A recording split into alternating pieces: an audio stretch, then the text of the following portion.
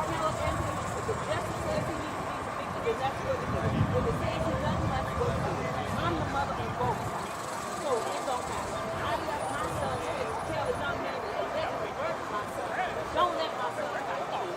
You only got 5 years. I get a text here saying y'all telling me he's out April 23rd and 2025, and in October he's back in. Make it make sense.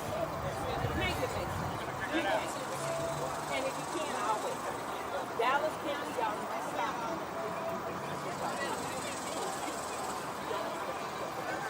But y'all got the right one, and I ain't going anywhere.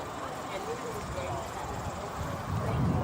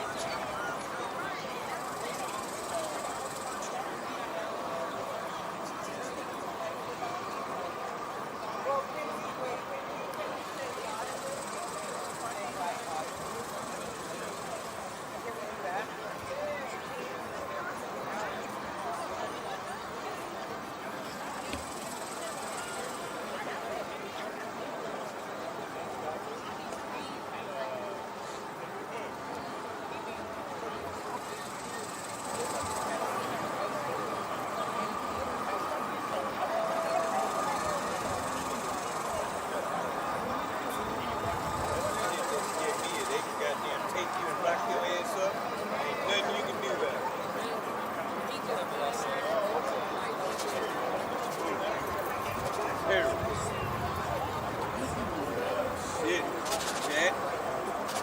Thank you for the 20, Lindsay. Thank you, thank you. If you're in here, make sure you double tap the screen for me, get the likes up. The way them dudes came out looking just then, I don't think it's looking too good. They didn't come out looking okay.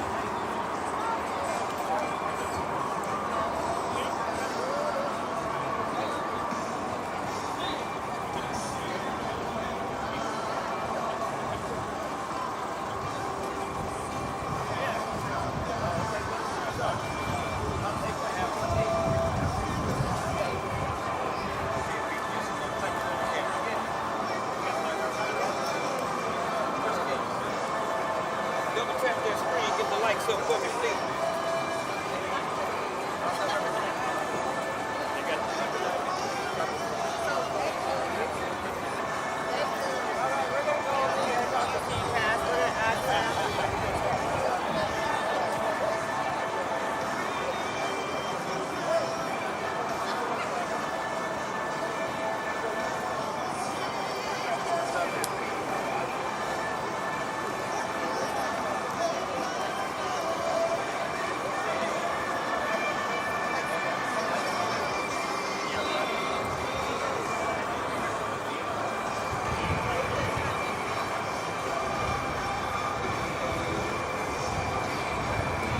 Everybody just hanging out right now. There really hadn't been any protesting today.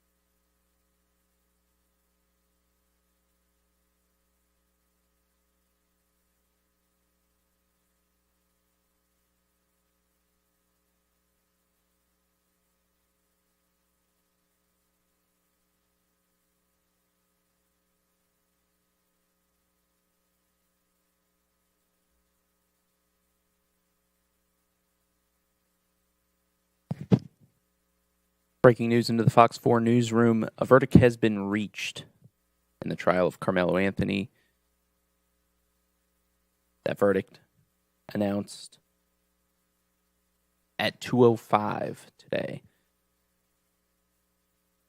Jurors will enter the courtroom along with the media and prepare for a 2:05 reading of that verdict. We will bring you that information live as soon as we have it right here on this page.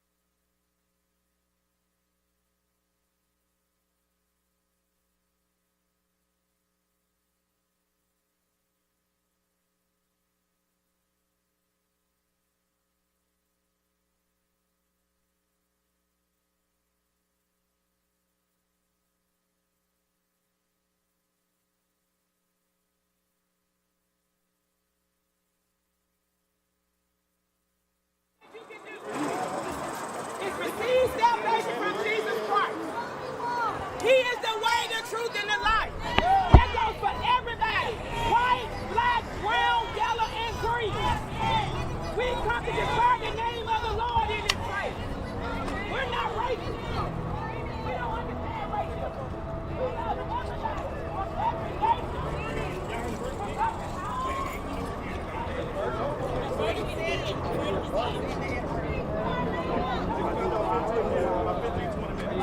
No time.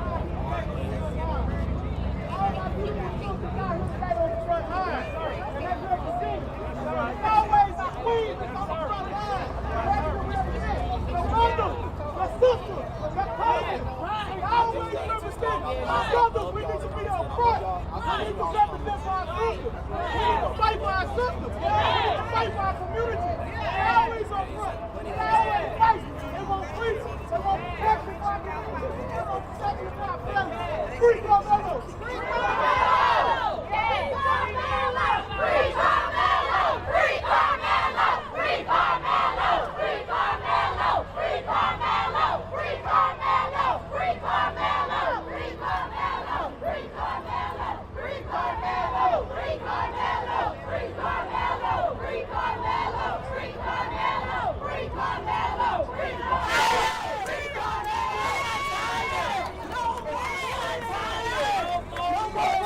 We is tired. We're serious. Enough is tired. We want change the color of our skin. We're tired. I love being black. Freedom! Freedom! What power? We're make us work for y'all. What do we want? Justice! What do we want? What do we want? What do we want? What do we want? What do we want? Who are we here for? Who are we here for? His name. His name.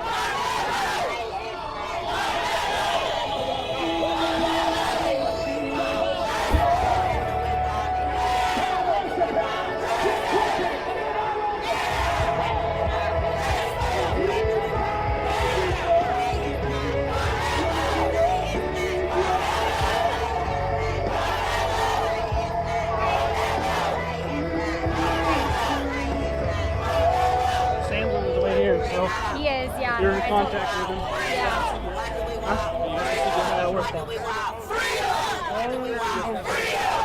No, I don't know where they are.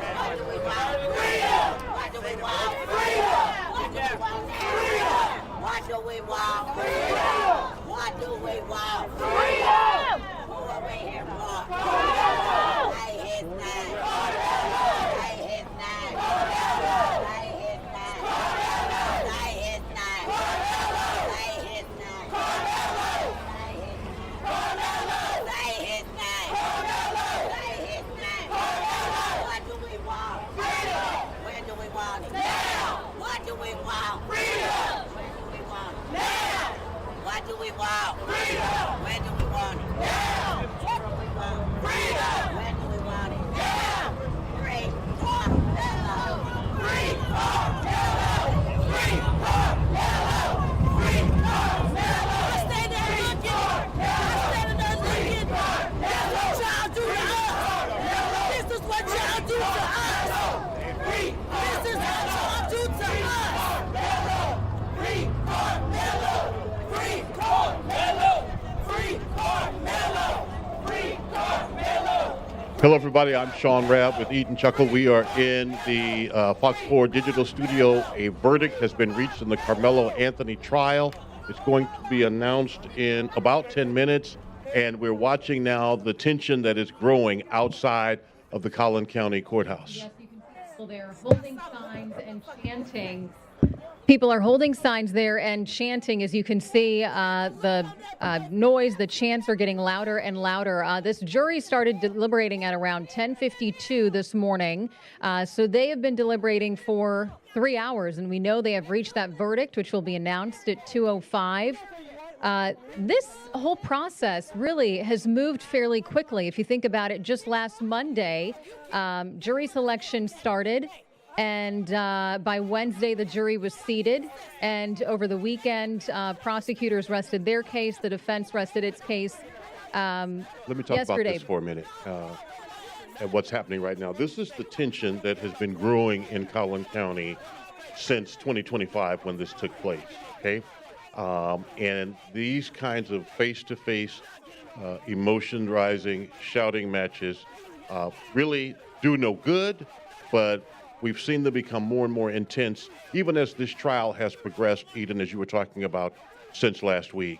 Emotions are boiling high on both sides, and these kind of verbal confrontations that we're looking at here right now, Eden, just show us really what's right under the surface that has been brought out with this particular case. Absolutely, and I think this is probably going to paint the picture of how things are going to be once the verdict is announced, which we are waiting for at 2:05 this afternoon, so in less than 10 minutes. But we're already seeing tensions And this is how it's been over the last couple of days, but really now we're seeing it escalate as people are facing each other, holding signs, yelling, chanting, and things appear to be getting a little hostile. Yeah, and certainly we hope the cooler heads will ultimately prevail here. This emotion does not help or change anything that 12 people have decided about Karmelo Anthony's future.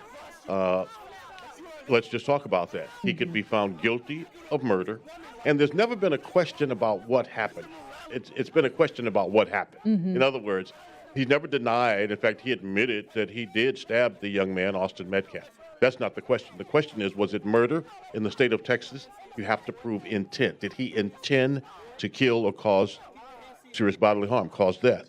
Or was it, in fact, self-defense, as he has maintained and his defense team has maintained? Or will this jury acquit him and find him not guilty and believe it was self-defense? Or will he be found guilty of manslaughter, a lesser charge? Right, and that was the case this morning. So the jury was able to consider manslaughter as a lesser charge to first-degree murder. Obviously, manslaughter is a reckless killing. Meanwhile, murder includes the intent that this was deliberate, that he intended to do this. So that is the question here. Was this intentional, or was this kind of just a quick reaction to fearing for his safety and claiming self-defense? So we're going to see which way the jury leans with this. And depending on what the young man is found guilty of, that changes the range of punishment. Murder is 5 to 99 years. The manslaughter charge carries 2 to 20 years. And so this jury will ultimately also decide his punishment fate. Once the verdict is announced, the punishment phase should start today because of the time that the verdict is coming, 2 o'clock. So the punishment phase should start this afternoon. And then certainly tomorrow it will continue, and which has moved at a rapid pace. This trial will probably wrap by week's end. So we have our Lori Brown, who is in the courtroom. So she had told us that, if the jury had reached a decision by 2 o'clock, that the sentencing phase the punishment phase would play out starting today. But if the jury were to reach a decision later on at 4, then that would happen tomorrow. So it looks like things have moved quickly. As we've said, it's hard to believe that just last Monday was really jury selection, and now the jury has come to a decision, which we're going to find out in 4 minutes. So hopefully this starts right on time at 2:05. But as we're watching right now, live pictures of people protesting, of tensions escalating, of just kind of a hostile picture that we're seeing right here. It's something also important to note. I mean, this has been a racially charged case, right? And the defense has argued this was not about race. Race is not at play here, but as we can see here, I mean, you see people who say, no, race is at the center of all of this. Well, and the prosecution certainly said race was not a part of it, and the judge as well in this case said it was not a case about race, but you cannot deny that just the facts of the case and what we've seen play out since then and what we're watch happening now is because the defendant is black, the victim is white, and that's the bottom line.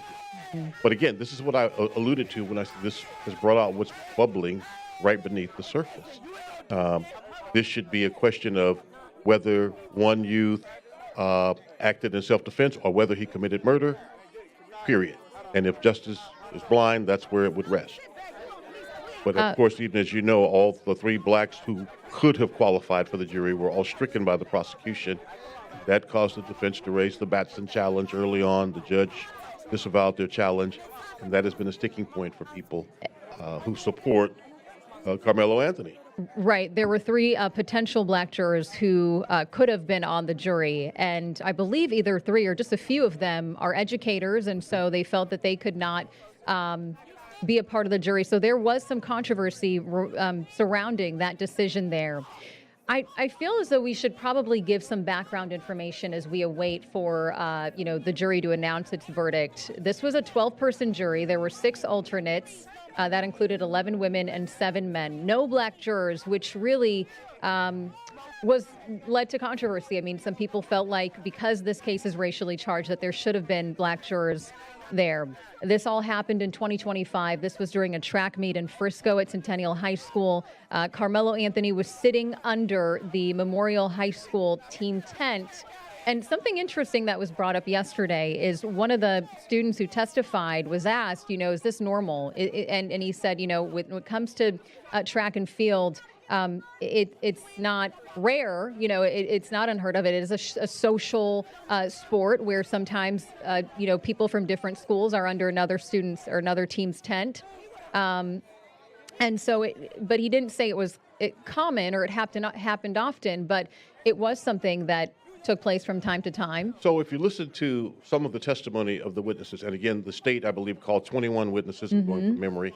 The defense, I believe, called a half dozen. Some of those witnesses for the state said it doesn't happen, it's rare, it doesn't happen at all. Witnesses for the defense says, hey, it does happen. So that's kind of a draw there. Who's telling the truth there, right? Does it happen? Doesn't it happen? Okay. The question is what happened under that tent, and whatever happened, if young Austin Metcalf put his hands on young Karmelo Anthony, did the defense, did the violence that responded to that, was it above what it should have been? Was it adequate? That's the question. Was it in self-defense? Was it a vicious intent to take his life? That's what the jurors are asked to decide. Let's also get into some of the closing arguments. Attorney Mike Howard, this is for the defense, because the defense went first during closing. Oh, okay. Let's go to Alex Boyer. Alex, when I spoke to you during the noon show, you said that you saw prayer circles. It looks like things are certainly different now as we are watching what's unfolding behind you. Just describe the mood. What is going on? It seems like there's a lot of tension. Yeah, absolutely. I'm going to step out of the way so that you can actually get a better view for what we are seeing here right now. We're about 20 feet away from the other camera angle that you guys have been seeing at this moment. Can you guys hear me in the studio? Can you guys hear me back at the studio? Okay, so I'm standing about 20 feet back from where that other camera angle is, where you've been seeing some of these live pictures. So we're kind of standing behind the crowd. I can tell you that there are barricades that are lined up right at the end of this driveway that has been closed off the entire time this trial has been in session, to try to minimize the amount of people who are driving through and accessing this area that leads into the front of the courthouse. I can tell you that just within the past few seconds, I've noticed some of the crowd disperse a little bit. I can tell you that it appears that we have a heightened police presence that has shown up within the past few seconds. Seems like they're trying to show kind of some unification here in front of those barricades. I'm counting about, looks like at least 7 or 8 uniformed officers right on the other side of that barricade, separating this crowd to the entrance of the courthouse. Of course, the emotions running high as we get into now just past 2:05 p.m. when we know members of the media were going to be allowed back inside the courtroom to hear what that verdict is. You know, I can tell you when I first got here a few minutes ago, when we heard that a verdict was going to be announced, people were initially scattered out of the way, kind of standing under trees since it is so hot out here. When they heard that there was a verdict that had been reached, that's when you started to see people, some of them running towards the front here to kind of get a spot as close as they can. And then they began chanting, many of them talking about justice for Karmelo. I'm going to throw it back to you in the studio. Your coverage, by the way, has been simply outstanding. You and Lori Brown have done great work since the very beginning of this. And now we're coming to this heightened emotional culmination, at least to the guilt or innocence phase of this trial. Then the punishment phase, the sentencing phase, will begin immediately. Yes, we were expecting that at 2:05, and it looks like the jury has reached a verdict, and it's going to be announced. So we're going to bring you the details as soon as we find out what they have reached. But I think we should probably reset, if you're just joining us right now, as to what is going on right now. The jury started deliberating at 10:52 this morning, and at 2:05, they have now reached a verdict. We were waiting for that verdict to be announced. 2:07 right now. These things sometimes take some time. And things have certainly escalated outside of the Collin County Courthouse. You can see law enforcement out there trying to keep everything calm, trying to get people away, it looks like, from the steps of the courthouse, but tensions are rising. At one point, we saw two people very close to each other exchanging some words, and we could hear yelling. Earlier, when we were on the noon show, Alex Boyer was outside of the courthouse, and he was saying that, he saw prayer circles. At one point, I think we were hearing someone chanting in the background and speaking. And so things have certainly escalated even within the last, I would say, 2 hours that he's been out there. And I'm sure once this verdict is announced, it will only get worse.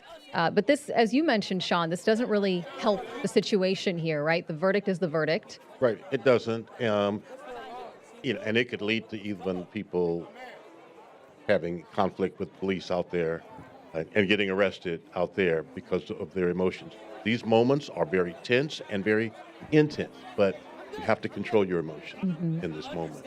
And so we have to watch that as well as watch what's happening in the courtroom. It's going to be coming down. If the jurors are back in, it could very well be that they're being polled individually, asking if the verdict is theirs and theirs alone. And then that'll be read by either the judge or the foreperson, what that verdict is. And because this trial really has moved quickly, I kind of want to get into some of the developments that took place this morning. So the jury was able to consider manslaughter as a lesser charge to first-degree murder. Manslaughter is, just reckless killing, right? He did not, arguing that Karmelo Anthony did not intend to kill someone, he just happened to kill someone. Meanwhile, murder includes the intent that this was deliberate. So the jury is having to decide between manslaughter as that lesser charge or first-degree murder. Now, as we talked about this earlier, the difference really is the maximum sentence, right? So for manslaughter, the maximum sentence is 20 years. For murder, first-degree murder, the maximum sentence is really life in prison. So Karmelo Anthony was facing between 5 years to 99 years in prison. During closing arguments, the state actually waived the right to open, so the defense went first.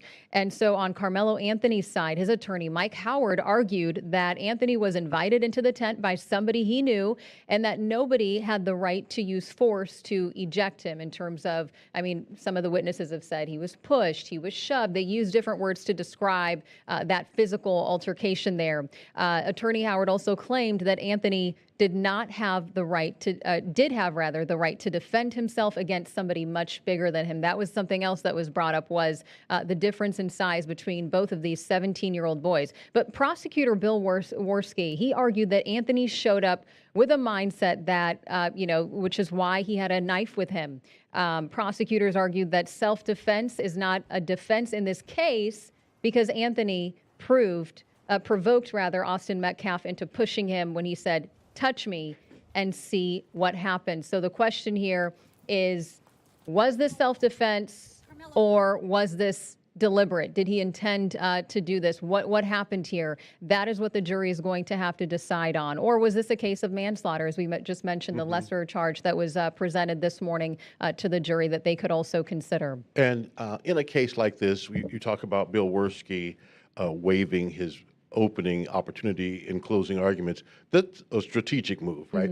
Prosecutors, because the burden of proof is on the state, they get to open, the defense makes its close, and then they get to rebut that, to have the last word. He wanted to stack all of his time. So he deferred, if you will hold ours and reserve it and wait, so he could have this powerful and emotional planned close, which is what he did. That's what an attorney is supposed to do, to try to press their claim to the jurors. And the last voice you hear may be the last impression. And so we'll have to see what this jury decides. One of the interesting things, and I think we've talked about it a little bit on our air, is that Bill Worski and Toby Shook have worked together on some of the biggest cases. They were both prosecutors in the same time at the Dallas County District Attorney's Office. Some of the most historic cases in North Texas, they worked on them together. Even as special prosecutors for a case down in Kaufman County where an assistant district attorney was assassinated. And now they, on another historic case, are at opposite tables in the courtroom. And we will see how the jury decides, what decision they have come to. We are waiting for them to announce their verdict. This This case certainly got national attention. I mean, really from the very beginning, whether you live in Texas or not. I think many people have heard about this case. We've seen national media come over to Collin County outside of the courtroom. We've seen TikTokers, YouTubers. I mean, it has gained a lot of interest. Again, these are two 17-year-old boys at the time. There was no evidence that they knew each other prior to this incident, but it has garnered a lot of attention, and so I think that is also part of the reason why you're seeing so many people out there. It has raised a lot of emotions, too. And mainstream attention. New York Times, CNN, Fox News Channel, News Nation, all covering this. And we've seen either family members of these folks involved or those who are speaking for them all across TV in the weeks leading up to this trial. Now, even though Judge imposed a gag order on those immediately involved, there have been those outside voices, those surrogate voices that have been speaking for both sides along the way. So with the sheriff's deputies there now, the Collin County Sheriff's deputies, things have quieted down somewhat. They were there and kind of allowing people to have their voice, but they've kind of stepped up their presence as we're now getting closer to learning what that verdict is today. Something that was interesting to me during this trial is, and this seemed to have shocked some people too, is we did not hear from Austin Metcalf's twin brother. He did not testify during this trial. We also didn't hear from Karmelo Anthony either about this. And I think that was probably strategic too in terms of not having them testify. Well, first, since you mentioned Karmelo Anthony first, let's talk about that first. You cannot hold it against me if I don't testify in my own defense, even if my defense is self-defense. If my attorneys feel like we have proven our point, we have proven our position without your testimony, because remember, anytime you take the stand, you open yourself up to cross-examination. And a skilled attorney, no matter how innocent you may be, a skilled attorney can press his claim through you. As for Austin Metcalf's twin, I don't know that they felt like they needed to bring that emotional wound to the surface to press their claim and prove their point to jurors. Through video, through tearful testimony of many of their 21 witnesses, I think folks relived that moment. We heard about how they were trying to do the chest compressions, and we heard all of that. I think they felt we don't need to bring him back through that and let him live through that moment. Remember, the family members, as the medical examiner talked, as some of that testimony went forth, the family members of Metcalf left the courtroom. So no need to put him through that trauma in front of the jury. I think they felt they were okay without that. And I think the defense felt the same thing, that they were okay without Karmelo Anthony taking the stand. And for people who are watching and maybe wondering too, the prosecution called 21 witnesses. Initially, I believe 35 witnesses were expected, and the defense called a handful of witnesses. I think I've heard from different legal experts that the defense really doesn't even have to call witnesses in this case. All of this falls on the prosecution side in terms of trying to prove that he is guilty. So that is why, if you think, oh, there's a disparity, why were there 21 witnesses on one side and a handful of witnesses on the other side? That is probably why you see a higher number on the prosecutor's side. Well, sometimes less is better. Okay, we believe the jurors are back in the courtroom according to the families are in the courtroom. Okay. The judge is not yet on the bench. The families are now back in the courtroom. And, time is very flexible. There's something in Texas called legal time, lawyer time. And whatever it is, it's not what's on the clock on the wall. So this is a big moment, right? And this is going to be a moment for these jurors. They've been brought into this. It's a supercharged case. Maybe they hadn't reached conclusions, and we hope that they were honest in voir dire, that they had not come to any conclusions about this case. Certainly they heard about it to some extent. You can hear about a case and not make conclusions about it and still be a great juror, and we pray that's so, but they've been in this crucible. They know what's happening outside. They know the pressure on this.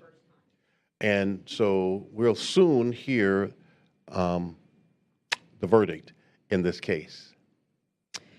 We'll soon hear the verdict. Yes, we should. As we've talked about this, this has gotten national attention, which is why so many people have come out to protest, on whichever side that they're on, to whether it's to defend Austin Metcalf or Karmelo Anthony. And so it looks like things have certainly calmed down. That was not the case when we got on about 20 minutes ago or so. So I guess that's good news there that things are starting to calm down.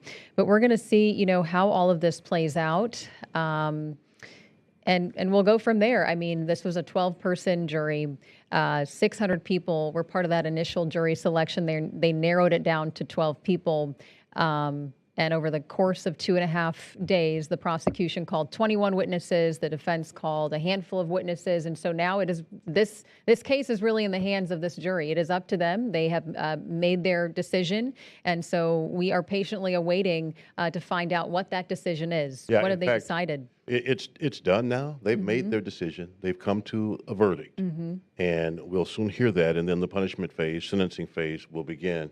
And Austin Metcalf's brother is in the courtroom next to his mom right now. And so this has been an emotional burden for all involved. All these kids are good kids. They all had good grades. They all had bright futures. And in a moment, whatever happened under that tent has derailed a number of lives here. I think it was also during the trial, people have talked about how emotional it was. I think you mentioned this too, Sean, that having to see the surveillance footage, having to see just what unfolded in the moments after this altercation, this interaction between these two 17-year-old students. And so, this is probably, I would imagine, emotionally taxing for both sides, for both families, and to just consider that a lot of these friends who were part of the track team, who went to school with both students, it's got to be very emotional for them as well to be a part of this and to witness all of this play out. So we will see, what the jury has decided momentarily. Again, we were expecting for that decision to be announced at 2:05. It is 2:20 right now, so they're a little bit late, right? We're a little bit 15 minutes behind schedule, but I think that sometimes happens in these kinds of cases. Right, and so we're really not late. If we thought it would come at 2:05, it could come at any time now. We know it's coming. We do know it's coming. Families have returned to the courtroom. I can tell you there are sweaty palms. There are sweaty foreheads, hearts are racing. Everyone in that courtroom, on either side, everyone in that courtroom has the same kind of anxiety at this moment as they wait for words that will echo in their hearts and minds long beyond today. And there was question about, okay, well, how long is this jury going to deliberate for? That was the question this morning. We were wondering, right? Because this was kind of their first time really talking to each other about what the evidence that was presented to them, right? So this is their first time, saying, well, I thought this, or I thought that, or what did you make of this? And so really for them to come to a conclusion, to come to a decision within 3 hours of deliberating, I thought, okay, that's fairly soon. Maybe we'll expect it later this evening or tomorrow, but it sounds like they have come to a consensus. Sure, and really there's no formula for how juries work. Over my years, I've had an opportunity to interview a number of jurors. Oftentimes, they'll return to the jury room and immediately take a vote to find out where they are in the room. And then they start working through evidence or questions or talking out loud amongst themselves from there to see which way they move, if they move at all. So we don't know where they started, but we do know starting the deliberations at 10:52 and then getting word when we did a little after 1, I guess, that they reached a verdict. They weren't too far apart, whichever direction they're in. And they weren't too far apart. It didn't take that much longer to get there. So we'll see if any of the jurors talk after all of this is over as well. It is 2:22 now, and we are waiting for the verdict to be announced in the Karmelo Anthony murder trial in Collin County. That's right. The jury was able to consider manslaughter as a lesser charge. Initially, Karmelo Anthony was facing a first-degree murder charge. So now is this manslaughter or is this first degree? Manslaughter implies that this was just a reckless killing that kind of, in that spur of the moment, in fear maybe of his safety, he felt that he was in danger and he decided to defend himself. That is what the defense is arguing. Murder includes the intent. Was this intentional? Did he mean to do this. There were some people who asked the question of why did he bring a knife to a track meet? And there were some more details that were brought out about that knife. So let me interject this. Lori Brown is in the courtroom, and she is able to send out messages. And she is saying to us now that the attorneys are talking to the family members. And she believes that the attorneys are preparing the family members of, the victims' families, the defendants' families, not to react to whatever that verdict might be. Judges don't like emotional outbursts in the courtroom, and it's important that families try and contain themselves. That's not easy. It's not easy, but that's probably what's happening now. And she says Karmelo Anthony, she believes, has his head down. She can't see his face. He's looking down. You might imagine, again, as I mentioned, sweaty palms, heart is racing, breath is short, because lives are in the balance. It's a heart-pounding moment and kind of in limbo, waiting to find out what the verdict is. It looks like we have someone joining us on Zoom, Russell Wilson. Russell, thank you for joining us here. We are waiting for that verdict to be announced. What do you make of the fact that, the jury has been deliberated for 3 hours. So they reached a decision just before 2 o'clock. Just in your experience, what do you make of them coming to this decision fairly soon? I think, it would be consistent with there not being much disagreement among the 12 jurors. It wouldn't necessarily take very long to resolve those disagreements. And so I think it was really kind of a narrow issue, if you will. There wasn't really a doubt about, who done it and how it happened or any of those types of things. And so perhaps based off of what they heard, jurors had a strong feeling one way or another. Eventually, that came to a unanimous verdict. Russell, it's Sean. Let's go in on what the two narrow really questions are. Narrow questions. Yeah, I think one of them would have been, did they believe this was murder or manslaughter? And then if they did believe that it was either one of those crimes, did they believe that it was justified? And that, viewed from the standpoint of Karmelo Anthony. And, they had throughout the trial extensive testimony regarding really an incident that took place, very quickly in a matter of seconds. And so when they're sitting there as jurors, even though they're not deliberating, they themselves are forming at least individual opinions regarding the evidence. And so the first time that you actually deliberate as a whole is in jury deliberations. But when you're sitting there through a trial and you hear testimony, it has to cause you to form an opinion or some thought one way or another. And so you're trying to keep your mind open as to things. And usually your mind is working your way through to one way or another regarding how you feel about the case. And the judge provides the law, and the law then either, affirms what your thoughts are. And so I think that was probably what was happening here. Again, in the scope of issues that cases could have, even though this is a, nationally watched case, the issues are kind of narrow.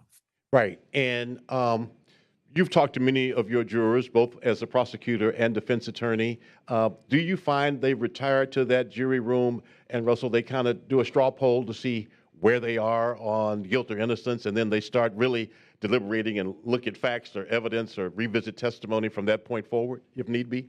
Right. Yeah, I think usually the first thing they do is select a four-person, and then they usually talk about that. They maybe spend time going back over the jury instructions again, which wouldn't take very long. And then if you take a straw poll or a vote and you see where people are at on issues, then you may ask a person why they felt this way or that way. And then if their recollection of events is different, or the reason that they feel one way or another is different. Somebody may point out something in the law or something in the evidence that might cause the person to view it a different way. And that's kind of how deliberations proceed. And there's usually a few folks that we would characterize as followers, meaning that they, based off of their disposition, are more likely to follow a person who's firm in their belief. And so that usually, is how deliberations proceed. There's a person or persons that are firm, and then other individuals have to either be as equally firm for the verdict not to be reached, or they have to be open to a discussion. And over the course of that discussion, the firmer the person's belief is, then the more likely the verdict is going to go that person's way. Okay, and so we understand now that the jurors are being brought in, and we don't have a lot of time to go into more about the minds of jurors, but you want both firm and followers on any jury. Right. Absolutely. Absolutely. Yeah. I guess before we go to that, I mean, we're waiting to find out what the decision is. Let's talk a little bit about this trial in terms of, we did get more insight in terms of why Karmelo Anthony was under the tent, that he had a friend, that it was raining, he went for cover. But the defense never explained why he brought this pocket knife. It was just a small knife, 3.5 inches, why he brought it to the track meet. Do you think that in terms of, on the defense's side, was that a missed opportunity in terms of not explaining why he had that with him? Is that something that they should have gotten into, or is this a case of less is more? I mean, I think they ultimately decided that less was more. I think their point was it was lawful to have it, and risking a violation of school policy was indifferent.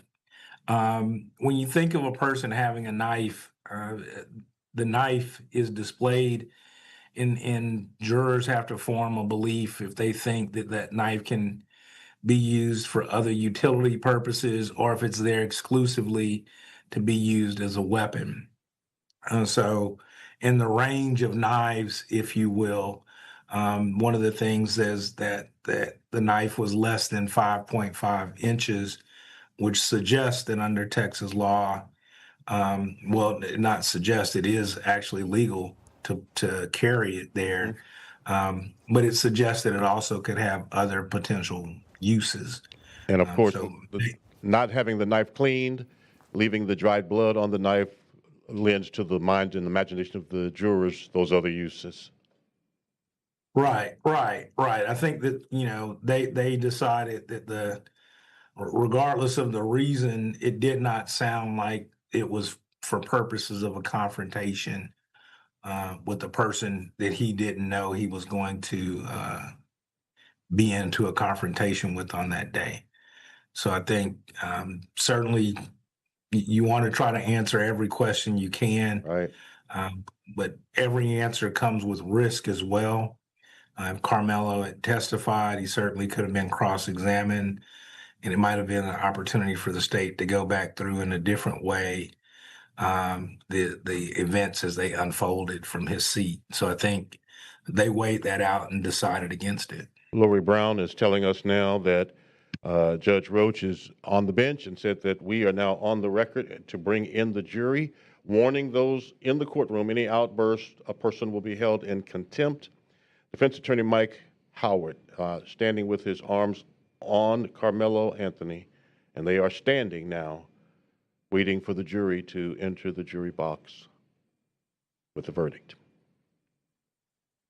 So at any moment, we will hear what that verdict is. Again, if you are just joining us right now, the jury started deliberating at 10:52 this morning. They reached a decision a little before 2. And so we were waiting for that verdict to be announced at 2:05. It is 2:32 right now. Sometimes, these things take a while in terms of getting everybody into the courtroom, explaining the rules. Our Lori Brown telling us that any outburst, a person will be held in contempt. So just kind of, letting them know what the rules are, just so that, they have rules in place and they want people to follow, those rules. It says here, Lori is telling us, we, the jury, find the defendant guilty of murder. That is the verdict from the jurors, according to Lori Brown, who is in the courtroom. Okay, we're hearing that first. Guilty of Right. murder. We are finding that out.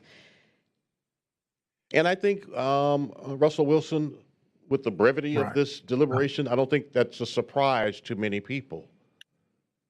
Well, right. So, I mean, what we know is that, they've rejected the self-defense claim. They believed that the use of deadly force in response to the shove was excessive. Mhm. And that's not necessarily a surprise based off of the totality of the circumstances. So I think, that was their verdict. Now we'll see what happens with this jury in the punishment phase. Right. So we're probably going to see a brief break, Mhm. and the parties will get a chance to gather themselves, if you will, and the judge would have to decide if he wanted to go ahead and begin the punishment phase of the case, maybe in 15, 20 minutes or so, or if he wanted a break. Given that he's got the jurors sequestered, I think that they will get back started on testimony probably relatively quickly. Let me ask you a question. You have a client who is a teenager who's a 3.8 GPA, has no bad record, has no juvenile history, has no engagement with law enforcement, has made this decision that has left him guilty of murder. How do you work in the punishment phase? What do you try to do to live? I mean, I think you gotta first you want to console your client and the family briefly, but you're gonna have to quickly turn to your anticipated punishment evidence, which is going to be the state again going first. You're going to hear more character information. It takes a while when you get an adverse verdict for the person to really accept and understand it. The state may be moving to have his bond held insufficient, meaning that if he walked in the courthouse today, that he won't be walking out tonight. Your client's going to have a whole lot of anxiety. The range of punishments, 5 to 99 years. When you hear a guilty verdict of murder, you're certainly going to see your life flash before you because you recognize you could face imprisonment for the rest of your life. The attorney, if you get everybody calmed down, you need to start thinking of your most mitigating factors. Probably here will be age of the offender and no criminal history. And let me And ask you, so, while I Go have you, Russell, let's talk about the converse side of that. Let's talk about at the prosecution table. I have covered trials where you were the prosecutor and you Right. secured the win in the courtroom. You got the Right. conviction. What happens to the family of your victim in this moment? What do you say to them as the prosecutor? we're actually there's a sense of relief for them regarding the verdict being the verdict that they wanted it to be. But you're still preparing as well as the prosecutor. So you'd say, brief words of comfort. The family usually experiences some degree, like I said, of relief. And then I'm probably talking to them about who our first witnesses are. Maybe I'm wanting to go get, maybe I'm bringing a mom and I want baby photos. I want the graduation that was missed. I want the life to be expanded and explained, and for people to understand just what the loss was. Maybe his twin I'm brother lining up now, huh? Yeah, Maybe the twin yeah. brother. I'm lining up people to to emphasize the impact of the death. And both of these young men, I think, had no known criminal history or things like that. There's no drugs involved. They're both in high school athletics. So both sides will be talking about the promise of the individual. And the state will, of course, be saying, our chance to come into our promise is gone. Right. And, the defense will be saying, that, the gravity of what was done is struck now in a different way. Yes. And they'll be getting, Carmelo's parents ready as well, I think, to testify. I And just so want. you're, Sorry, go ahead. Go ahead. No, that's it. I was going to say, so you're likely to hear, the gut wrenching impact of death from the viewpoint of the victim and the viewpoint of the defendant. And you'll see a family. I don't know if they'll ask for a specific range or a specific number of punishment, but that's what I think is you're going to see unfold, and that's what we see unfold in punishment hearings on murder cases all the time. How about the jurors now, too? I want to stay with what's going to happen in that courtroom because this is where we are now. Right. Some of the jurors, it will depend. Some of the testimony was emotional. In very, very emotional cases, the jurors themselves still aren't going to be free to talk with anybody or anything like that. So I think they would need to remain relatively composed, and they have to still address what the punishment is. And there will be, perhaps broader disagreement on how you punish this crime. So if you've got a universal agreement on, and then you have laws, when it comes to how you set punishment, the jury instructions are very broad. It just basically says you can consider the person's background and nature, but what makes a person say a life sentence versus what makes a person say a lower number, and how firmly they feel about any of these things. The jury instructions and punishment will advise jurors that it's an aggravated offense, meaning that any sentence that's imposed, that he would not be eligible for parole until at least one half of that sentence is served. Correct. And so jurors sometimes, although they're instructed not to, may say, if we impose a 20-year sentence, then he could not get out until 10 years. And you may have the prosecution, saying, that Austin would have lived until, into his 70s. And that's what we've lost. And so you're going to have those arguments shaped, I think, real time. And a lot of jurors will often say that it's more difficult to decide the correct punishment in a case. And these are tougher areas for the lawyers as well. There's not, it's very low chance that a case gets reversed because the number is wrong, if you will. So you can't, if 20 can be right, 5 can be right, and 55 can be right. It's really all up to the jury. And so, the defense needs to attempt to put pressure on the jury, if you will, regarding the gravity of that. And the same with the state. Right, because you wouldn't expect the state to suggest 10 or 20 years. No, absolutely not. I don't think that they would suggest that. I think that they would suggest much more significant punishment numbers. This kind of gets into what we would see in the way of what we're going to hear in punishment.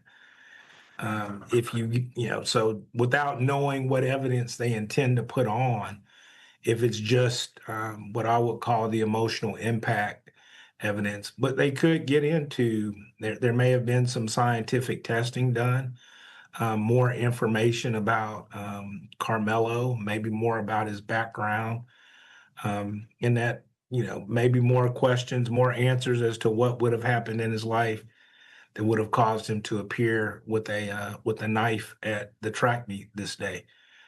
So those are all possibilities.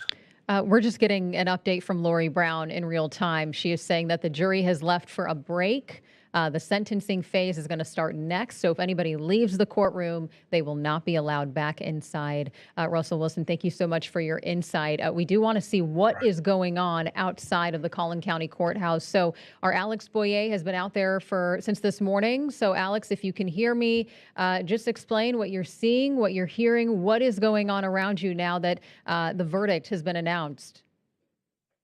Sure, Eden. And Sean, I have to say, I was really surprised to hear the kind of lack of verbal reaction or kind of loud reaction when people here in the crowd learned that Karmelo Anthony was found guilty of murder. There was a crowd gathered in the front, as you had seen a short time ago and have been seen from our different camera angles, kind of gathered listening for those first words. They heard the guilty verdict. Many kind of moaned, and then the crowd has been like you're seeing it now. It's been interesting to watch from where I'm standing. I have not been able to follow the crowd as closely as some of our photographers. I can tell you that my colleague Amelia Jones is also kind of with the crowd, so she'll have more of that perspective as well. But the crowd has been very calm, some minor outbursts, and then they've been kind of following in like a group to one side of the courthouse to the other as my photographer John pans across our tent here and the trees. It's a little difficult to see, but then that is kind of where the bulk of the crowd is starting to move. So officers remain on the other side of the barrier that I mentioned that's separating the parking lot from the steps of the courthouse. Most people here seemingly seem to be taking those orders from officers into account and staying on this side of the barrier. But again, emotions differing to some degree, but no outright loud emotion. There was one moment where I did see a woman on the ground. I think you're maybe watching that now, if I can see from our screen here. Some people sitting on the ground kind of reacting to it that way.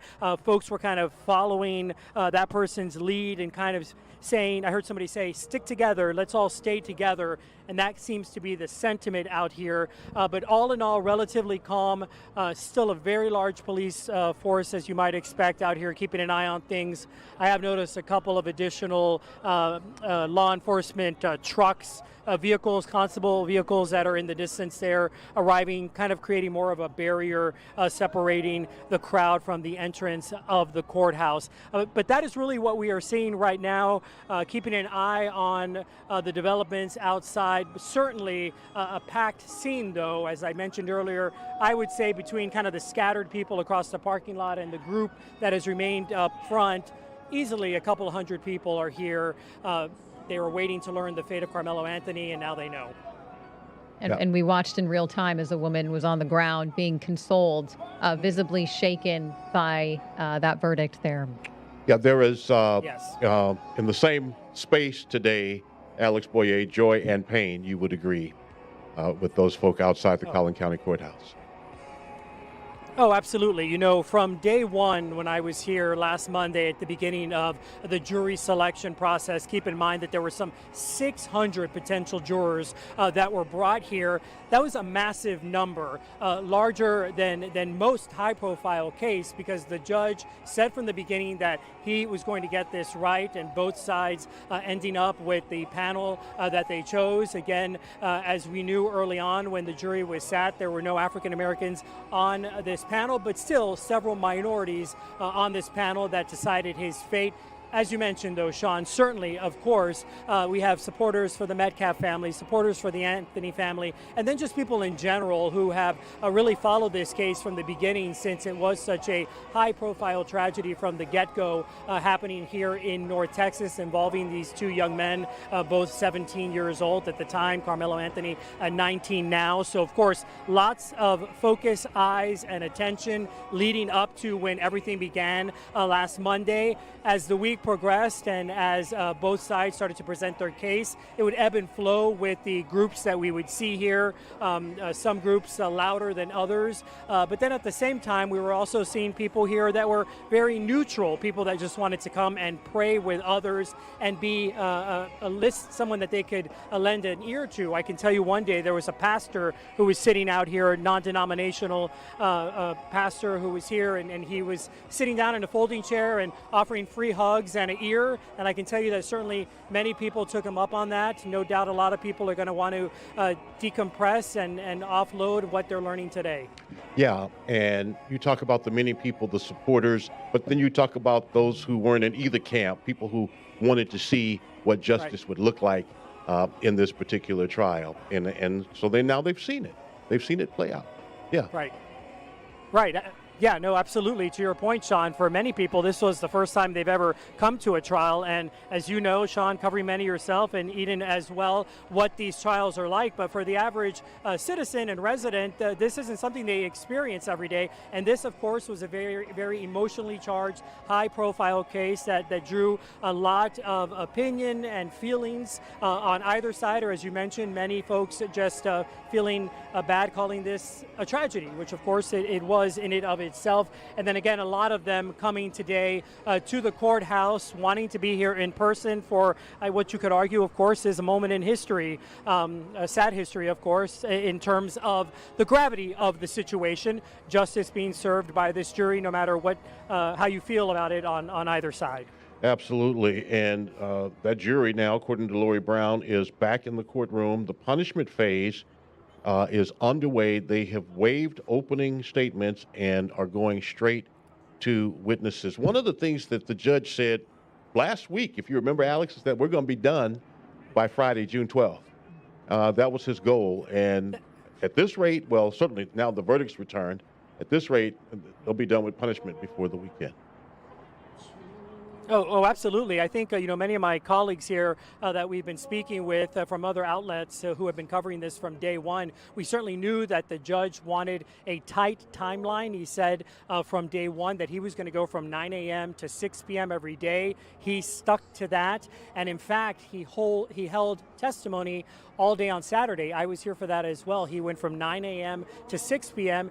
And that was when the prosecution rested. Midday or about 3 p.m. on Saturday is when the prosecution rested. We were surprised because we knew that there was 35 witnesses that were expected to testify. They ended up resting after the medical examiner having only called 21, but obviously they felt like they made their case, and based on what the verdict was today, they did in their eyes.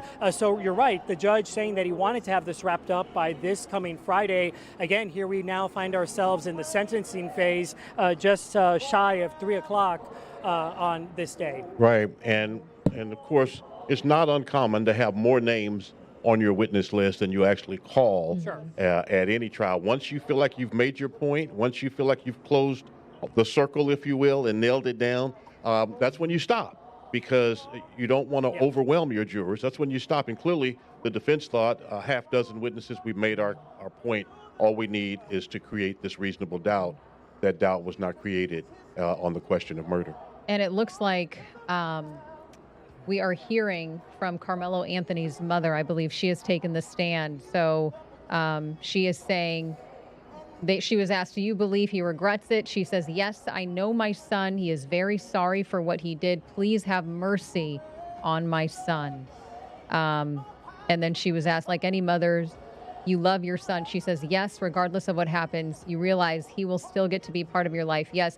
So again, she is asking, for this punishment phase, for the jury, for everybody to consider that he is remorseful, which also was expressed during testimony early on, that he did not deny that he did this, and that, another witness that he was Anthony was distraught over what happened, that he was emotionally visible moments after all of this took place, and so we are hearing from his mother right now. It looks like Lori Brown is reporting that Karmelo Anthony's mother is the only witness the defense plans to call in the punishment phase. And no one can ask you to have mercy for the life of another person like a mother.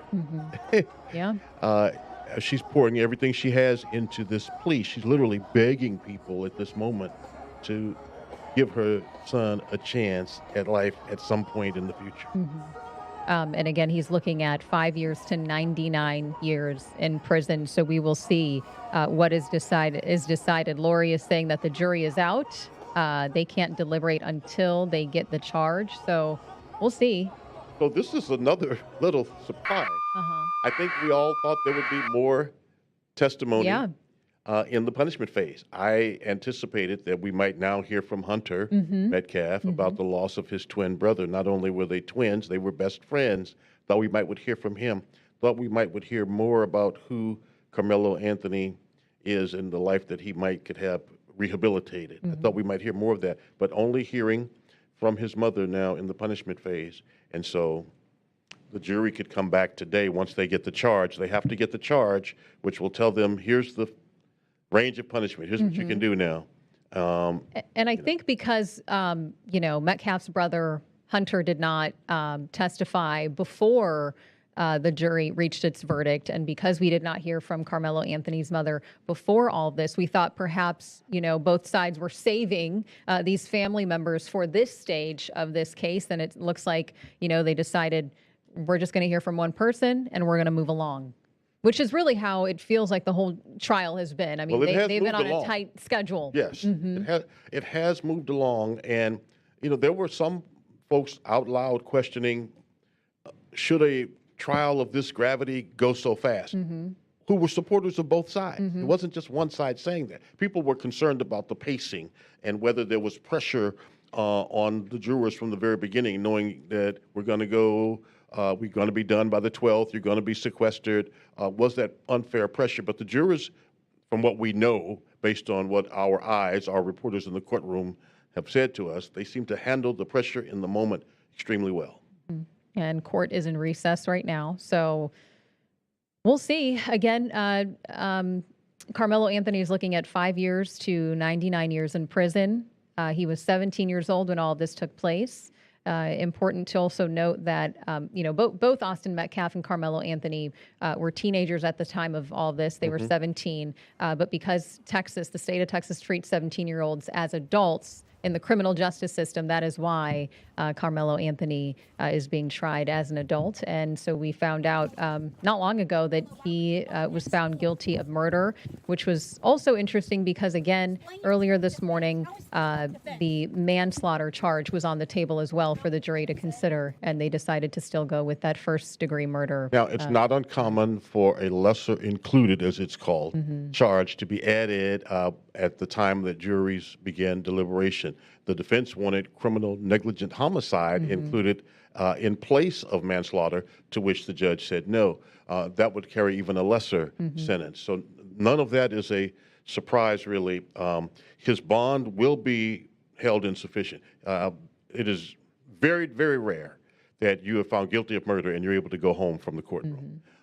So I would anticipate him going into custody today. But at the rate they're going, with the jury on recess now, with the charge being prepared, before 6 o'clock tonight, we could very well have punishment handed down and for Karmelo Anthony, and he would be in the control of the Collin County Sheriff's Department until which time the Texas Department of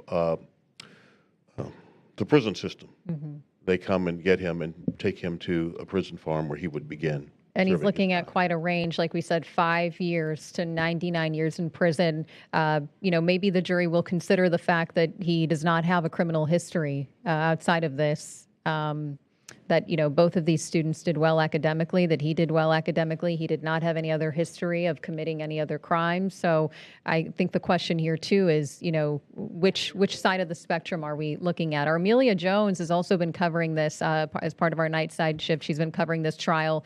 Amelia, can you just set the scene? Just tell us, where exactly are you? What are you seeing? What are you hearing from your sources? Just kind of fill us in on what's going on. Absolutely, Eden and Sean. I'm just here on the sidewalk, just right outside the Collin County Courthouse. You can see the line of law enforcement behind me. They have not approached the crowd at all. They are staying right beyond the perimeter here, but obviously making their presence known. Now, I haven't personally seen any clashes between groups of supporters here. We've mainly seen people kind of gather in collective groups and then kind of share their thoughts or, any chants with each other. We know that this case has just taken on a life of its own, for a lack of a better phrase, on social media. So there are a lot of people that are live streaming right now on the various social media platforms. We also hear people on a loudspeaker. There's a speaker that was playing gospel music. As you heard Alex share earlier, there were some prayer circles and gospel words and songs that were shared before the verdict was reached. I did get a chance to speak to one man who told me that he does not know either party. He was not in the courtroom for any of the testimony. He came out today to just see what justice would look like here and what the jury would decide, and he told me there is no winning on either side. He said, obviously, the Metcalf family have lost their son. Nothing can bring Austin Metcalf back. And then on the other side, Karmelo Anthony will now be taken away from his family, and the jury is deciding right now what that sentence will look like. And so I will say, when the verdict was first announced and the word and the decision was kind of spreading through the crowd, there was a lot of unhappiness, especially in the crowd and group of people where I was. We know that Karmelo Anthony supporters have worn purple, and there was a lot of purple out here. And a lot of people, they did not hide their unhappiness with that verdict, but they have remained here. And again, kind of gathering with each other, sharing some of their thoughts with the media. We also see some supporters. Someone behind the camera right here has a Justice for Austin sign. And I know my photographer, Andy, was able to speak with him. And so we are getting reaction from both sides out here. But so far, things have remained pretty calm. Again, there's been no physical confrontations, no clashes, at least that I've seen from my perspective, but you do see the law enforcement presence. And also, before that verdict was read, I could see law enforcement right up against the doors of the Collin County Courthouse, seemingly just in case anyone was going to run up those courthouse steps and potentially try to rush in. So they were really prepared here for this, but no law enforcement has come in contact with the crowd. They are really keeping their distance, keeping their eyes peeled. But so far things have remained peaceful, but the crowds have not died down at all. With that, I'll send it back to you guys. That's what I'm seeing out here live. Thank you. And again, excellent work covering this trial where our politicians are now weighing in. And, typically you don't see politicians weighing in on local murder trials. You don't bring politics into this mix, but that's what we're seeing happen. State Representative Jared Patterson posting a statement on the murder conviction of Austin Metcalf's killer. There it is, as you can see it. It reads in part that the murder of Austin Metcalf was a senseless and heartbreaking tragedy that forever changed the lives of his family, friends, and community. All of that is true. Nothing can restore the life that was taken or ease the unimaginable pain of losing a child. Today's outcome of a murder conviction is justice served. And then Jeff Leach also posting on social media, on X, Karmelo Anthony guilty of murdering Austin Metcalf, the right decision, justice delivered. And so it is, I believe you said earlier, or may have been Alex who talked about this being historic. It is a sad and historic case that will always be talked about, reviewed, and looked at here in North Texas. Absolutely. And, since we've been covering this trial, obviously no cameras were allowed in the courtroom. And so we've been relying heavily on our crew. Our Lori Brown is inside of the courtroom. And so she explained, she was describing what was going on as Karmelo Anthony's mother took the stand. And she just added, just kind of painting the picture of what's going on inside. And she said the mother's statements were tearful. That she was emotional. She was telling the jury to really, have mercy for her son. And so that also paints the picture of just how distraught she is. And so I think you had mentioned this on both sides, right? So there's one side that is very emotional and another side that feels this was the right call, that this murder charge, this murder conviction rather, was what Karmelo Anthony deserved. And I have to tell you, Lori Brown and Alex Boyer took us into that courtroom every single day. They were the eyes and ears of viewers here in North Texas, capturing the moments that mattered the most during the hours of testimony in that courtroom. Judges have their own discretion about whether to have cameras in the courts or not at the state level, and Collin County has limited media access, not just this trial. There have been others that have been high profile. They've sometimes allowed cameras, sometimes not. Not with the same. Every judge has their own discretion. Many feel like cameras should have been in the courtroom because of the gravity of this case, both sides so divided. At any rate, Alex and Lori did a wonderful job capturing the testimony and bringing that to us. Absolutely. So we're going to wrap up here on air, but we're going to continue our coverage over on Fox Local. So if you want to stream along with us, be sure to download the Fox Local app, and we're going to continue to monitor what's going on outside of the courtroom, the courthouse, and also what's going on inside of the courtroom.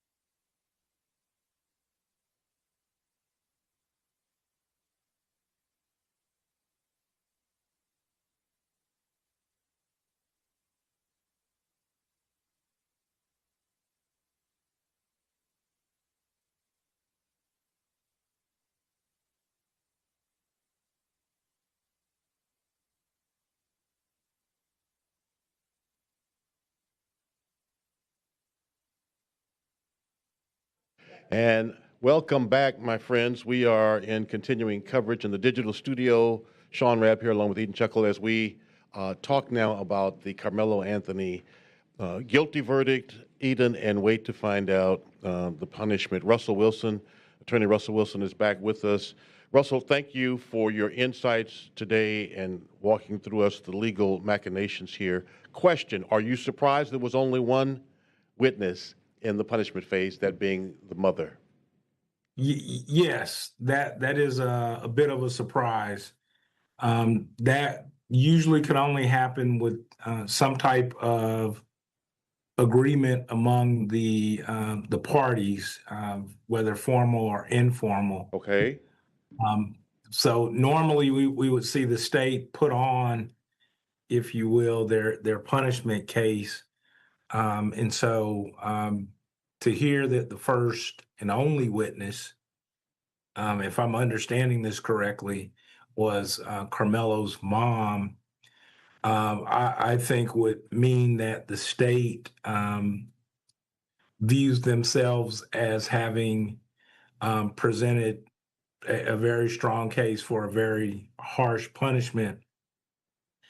And it would also mean that the defense has believes they've presented their best mitigating or reasons to seek lower punishment, that they believe they've presented that as well.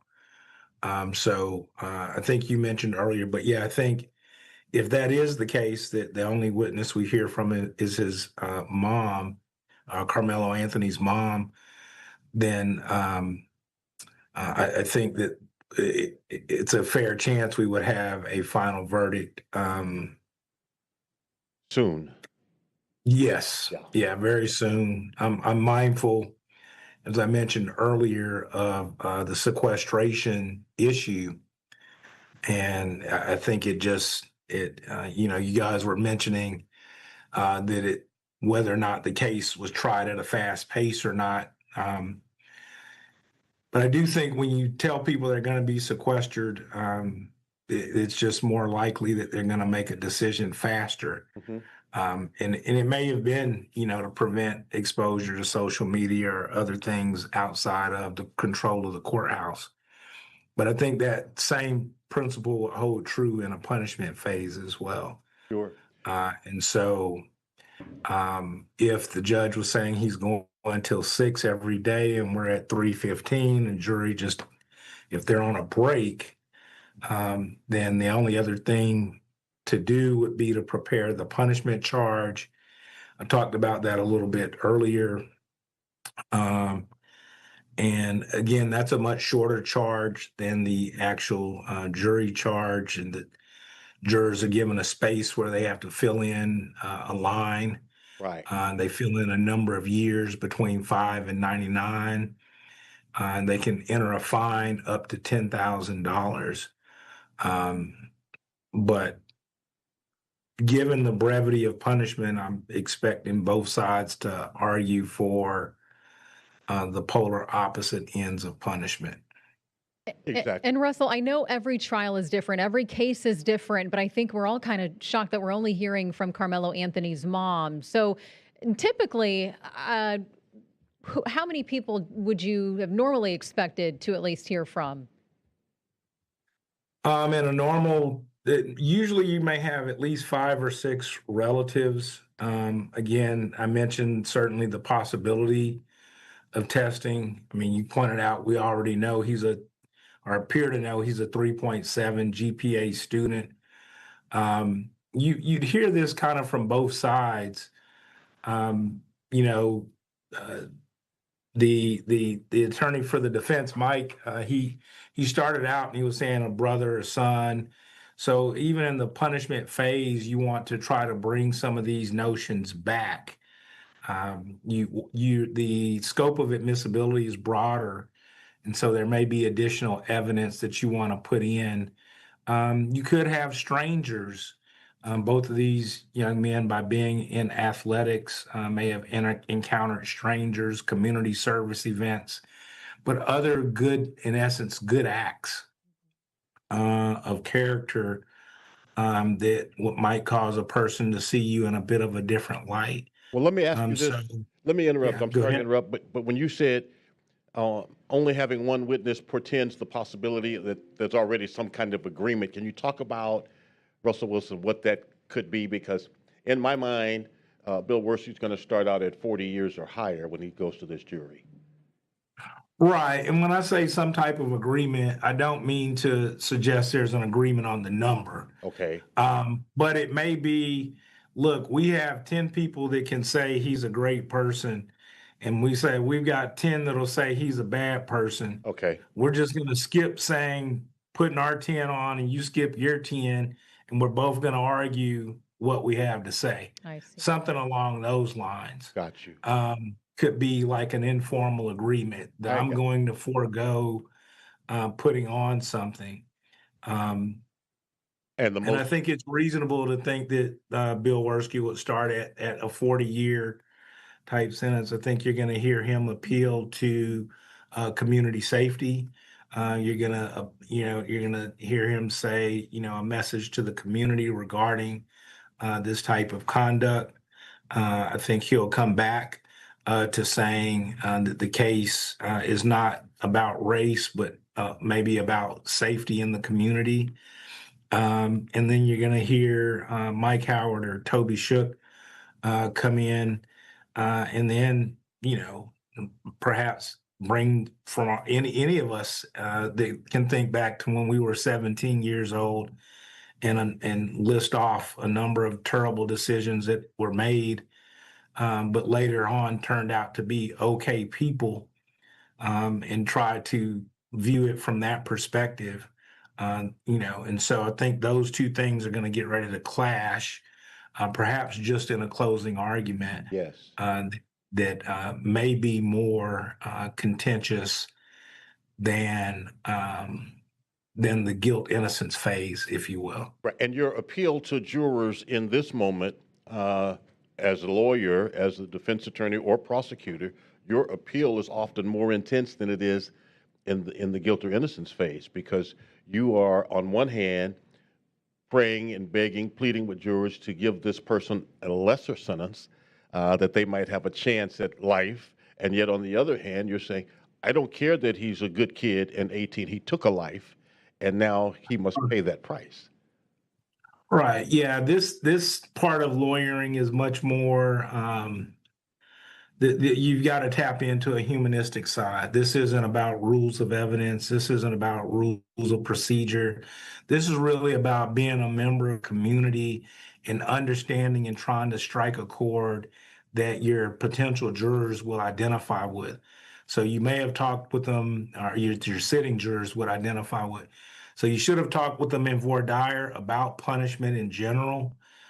Based off of this case, the apparent status of it, if you were the defense, it might have been useful to talk about that a little bit more, since you were in essence going to be admitting to causing the death of a person.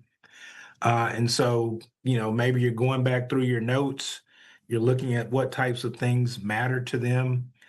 You're thinking of which jurors have kids that are teenagers themselves. And so you're trying to find not a law thing that you can connect with them on, but a commonality ground. And so a mom obviously does that. Many moms worry about their children every day when they go out the door. You worry about them when you're teaching them to drive. You worry about them when you send them off to college. And so, that's the identification, the commonality, where in the same, many parents' biggest fear is to have the death of their child before their own death.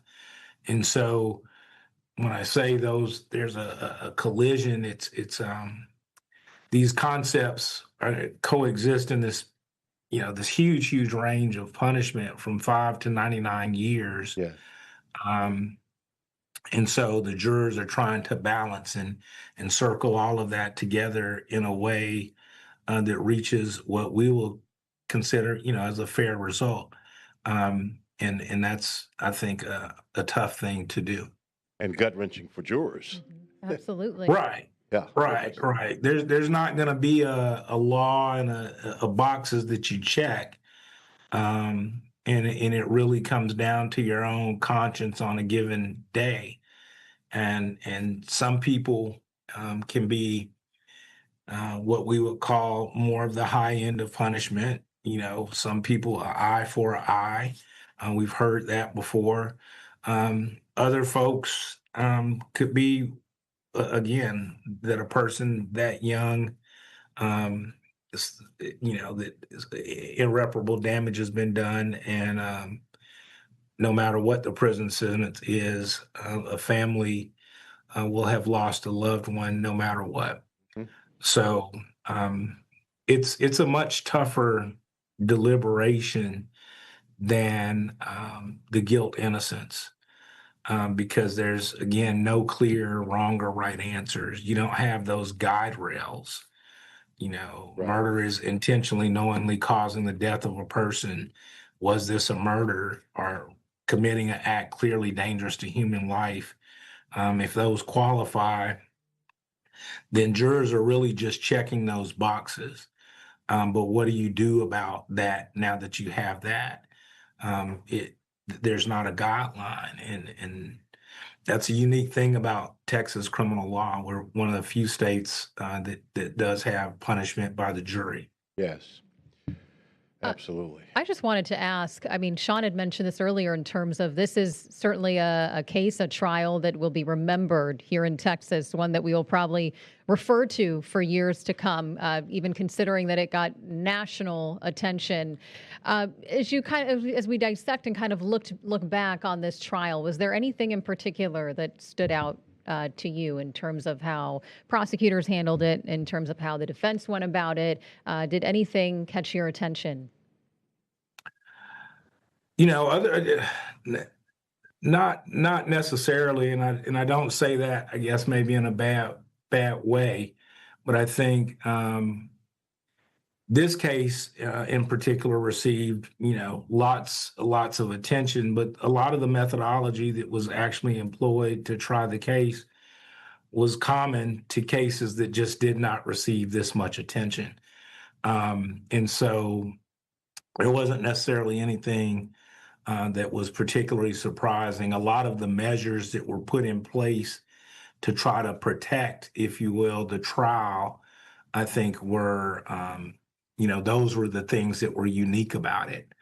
But unfortunately, there's, lots of homicides across the state, and there's murder trials almost every week. And so, there wasn't something that just stood out, like that. Maybe the court on Saturday, which is rare. Well, we've had court on Saturday, even here in Dallas County. It's been infrequent. And Russell, we are joined now by Clarice Tinsley. Good to see you, Clarice. You as well, Sean. It's been infrequent that we've had Saturday court. Maybe the Amber Geiger trial we had Saturday court. Mm-hmm. I covered that. You are right. There are no facts, there were no circumstances here that are different from many of the murder trials that take place every day across Dallas County, Harris County, Travis County, Bexar County, Collin County. This was unique in not only what happened, where it happened, when it happened, and in the moments immediately after. Within an hour or 2 hours after it happened, the father of Austin Metcalf is on TV. Within an hour after that, the mother was on. They're sharing their pain. It's raw. The family's there. They're on national news the same night. That usually doesn't happen with a homicide victim so quickly. We get to the families, but not within hours after. Right. The social media current was powerful. And I mean, that's what we're still witnessing today. And, the racial undertones that came out as well. So when I'm saying not unique, I think just in the core facts, but the amount of division, the amount of views, the conversations it sparked, those are the things that are going to continue to make it a national discussion, and that's why it will be remembered. Russell, is for what it caused in that regard. Yes, ma'am. And Russell, the fact that the last three members of the jury pool, the three women who were Black, who were teachers, no Black juror, no African-American juror on the panel, and the fact that those three women were removed or disqualified. What is your reaction to that? And is that something do you think might be used on appeal? It's most certainly is going to go up on appeal. It continues to be a disputed issue. Without having heard the entirety of the voir dire, I think if the state's pro for a reason, they say, "Hey, we're striking them because they're teachers." I think many people will disbelieve that, and so I don't know, whether or not that'll ever be accurately answered. People are going to always have their opinion on it. As far as the law, I think the law does allow striking for race neutral reasons. So that issue, there's actually a case recently at the Supreme Court that was reversed on racial discrimination in jury selection. So that's going to be an issue that goes up through the courts, and I can't say for sure how that will turn out. I don't know, but I think Which is if why, you were though, appealing the case, there will as be one some that you people behind this case who argues justice is not blind for that very reason. and yes, there will be, and it's understandable that there will be. There's certainly studies regarding disparities between black and white defendants and black and white jurors, things along those lines. And so those arguments will be made, and that's, kind of one of the ongoing discussions in our country, or certainly in our city and county is, when race matters and when it doesn't. Hmm. So the flip side, they will say, that any person, regardless of their color, in these circumstances, if you were to say both people were the same color or a different color, the law would say, can you defend yourself in this manner or not? And so there's that issue to try to balance with. And the other issue, is certainly is probably the argument, or there's the argument that, well, if a person of color, if there was a black juror on there, does that, suggest that they would have seen it less criminal or not? And so, the discussion or verdict still would have had to come from 12 people. Sure. Would have had to have been a unanimous verdict. We generally think of teachers as being mediators among disputes in schools, and being able to see both sides of it.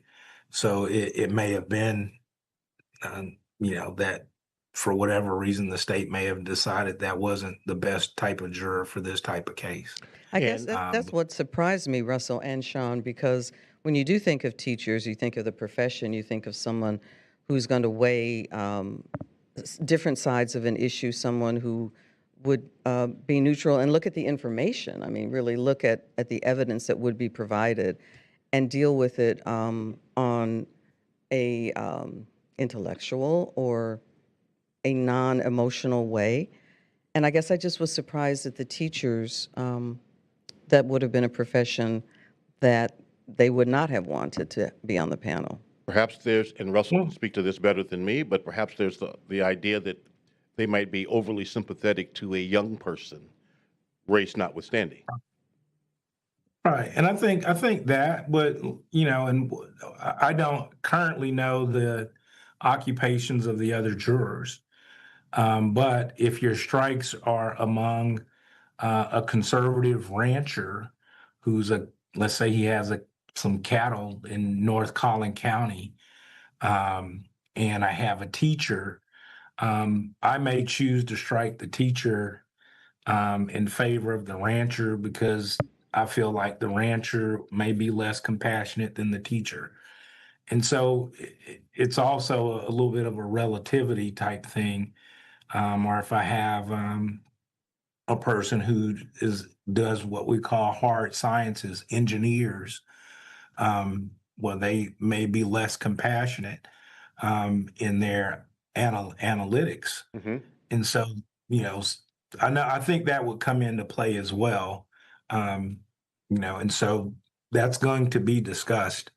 And certainly the attorneys for the state had to know that that would be discussed. And there'll be people that will always view that, they'll say, hey, yeah, no, they struck them because of their race. And that we'll never know what the answers, will be on those questions. We'll know what the answers we got in court, what the ruling was. But certainly, we also know what the evidence was in the case. In case you are just now joining us on our digital platforms, Karmelo Anthony found guilty of murder in the trial for the murder of young Mr. Metcalf, Austin Metcalf, and the jury now deliberating punishment. They will decide the punishment. But they still might be in recess. I think we're still waiting for them to do closing arguments. They're still in recess. I guess they haven't gotten the charge yet. Right. And right. closing arguments. Yeah, I think we're going to hear, or we won't be able to actually hear it, but yeah, I think we'll get closing arguments and then the deliberation. Yes. Given the way that this is rolling, I'm assuming he's not going to give much time for closing arguments. I would guess not. Maybe a half hour or less, you think? I was thinking 15 minutes aside, but maybe. I mean, if there's an intention to give an opportunity to be done today, okay, and today ends at 6, then I think, and you assume at least an hour or more of deliberation. But if not, I mean, the other thing is the jury could also ask not to be sequestered, but just extend their deliberations into the evening. So, the case, I think, Wilson, yeah. Have you had a case where the punishment phase deliberation was longer than the guilt or innocent phase? Yes. Okay. Mm-hmm. Yes, we have. We've had, yes, I can recall some cases, literally, the jurors were out, for days on punishment. Again, that wide range, and a relatively youthful person who's convicted. Most people that make it onto the jury don't necessarily show up wanting to give a person a harsh sentence. If you wake up on a given day, do you wake up wishing bad for somebody? Mm-hmm. And so that isn't necessarily easily achieved. Again, if we know more about the jurors here, we could, we might be able to read something from the speed with which they reached the murder guilty verdict.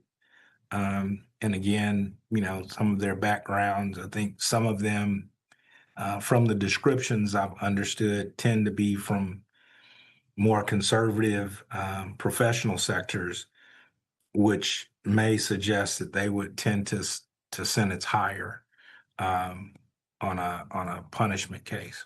Well, Russell and Sean, we're getting some reporting from Lori Brown, who's been covering this trial. She says that Judge Roach is back, but family is not in the courtroom. The judge, she said, just came and shook all the reporters' hands and thanked us for following the rules. Attorneys and the judge are working on the jury charge for the punishment phase. In light of the verdict, she says, this is my take on the key moments from closing statements. Prosecution gave 4 reasons self-defense does not apply. 1, provoke. Anthony provoked the encounter. 2, force disparity. You can't meet a shove with a stab. You can meet a shove with a shove or deadly force with deadly force. Number 3, reasonable belief from Worski. A reasonable person would not have plunged a knife into Austin Metcalf. Number 4, immediately necessary. Deadly force must be immediately necessary. Worski argued there was not immediate necessity to plunge a knife into an unarmed man. In addition, in Texas, a person who does not need to intend to kill someone for it to still be murder. If someone intended to cause serious bodily injury, that is murder according to jury instructions. Yeah. No, I would tend to agree with those. So, as you prepare your closing statements now before this jury, let's first talk about the defense. He's guilty, okay, of murder. What do you say now in this moment? There's really no need to talk about. But I think you, depending on what your demeanor was during voir dire, I mean, I think you thank them for their time and their service, and you get right down to your issue. And I was saying, I don't know that you need 30 minutes to give the mitigation case for Karmelo Anthony, nor do I think you necessarily need 30 minutes to give the punishment case for Austin Metcalf. You should be about getting to it. It's later in the day. There's a certain amount of juror fatigue. I don't know if you've been in courtrooms during the morning time. There's a more energy just as the day goes on. Yes. As you get up to witness 20, and so you want to be able to keep attention, and you don't do that by having something that, in my view, is long-winded. But you've got to be, precise here. And so, and you've got things that you want to cover. Given the limited number of witnesses, there's not going to be necessarily new punishment stuff. Right. And so, again, I think it's hard to, you're really just rehashing from the existing evidence, mitigating things, with age, youth, and lack of criminal history being the main ones. And for the prosecution, they're going to be age, youth, and, a future of promise. Let me bring something up that's way outside of the courtroom right now, Russell Wilson. Earlier, I mentioned that State Rep Patterson, Jerry Patterson, and Jeff Leach had put out these statements on social media. Now, Abraham George, the chairman of the state Republican Party, is doing the same thing. I've never, in my many years, seen elected officials weigh in a local murder trial. These political voices sending these kinds of messages. I don't know if that's more divisive to the entire community or what. Do you have any thoughts on that? It may not be something you want to talk about, but. No, I think, the reality, I think, it's fair to say our today's politics are more divisive than they were, let's say, 10 or 15 years ago. And there's a lot of things that have changed. There's social media.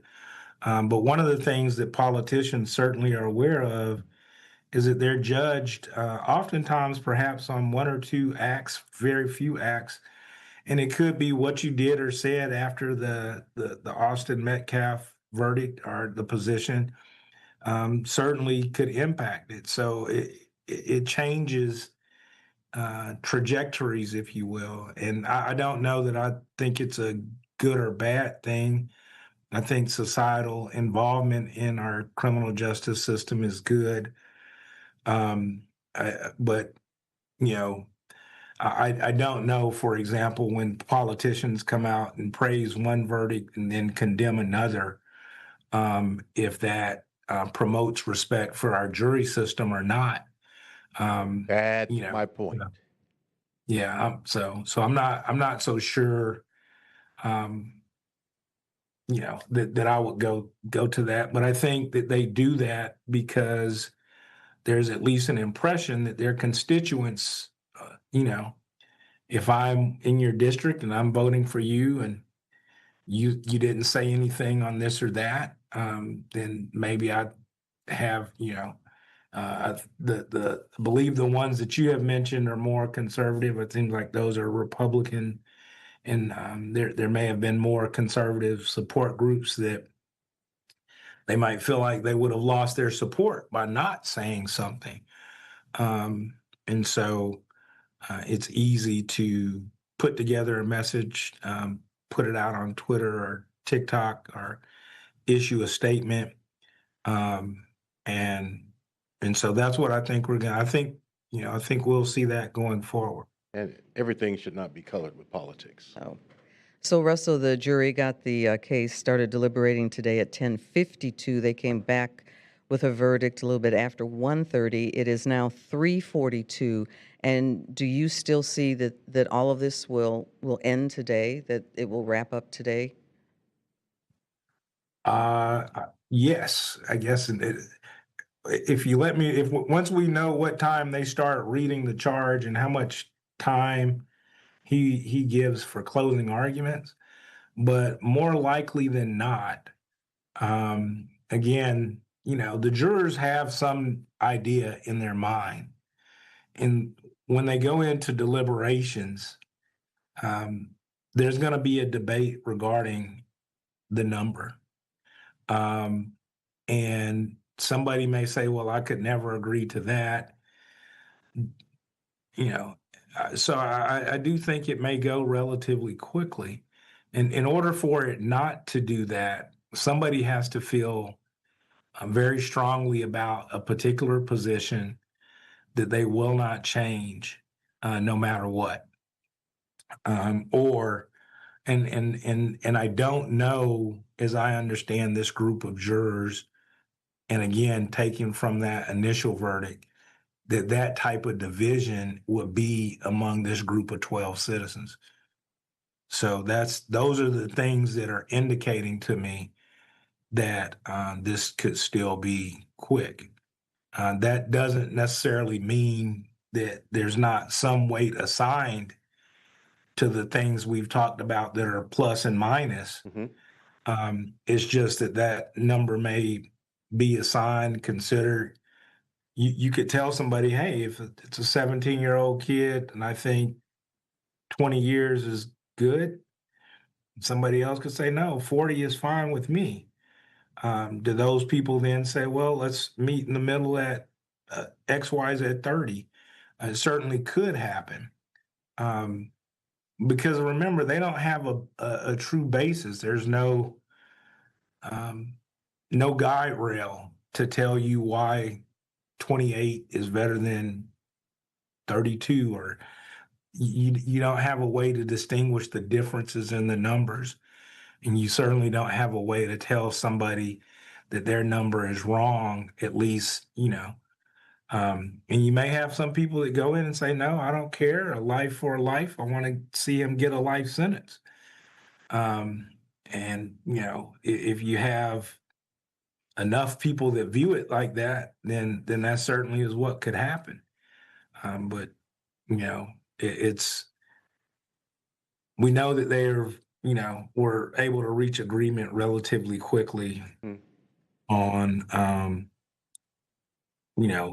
no as to manslaughter in the range between murder, and no as to self-defense. But they had guide rails for that. And that's what allowed Bill Werski, to be able to hit those 4 points relatively quickly. Right. Because what he's saying is lining up, kind of with the jury instructions. And so it's not much of a debate, if you will. But on this issue, there's more latitude. But so yeah, I think if they start by 4 with their reading the instructions,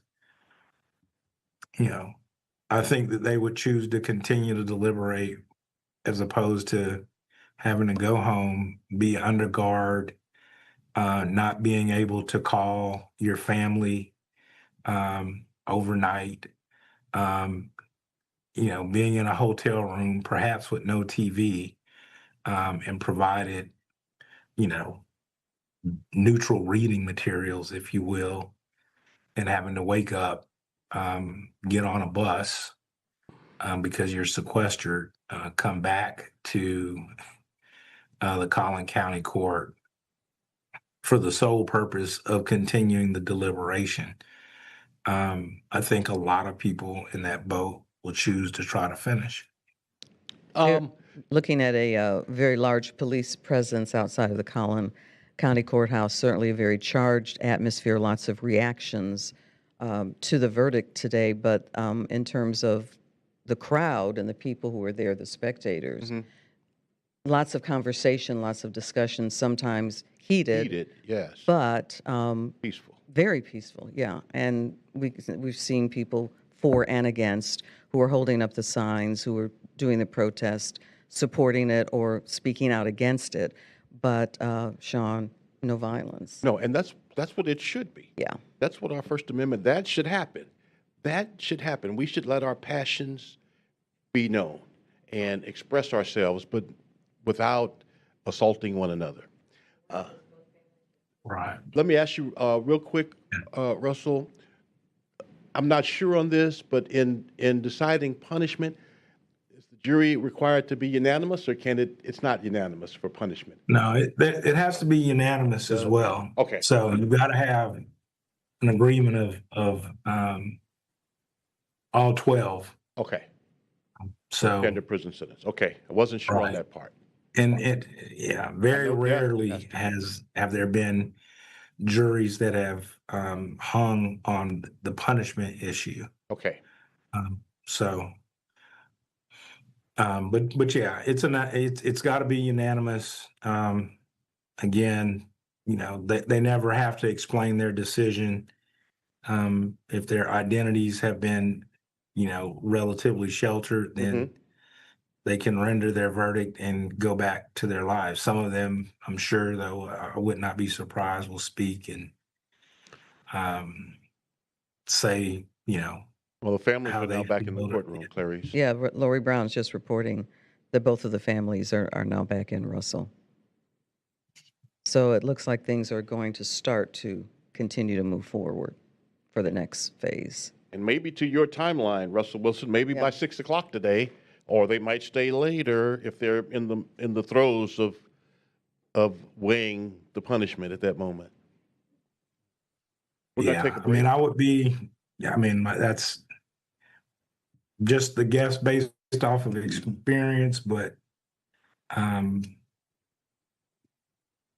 you rarely have jurors that look forward to sequestration. Right. That's true. So I think if we start by 4, particularly if we're just doing closing arguments, if there's 15 minutes aside, you'll probably see the prosecution will pass again, or be an argument about who goes first and who goes last. But if the state goes last, they'll let the defense go, and then they'll have sufficient time to have those discussions. And particularly, they don't have really much new evidence, right? It certainly wouldn't have been a surprise that his mom would say, save my son's life. And so that'll be, probably another discussion as well. Yes. Well, Russell, it's 10 minutes to 4. We're going to take a brief break and we're going to continue our coverage right after this. All right.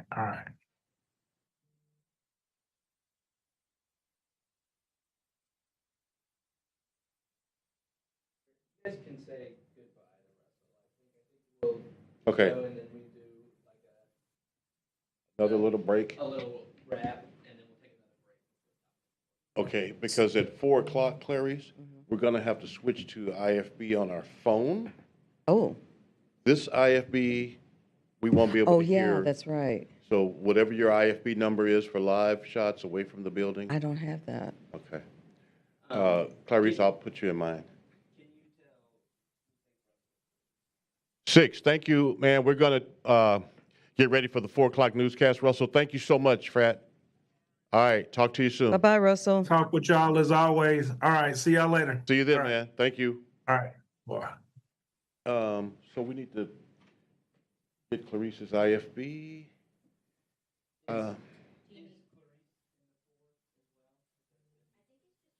Oh, okay. Okay. All right, okay. Well, I have my phone for my IFB when it's time. So, for us here, we'll have 3 minutes. Okay. Back here, kind of wrap what all we've seen, what we're expecting. Okay. We'll toss to more coverage at 4 o'clock. Okay. On the air. On it. Okay. Yep. Clarice? With Eden and Sean. Oh, you're in the 4. Eden, Sean, Callie. Oh, yeah. It looks like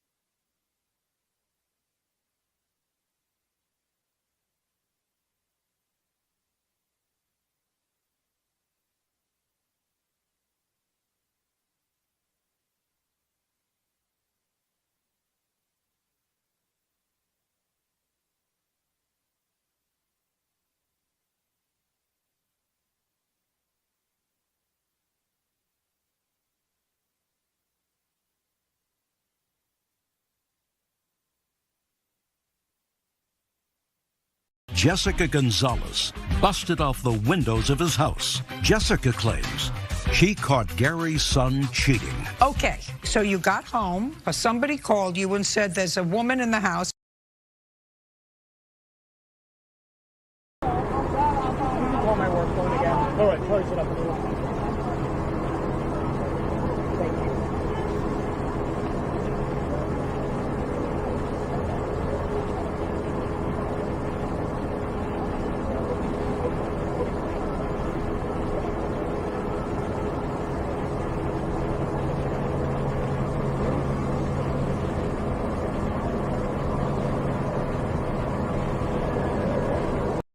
At the Collin County Courthouse, Sean, and we want to thank Russell Wilson for being our legal advisor giving us legal advice on both sides, talking about the reaction to the verdict today.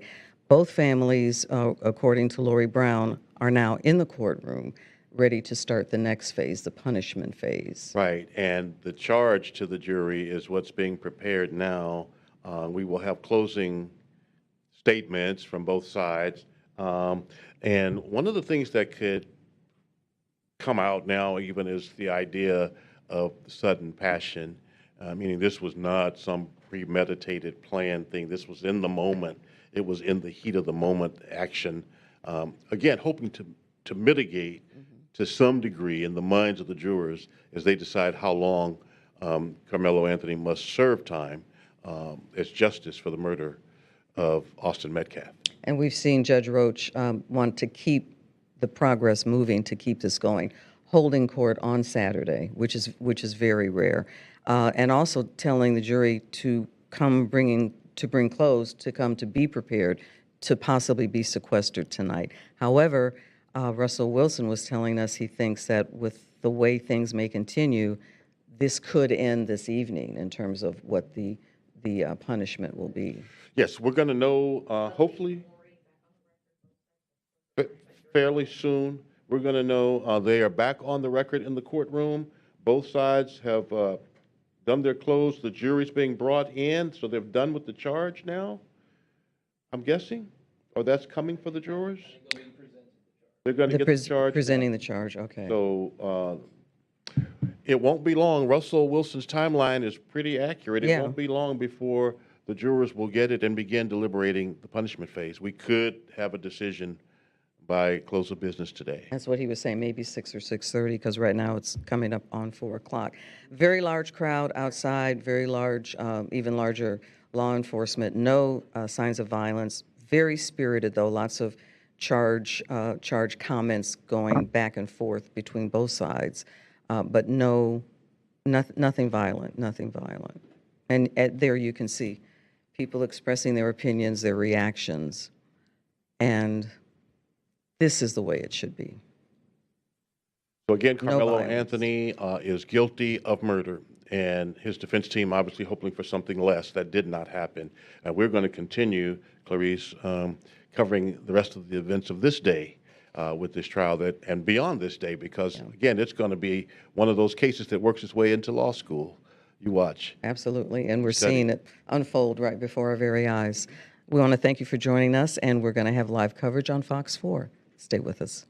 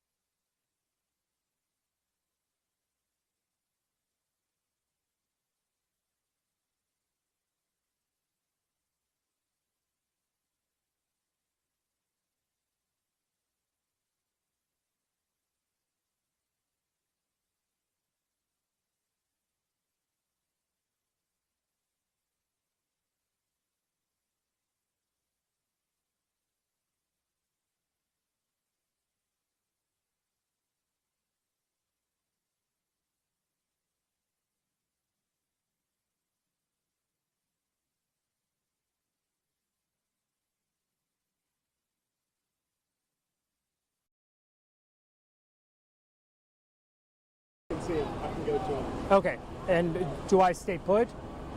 Or do you want me to just reference them? Yeah, just reference them on Zoom to them. Okay, and step out of the way, or I stay put? Stay put. Perfect. Because I'm all on camera from what I believe, and it's not an overly long, it's just a live VO. Yeah. Go ahead and dial up my...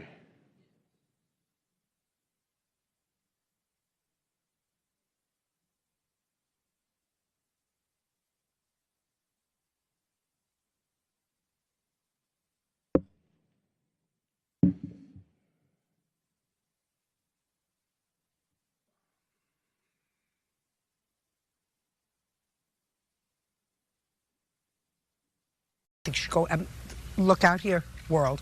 I'm not suggesting you go after anybody, but the woman doesn't have any allegiance to you. It's the guy who's got allegiance to you. Even if you believed that there was something.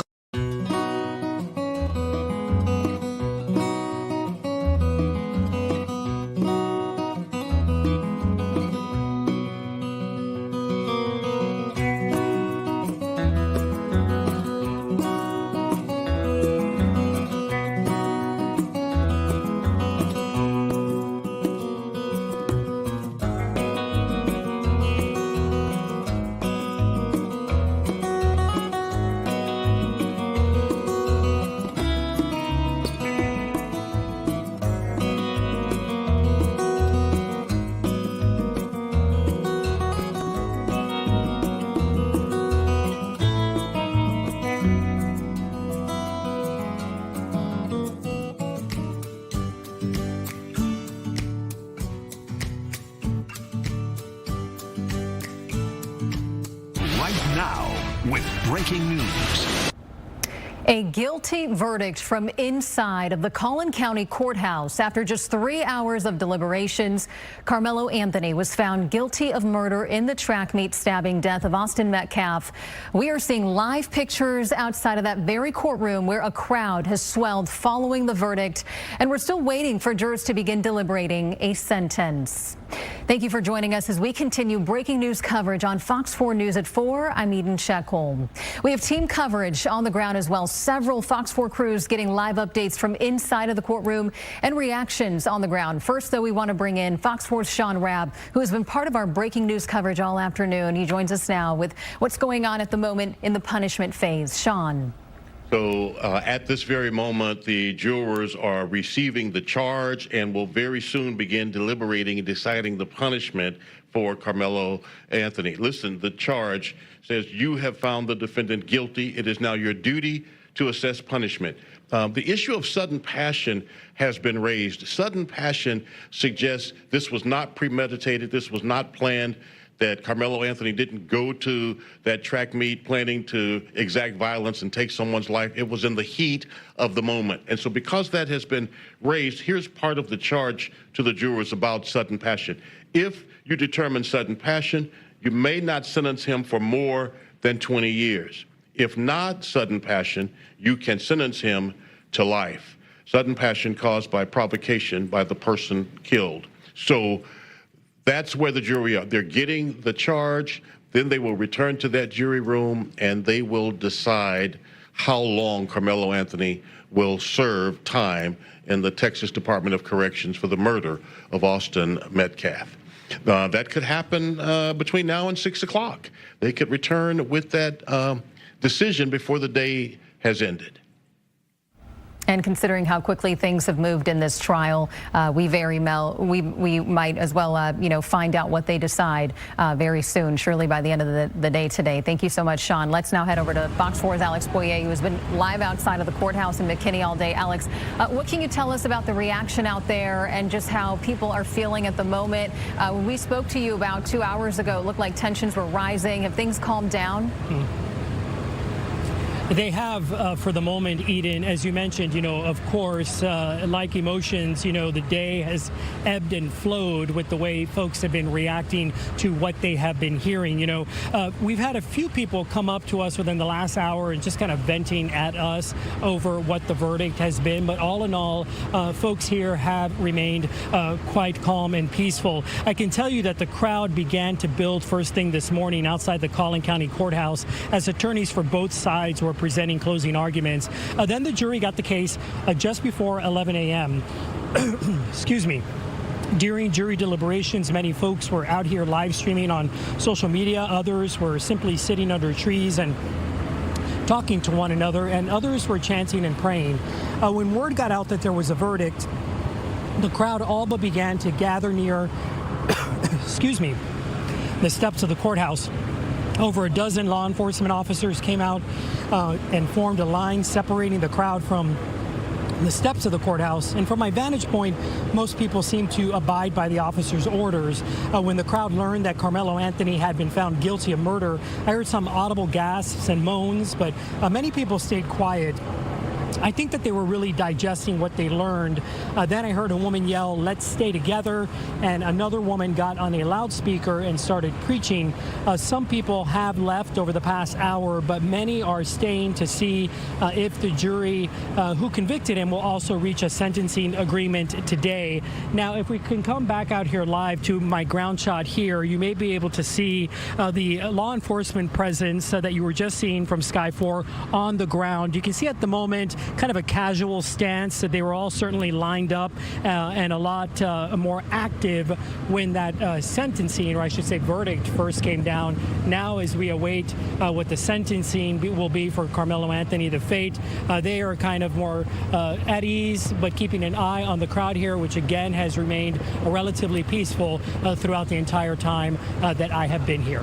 Back to you. It's good to know that things have been peaceful. We've really seen people on both sides, those who feel that, who agree with this sentencing or with this verdict, who are on Austin Metcalf's side and feel that justice was served, and those who are on Karmelo Anthony's side and feel as though that this was too harsh. Our Amelia Jones at the courthouse as well. She is in the middle of the crowd there. Amelia, what are you seeing? What are you hearing? What can you tell us?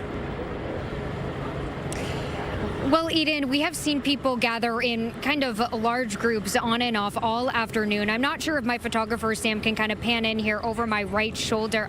This is kind of what I'm talking about, just larger crowds gathering, just really sharing their reactions with one another about the verdict, potentially about what they believe is happening inside the courtroom as journalists, like our Fox 4 Lori Brown is sharing updates, and then the journalists on the ground are sharing updates.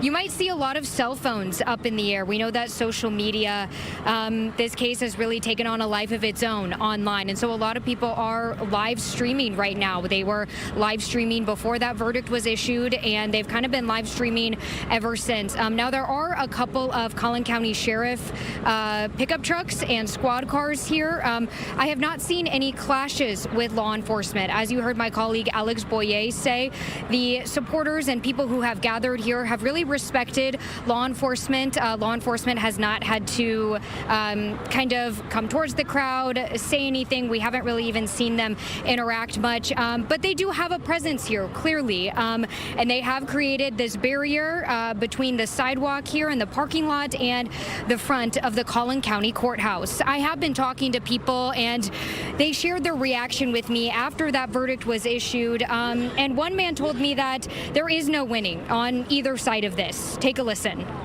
I just tell people this, man, is until you've been in this situation, you don't know how anybody's feeling. You know what I'm saying? And it's not, this is a no-win situation on either side, you know.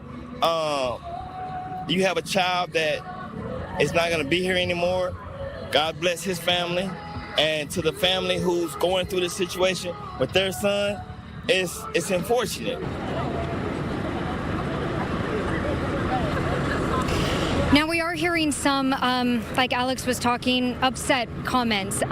We know that this trial, no cameras were allowed. It was not live streamed. It was not televised. But as someone who was in the courtroom every afternoon to hear testimony, I know that the journalist I sat next to, we were doing our best to share accurately what we were hearing and what we were seeing inside that courtroom. And the jurors were tasked to take all of the evidence that they heard in that testimony to come to this guilty murder verdict. Now, I'm not sure what people are waiting for out here. Obviously, we know that the punishment phase of the trial is going on right now. I'm not sure if they're waiting to see if any of the family members are going to talk or if any of the attorneys are going to talk. I haven't really had a chance to ask, why they are staying here. All I know is that they are, and we've just seen more people arrive to the parking lot. For now, Eden, that's what I'm seeing live out here. Back to you. And again, we should note that Karmelo Anthony faces anywhere from 5 years to 99 years in prison. As Amelia mentioned, no cameras allowed in the courtroom. So we've had crews all over. We've had our Lori Brown inside of the courtroom. We've had Amelia Jones outside of the courthouse and Alex Boyer. So really, they have tried their best to share what both sides are arguing, what the defense is claiming, what the prosecution is claiming, and trying to paint the picture of what all is going on there. So as this case prepares for the punishment phase, Fox 4 is, of course, committed to keeping you up to date. We're going to be live on the Fox Local app when there is an update, so make sure that you turn on your notifications to receive the update right to your home screen. We will be right back.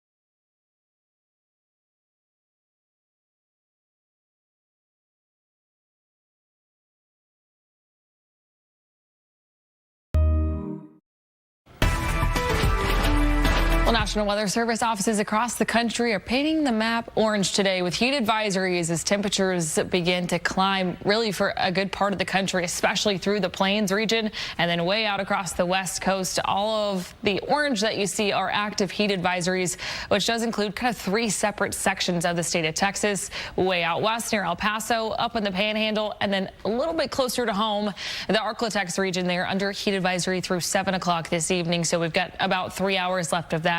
No North Texas counties are under that advisory, though, you know, we don't see all that much variation through most of the state. Now, the exception is El Paso. Right now, it's 102 degrees way out west. Obviously, we know why that heat advisory in place, but across the Panhandle, 92 in Amarillo matches the temperature here in Dallas at 92.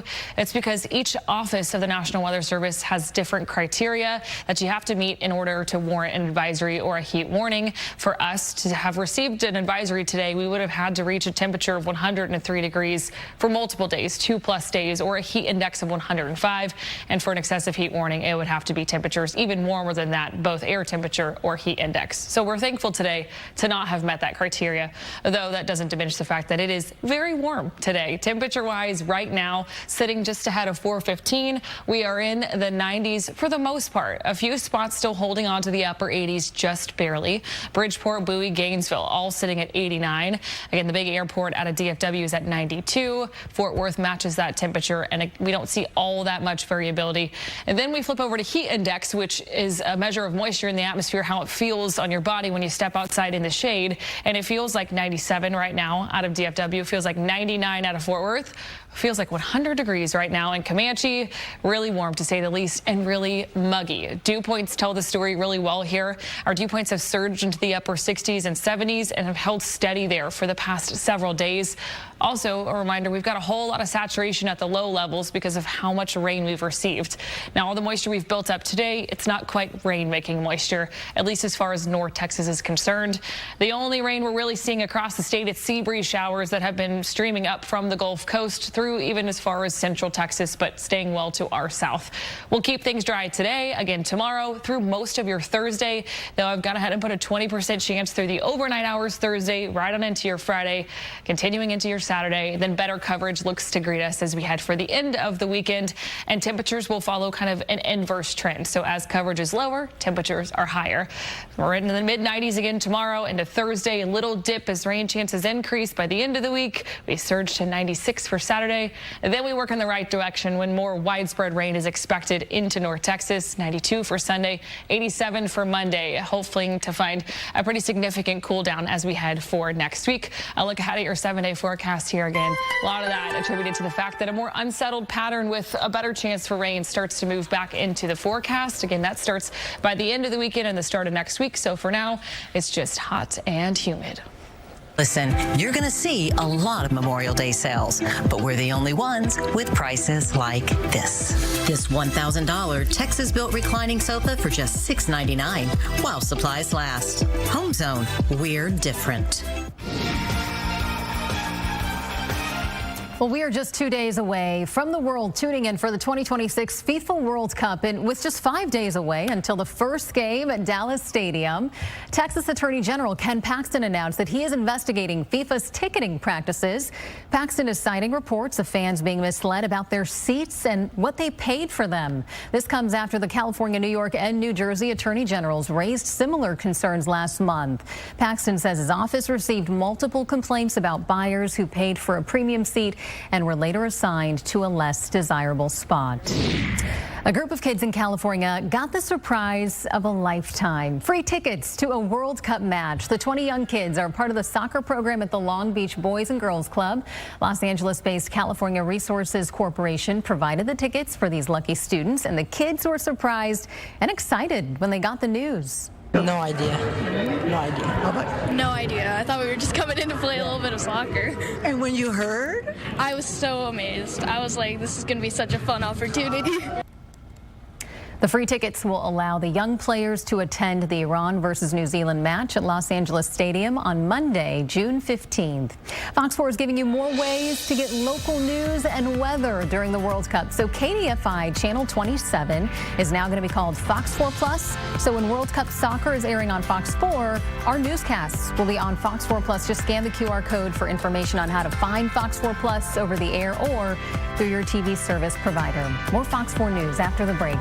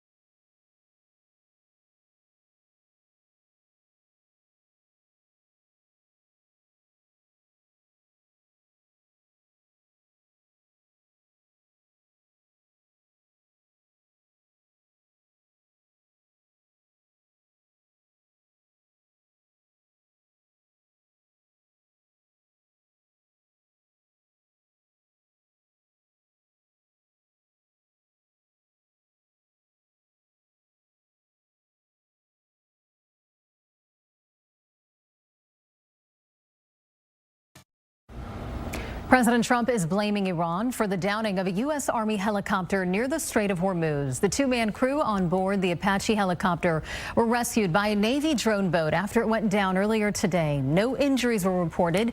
President Trump says the United States will respond to the attack. The incident happening as the president attempts to get peace deals back on track.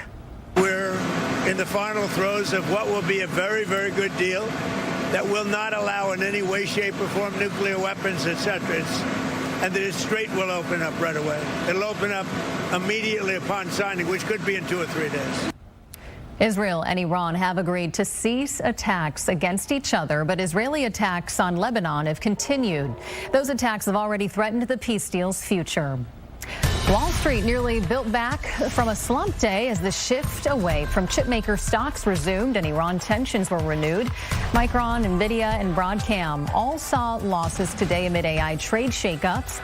Investors remain concerned over high oil prices and how that could impact the Federal Reserve's decision to raise rates later this year. We are still in the punishment phase in Collin County, where a jury is deliberating on how long Karmelo Anthony will sit behind bars. Stick with us on Fox 4 News as we get more from our team coverage in just a moment. But before we go to break, we are taking another live look outside. It is hot and sunny out there. We will also give you the latest on your forewarned 7-day forecast in just a moment.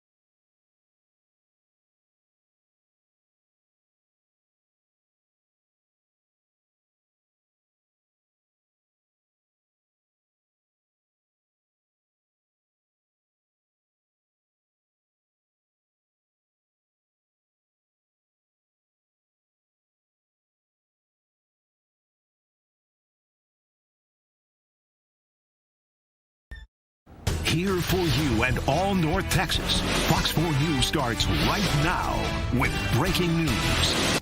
Welcome back. I'm Eden Shekel. Thanks for joining us this afternoon on Fox 4 at 4. We continue with breaking news this afternoon. A jury finding Karmelo Anthony guilty of murder.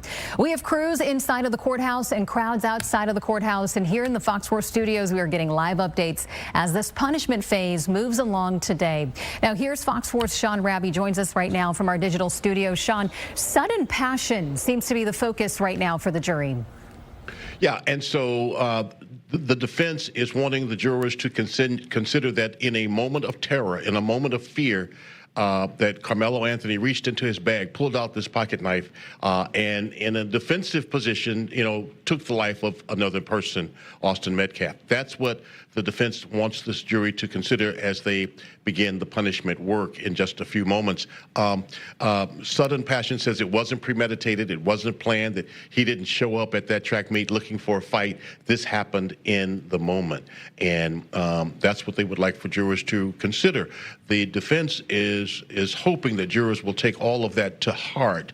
Now, the prosecution, the state, on the other hand, they want to impress on these jurors that, you know what, the life of this young man is gone. He was a brother. He was a son. He was an athlete. This is what jurors are hearing from the prosecution in their closing statements here in the punishment phase, that there's no more life in his heart. He was there to running over those bleachers, but now rain has washed over his grave. That's a quote from the assistant prosecutor working with Bill Werski on this case. That's what jurors are hearing in this moment from both sides. So there's a lot of emotion and there's a lot of tension even in these closing statements in the punishment phase, the sentencing phase of this trial. These jurors are in the middle. They're being pulled emotionally on both sides by the defense and the prosecution. Both are asking them to see it their way. One side is asking for mercy. The other side is asking for no mercy.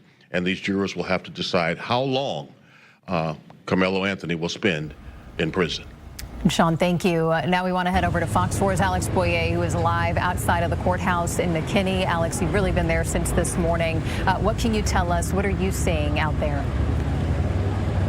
Sure, Sean Rabb certainly hit it on the head out here as well. There has been a lot of emotion and certainly a lot of tension as the day has built and folks have learned the fate of Karmelo Anthony. Now at this point, they're waiting to see, as Sean mentioned, what that sentencing will be. Right now, calmness has prevailed and has been that way throughout the course of this day, aside from some people just reacting to the verdict and having some outbursts and some emotion to that verdict. You know, I can tell you that the crowd began to build, as I mentioned, really first thing this morning outside the Collin County Courthouse as attorneys for both sides were presenting those closing arguments. You know, they had 35 minutes on each side. Then the jury got that case before 11 a.m. And then during the jury deliberations while we were out here, many folks were live streaming on social media, giving updates, while others were simply sitting under the trees here out of the sun, and others talking to one another. And I can tell you that I also saw some folks chanting and praying. Now, when word got out that there was a verdict, the crowd all began to gather near the steps of the courthouse, which is where we are. About a dozen law enforcement officers came outside. Many remain here at this hour and formed a line separating the crowd from the steps of the courthouse. From my vantage point, most people seem to abide by the officers' orders. When the crowd learned that Karmelo Anthony had been found guilty of murder, I heard some audible gasps and moans, as I mentioned, but many people did stay quiet, I think really trying to digest what they heard. Then I heard a woman yell, "Let's stay together," and another woman got on the loudspeaker and started preaching. Right now you're looking at an overhead view from Sky 4, which really gives you some perspective for where we are here in the parking lot. Now a ground shot here. You can see what I've been talking about. Some of that crowd lingering here near the front steps, waiting for any kind of update from inside of the courtroom. We also may be able to see there beyond that crowd of people, some of those law enforcement officers, as I mentioned, just trying to keep somewhat of a barrier between the barrier that is physically there, the folks here in the parking lot, and then trying to keep things calm on the other side. That is the situation as it stands right now. I can tell you that while many people have left, some people maybe now just starting to get off of work or hearing what has happened are now starting to show up here, and the parking lot beginning to get full once again. Back to you. It sounds like we've kind of seen a range of emotions even before the verdict was read. I remember earlier you said, you know, there was a prayer circle. At one point we did see things get tense, but it's good to know from people on both sides, but it's good to know that the crowd has remained relatively peaceful. Thanks so much, Alex. All right, well, Fox 4's Amelia Jones, also in McKinney for us right now. Amelia, what are you seeing? Hi there, Eden. I'm seeing similar to what Alex is seeing here as well. We have a lot of people who are in lawn chairs taking shade away from the hot sun today. And I asked people, why are you staying here? The verdict already was issued and they told me that they wanted to stay here and find out the sentence. Somebody even told me that they wanted to stay here because they wanted to support the youth. And so I'm going to ask my photographer, Sam, to kind of pan off here. You can kind of see there's just some groups of people, again, like Alex was talking about, whether they are live streaming on their cell phones here. We know that this case has gained national, even international attention, and a lot of people have been streaming on several social media platforms before the verdict, after the verdict, and now as they are kind of getting news from journalists and others inside the courtroom as to what is going on right now in that punishment phase. I got a chance to speak to somebody after the guilty of murder verdict came down, and this person was telling me there really is no winning on either side of this. Take a listen. There's no winners. No, absolutely not. I mean, I feel bad for the Karmelo Anthony family. I mean, they're in a sense losing their son for a little while too, you know. But the thing is they'll most likely be able to get him back. Austin Metcalf's folks, they won't ever get that young man back. And now we know that this case has become racially charged, in large part due to misinformation and rumors spreading online. And I will say I have heard some racially charged comments out here after that verdict was read, and something that was brought up in jury selection and something that I spoke to several law experts about was the Batson challenge, the fact that 3 black female jurors were struck and the fact that there were no black jurors on this panel here. I will tell you, I was inside the courtroom and the jury was diverse. There were several Asian Americans as well as Indian Americans on the jury. But as I spoke to a criminal defense attorney not involved in this case yesterday, she was here as a court observer. She told me that, yes, a Batson challenge like that could be used in possible appeals. So, Eden, of course, we will have to see what the jury decides when it comes to that punishment phase. And, of course, we might have to see what litigation, if any, comes after the trial is over. For now, Eden, I'll send it back to you. That's right. We should mention this was a 12-person jury with 6 alternates. That included 11 women and 7 men. Thanks so much, Amelia. Okay, so we were live on air and on Fox Local as the verdict came in. We got instant reaction from Russell Wilson, a former Dallas County prosecutor who is not involved in this case. We know is that they've rejected the self-defense claim. They believed that the use of deadly force in response to the shove was excessive, and that's not necessarily a surprise based off of the totality of the circumstances. So I think that was their verdict. Now we'll see what happens with this jury in the punishment phase. Right. So we're probably going to see a brief break, and the parties will get a chance to gather themselves, if you will, and the judge would have to decide if he wanted to go ahead and begin the punishment phase of the case, maybe in 15, 20 minutes or so, or if he wanted a break.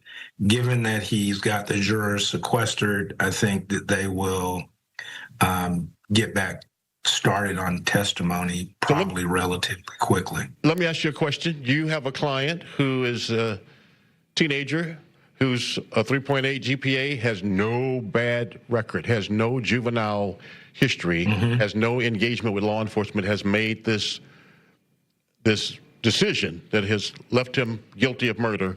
How do you work in the punishment phase? What do you try to do to live? I mean, I think you got to first you want to console your client and the family briefly, but you're going to have to quickly turn to your anticipated punishment evidence, which is going to be the state again going first. You're going to hear more character information. It takes a while when you get an adverse verdict for the person to really accept and understand it. The state may be moving to have his bond held insufficient, meaning that if he walked in the courthouse today, that he won't be walking out tonight. Your client's going to have a whole lot of anxiety. You know, the range of punishments, 5 to 99 years. When you hear a guilty verdict of murder, you're certainly going to see your life flash before you because you recognize you could face imprisonment for the rest of your life. The attorney, if you get everybody calmed down, you need to start thinking of your most mitigating factors. Probably here will be age of the offender and no criminal history.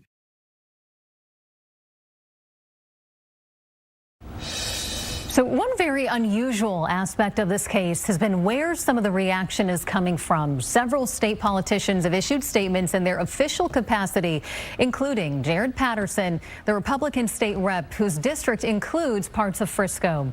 Patterson called Austin Metcalf's murder a senseless and heartbreaking tragedy and said today's murder conviction is justice served. Texas GOP Chair Abraham George echoed that sentiment and said the Texas Republican Party stands with the Metcalf family. And on the other side are Karmelo Anthony supporters who have condemned this verdict. The activist group Next Generation Action Network has spoken in support of the family on multiple occasions. The group's leadership said it will continue to provide the family support through a likely appeals process once the punishment is decided. So we want to go back to Fox 4's Sean Rabb with more updates from inside of the courthouse with the punishment phase. Sean, I know obviously we can't have any cameras inside of the courtroom there, and we've been getting updates from Lori Brown, who is inside of the courtroom. So what are some updates that you're hearing? Yeah, and you know what? We talk about that a lot because we've become accustomed in state district courts, especially in Dallas County and the big trial recently with the Tanner Harner case over in Tarrant County. They have cameras in courtrooms, but they've not always been there. We've not always covered cases with cameras. It's been with reporters chronicling the events in the courtroom and then sharing those. And that's what we've been getting in this trial. Right now, I want to go back to share with you what's happening in the closing statements before jurors begin their deliberation. We were talking earlier about sudden passion, and Mike Howard, one of the defense attorneys, wanted to impress on the jurors that, look, you decided that self-defense wasn't part of this case, but I want to help you and let you understand sudden passion can. He says, when we react in a moment, when our mind has not had time to process and calm down and time for cool reflection, that is different from when we have time to think and still do something bad. His suggestion, Karmelo Anthony acted in a moment, sudden passion, and not that he thought, premeditated plan to go to that track meet and kill someone. But let me share with you what Bill Werski has said in his closing statements to this jury before they begin their deliberation. He's saying, here it is. This is not sudden passion. This was provoked. And the person who provoked and caused the death was not Metcalf, but was Anthony. That is what Bill Werski is saying. Beyond that, here is what he tells this jury. Whether you like it or not, mercy to the guilty is cruelty to the innocent. When you talk about Anthony, talk about Metcalf. When you consider his family, consider Metcalf. And then he goes on to say, you know what? A lot of life sentences have been handed out today. A lot of life sentences. There needs to be one more life sentence, as he references the time he wants this jury to give Karmelo Anthony. He says, it's up to you to determine how we in Collin County respond to senseless violence. Do we tolerate it or hand down lengthy sentences? So the pressure is mounting on this jury for a long sentence, 40 years or more. 40 years or more is where I think Bill Werski wants this jury to start considering. The floor is 40 years.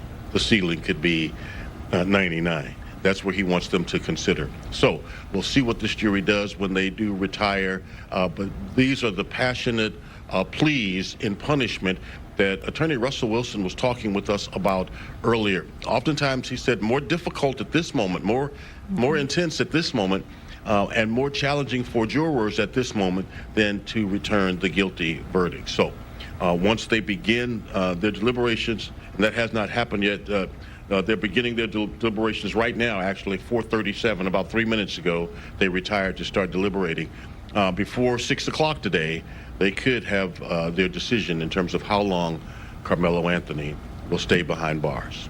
And he is facing anywhere from 5 years to 99 years in prison. Thanks so much, Sean. And as this case continues in the punishment phase, Fox 4 is committed to keeping you up to date. We will be live on the Fox Local app when there is an update. So make sure that you turn on your notifications to receive the update right to your home screen. And if it happens while we're on air, too, we'll bring it to you live.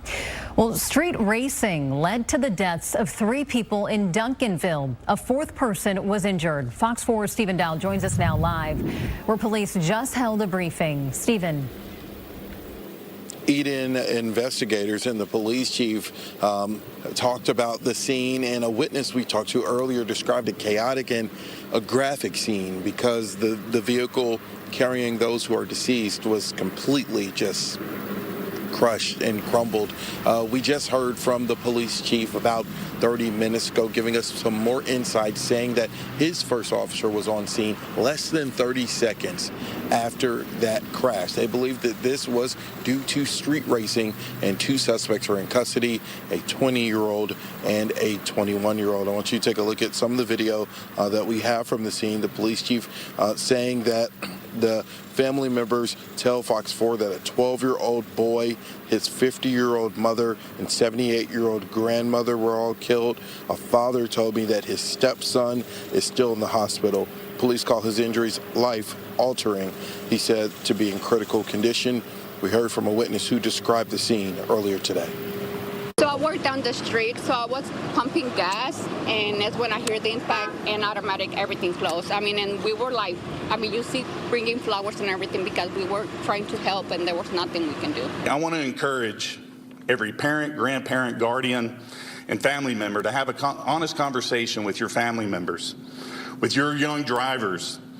Talk about the consequences of speeding, reckless driving.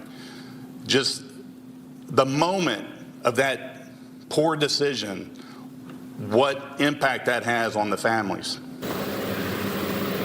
Now, the woman, the witness who we spoke to, she mentioned flowers. There were a couple of people bringing flowers by that scene earlier this morning. Now, both suspects are in custody. We don't know the names of the suspects as of right now. We know that one is 20, one is 21. The chief said that both stayed on scene. We should be getting their mugshots probably within an hour. Eden, they're both charged with 4 counts of racing on a highway, which is a second-degree felony. And it's so unfortunate that lives were lost in all this. Thanks so much, Stephen. Well, we have more breaking news this time on the international front. The U.S. is launching new strikes on Iran. The U.S. military says it's in response to the downing of an American helicopter near the Strait of Hormuz. The 2-man crew on board the Apache helicopter were rescued by a Navy drone boat after it went down earlier today. No injuries were reported. President Trump has blamed Iran for the downing of this helicopter. We do not yet know the scope of this renewed round of strikes and how it might affect the fragile ceasefire in the war with Iran. Fox 4 News will be right back.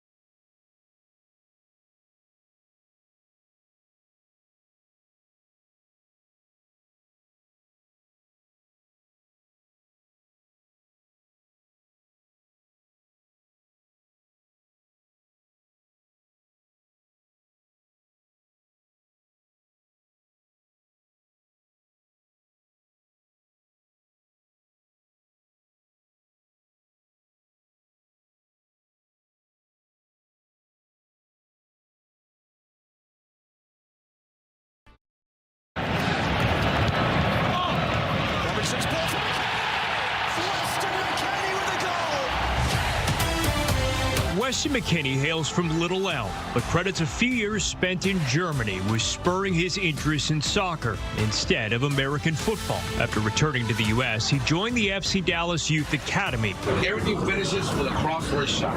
Kickoff right here, Weston. Coaches knew they had someone special in their midst. I remember in the early days of sort of the soccer blogs here that there was this phenom 10-year-old and he was scoring a bunch of goals for a local club. Non è finita. Pallone con Now, the midfielder who plays for Italian powerhouse Juventus will try to bring something special to the U.S. men's national team. The 2026 FIFA World Cup, starting June 11th on Fox 4. Sweden's men's national team is now making North Texas home. The team held an open practice today at Toyota Stadium in Frisco, where fans got their first close-up. Fox 4's Casey Stiegel was there and reports from Frisco. Well, this may be the home of FC Dallas, but for the next couple of weeks, it also belongs to Sweden. And today, the blue and yellow let North Texas fans into their practice as the World Cup excitement builds. Sweden found a little home field energy on Tuesday in Frisco. At Toyota Stadium, home of FC Dallas, Sweden's men's national team opened their practice to the public. About 2,200 free tickets were handed out through a lottery system for Frisco residents and FC Dallas season ticket holders. I live here in North Texas area in Grapevine, but my mom is Swedish, so her grandparents came from Sweden. For Carita Westbrook, the connection runs through family. For others, it runs through travel, friendship, and allegiance to the team. Andy and I took a trip to Sweden in 2018 and got to visit Stockholm a little bit, and so hence we have the gear from back then, and so we're very excited to see the Swedes here. Sweden comes into this World Cup ranked 38th, and there's a familiar face for FC Dallas fans. Defender Herman Johansson plays for FC Dallas, but was recently named to his home country's roster. So this is his old stomping grounds. I recognize a lot of stuff here, so been able to give a little bit of tips for all the guys, so it's been good. He says he and his fellow teammates have been training at home in special environments to mimic the much warmer climate they'll be playing in. They prepared us for the heat, so we just been doing practices to manage the heat where we got here, so it's been good for the physio teams to just prepare us. This is also Sweden's first World Cup since 2018, when the team made a run to the quarterfinals. So this year has been a long time in the making. Really looking forward to it. It's been a long wait now. First the camp in Sweden, and then being here for a couple of days, and still a lot of days coming up, and then looking forward to the games. And although the team has had a chance to take in some Texas barbecue since arriving and have a little fun in their downtime, players say it is a delicate balance because they're here for a job, and that's to win. Right now, I still think, kind of in focus mode. Hard to enjoy everything, but so it's a lot more focused and really enjoying right now, but I'm trying to do both. Sweden's first game is this Sunday, where they'll take on Tunisia in Monterrey, Mexico. Then they will play the Netherlands in Houston on June 20th. But the match that most people will be waiting for here in North Texas is June 25th, where they'll play at Dallas Stadium against Japan. In Frisco, Casey Stiegel, Fox 4 News. As you heard there, many teams preparing for the heat they expect during the FIFA World Cup, but also something I'm keeping my eyes on is the potential for rain. Now, that's not going to impact Dallas Stadium here in Arlington. Obviously, that's enclosed, but there are many open-air stadiums across North America that teams will be playing in throughout the next month or so. That starts actually with the opening game this Thursday in Mexico City, and we've got two different tropical systems that are already bringing scattered showers across the west coast of Mexico. We expect more of that, though, as we head through the next couple of days. And again, the kickoff set in Mexico City for 2 o'clock on Thursday. Right now, current indications are that we'll be seeing at least rain moving through the area as what's left of what was Tropical Storm Boris continues along the coastline. The second game also set just a little bit closer to the coast there in Guadalajara. And then we've got another game set this week for Friday that kicks off in Toronto. Also a chance to be finding some active weather. So all of our opening matches looking like we could see some delays, potentially some schedule changes, something that I'm interested to see how that shakes out here in the coming days. Again, not a concern for local matches out of Dallas Stadium, but we do actually expect rain to be moving our way as we head for the start of the tournament on Sunday. Until then, though, really things are looking mostly dry. Chance to find some scattered showers as early as your Thursday, really overnight hours, right on through your Friday into your Saturday. But then again, coverage that starts to ramp up as we head for the end of the weekend and the start of the next work week. The good news with the chance of rain is it means some cooler temperatures. Until then, though, it's just warm and muggy. A look at satellite and radar right now shows you most of that rain has been pretty isolated to the Gulf Coast. Sea breeze showers continue to try to surge further inland, but a lot of those fizzle out across parts of central Texas, well south of North Texas. So we are just left hot and dry. Temperatures right now just ahead of 5 o'clock, sitting in the 90s for the most part. Couple spots have managed to stay just shy of that 90-degree mark. Bridgeport's at 89, Bowie's at 88, most others again in the 90s. 92 right now, the current reading out of the big airport. And as we head through the next couple hours, it'll be slow cooling. Even once we get the sun to set, we're sitting in the mid 80s for quite some time. We get to the first couple hours of your Wednesday and temperatures kick off in the mid 70s. So this is how we start off our midweek. And again, muggy. Likely already seeing a heat index even that early in the day. And that certainly ramps up as we head into the afternoon. Mid 90s again tomorrow, 95 for Thursday again. Maybe a dip Friday with some extra cloud coverage, but we jump up to 96 on Saturday. Here's where the rain comes in. The extra cloud cover really does help us out. We'll be back down to the low 90s, close to average for this time of year on Sunday. And then we head to Monday. That's the real cool down to 87 degrees. But again, in the short term, we're talking heat safety. Temperatures climbing to the mid 90s. Feels like temperatures in the triple digits. Then the more active weather moves in this weekend. Stay with us. We're right back after this quick break. Thank you for watching Fox 4 at 4 o'clock.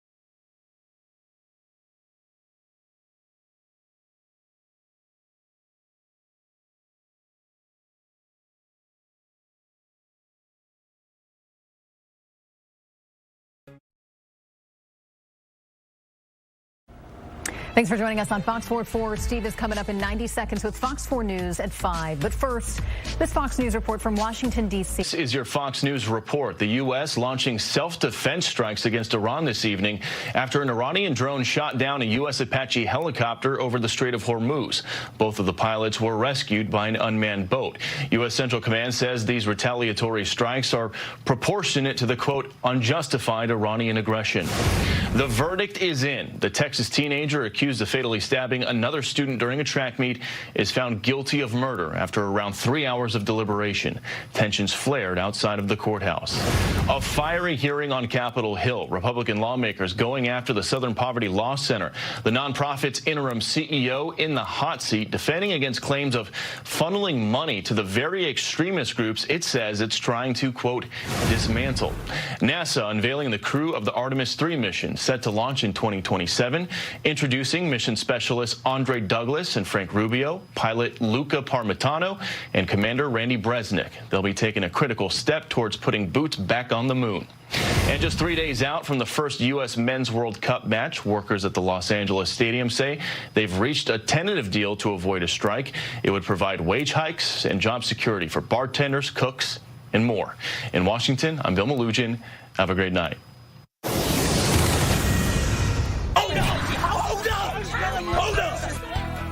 Tempers flare and protesters clash outside the Collin County Courthouse in McKinney even before the verdict was read in the Karmelo Anthony murder trial.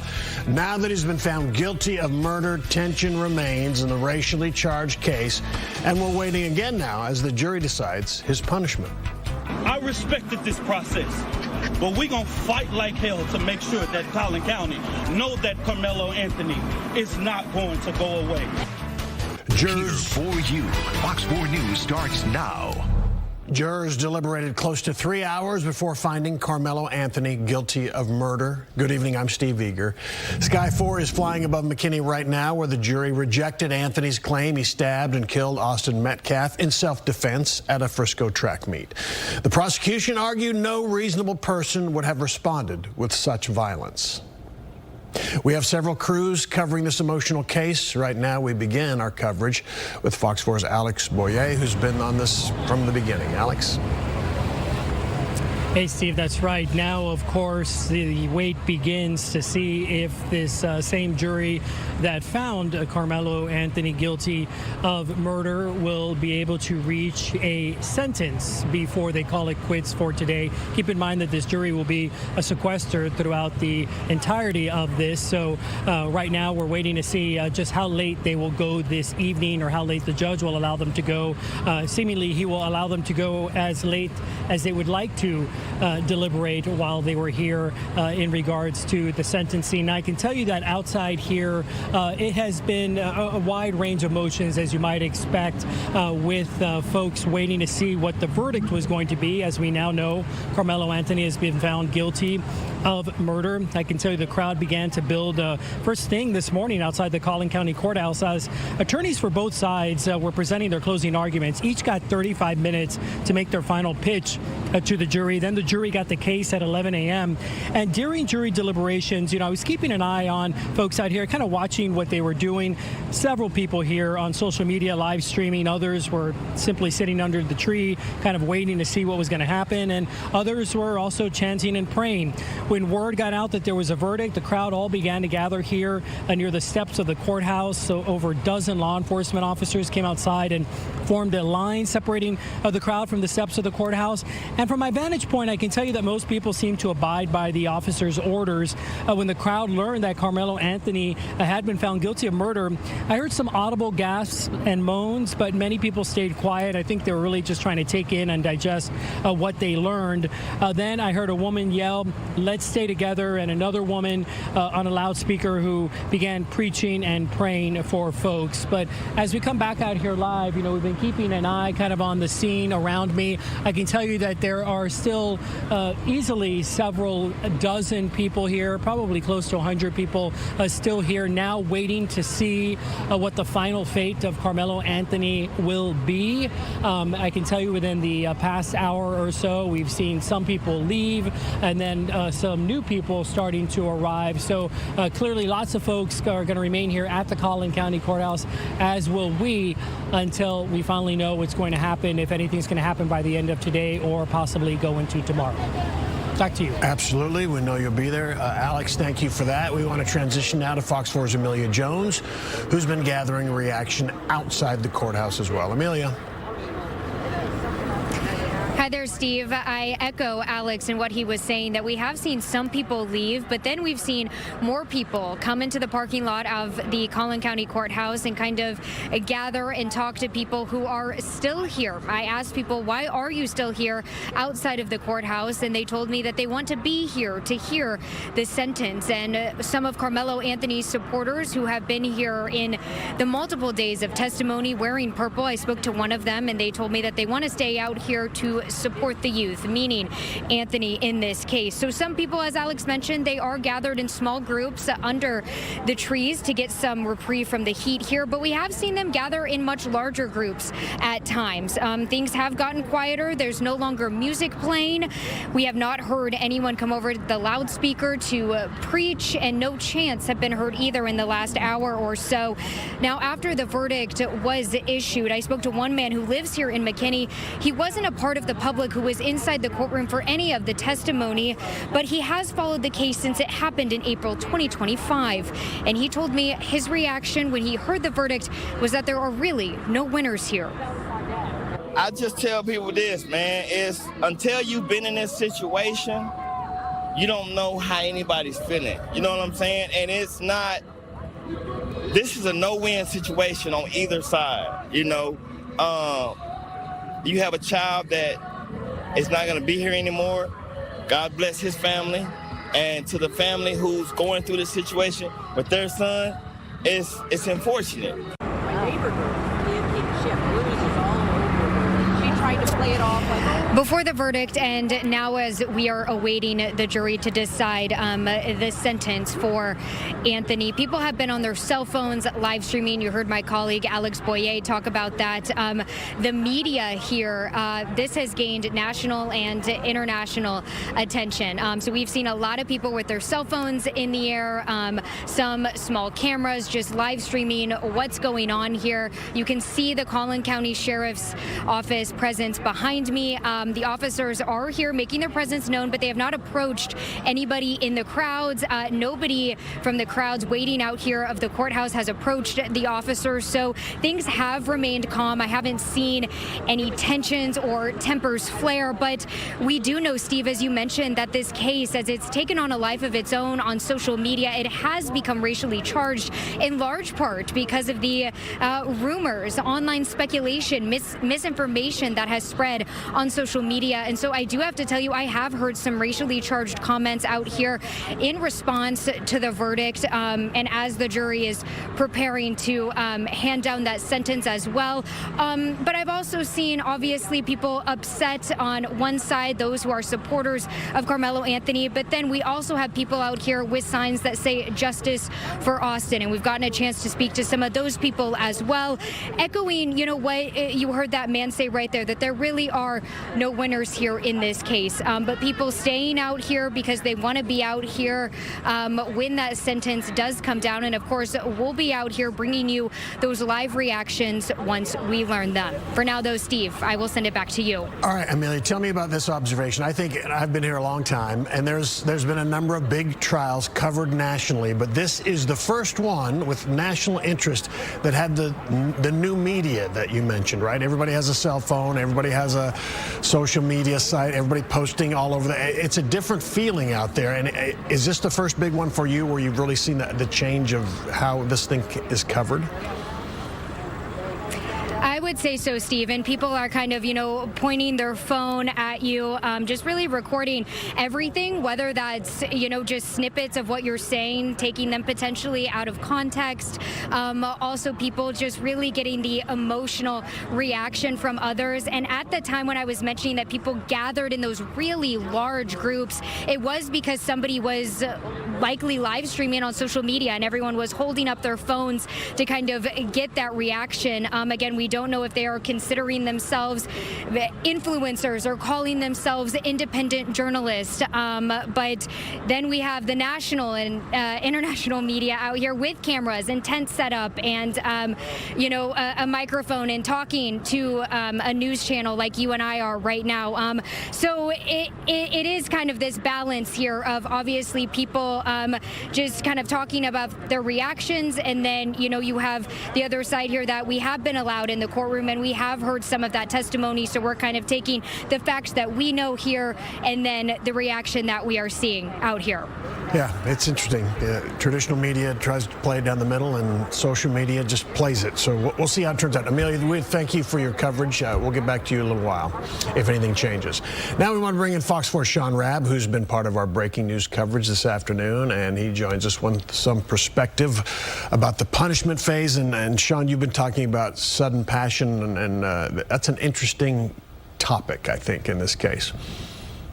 Yeah, sudden passion is in the heat of the moment, not planned, not premeditated, not going to that track meet, not going to that stadium on that fateful day, planning to carry out some violence. That's what the defense in its closing arguments has been sharing with jurors, that this was sudden passion. And it came in the closing statements in the punishment phase after jurors clearly rejected the idea of self-defense in guilt or innocence. Mike Howard said, even though self-defense may not apply, when we react in a moment, when our mind has not had time to process and calm down and time for cool reflection, that is different from when we have time to think and still do something bad, as he asked these jurors to consider sudden passion as a mitigating factor here as they assess punishment for Karmelo Anthony. But let me share with you what Bill Werski said. Sudden passion does not mean blaming Austin or Hunter Metcalf. That is not what this is about. Sudden passion is not the reason, he said, that Austin Metcalf is dead. And he went further to say, I know it's not easy, but I want you to think. It is clear, guilty of murder, hand out a sentence that is meaningful, a lengthy sentence that can begin to heal these people and this community. He is asking for more than 40 years. He didn't give them a number, but he's clear. At one point he said, lives have already been taken. Life sentences have already been handed down. Hand down a lengthy sentence, hand down a life sentence, send a message that this community won't tolerate senseless violence. And again, Lori Brown is still in the courtroom. She's been sharing information with us, and what we know from Lori Brown is that it is possible Judge Roach will allow these jurors to go as late as 11 o'clock tonight. That's what Lori Brown is being told by Steve Stoller, who was the retired public information officer for the city of Plano, who was brought back just to handle the media on this case. He has told the reporters who are in the courtroom, we don't know how long they'll deliberate, but if it goes until 11 p.m., then any kind of press conference would happen tomorrow. So it is possible that the judge will allow them to go until late into the night. Will it take that long? There's no way for us to know. We can say, though, it was less than 3 hours for guilt or innocence, right? Which I think most people thought it would take longer than that to come to a conclusion on guilt or innocence. It's possible that it could take longer to assess punishment, because now you're asking me to make a decision about how long I put someone away. Yes, he's guilty, but how long do I put them away? How long do I put that person away? I might feel better about it, Steve, if the person has a long criminal history of bad acts, done other bad things. But maybe I'm more tasked, maybe I'm more burdened by trying to reach a number if that person doesn't have any kind of violence in their background. That's where we are with this Karmelo Anthony. Those jurors are struggling with that now. The 12 jurors now struggling with a number to assess for his punishment. I think everybody understands, Sean. It's although it sounds weird, it's easier to say guilty or innocent, two choices. Now you got 10 years, 15 years, 20, 25, up 99 is the top end. So that's a lot of different choices they'll have to work through. Right. Sean Rep, thank you, sir. As we wait for the outcome of the punishment phase, Fox 4 is committed to keeping you up to date. We will bring you any updates live on the Fox Local app. When they happen, make sure you turn on notifications to get updates right on your home screen. We'll be right back.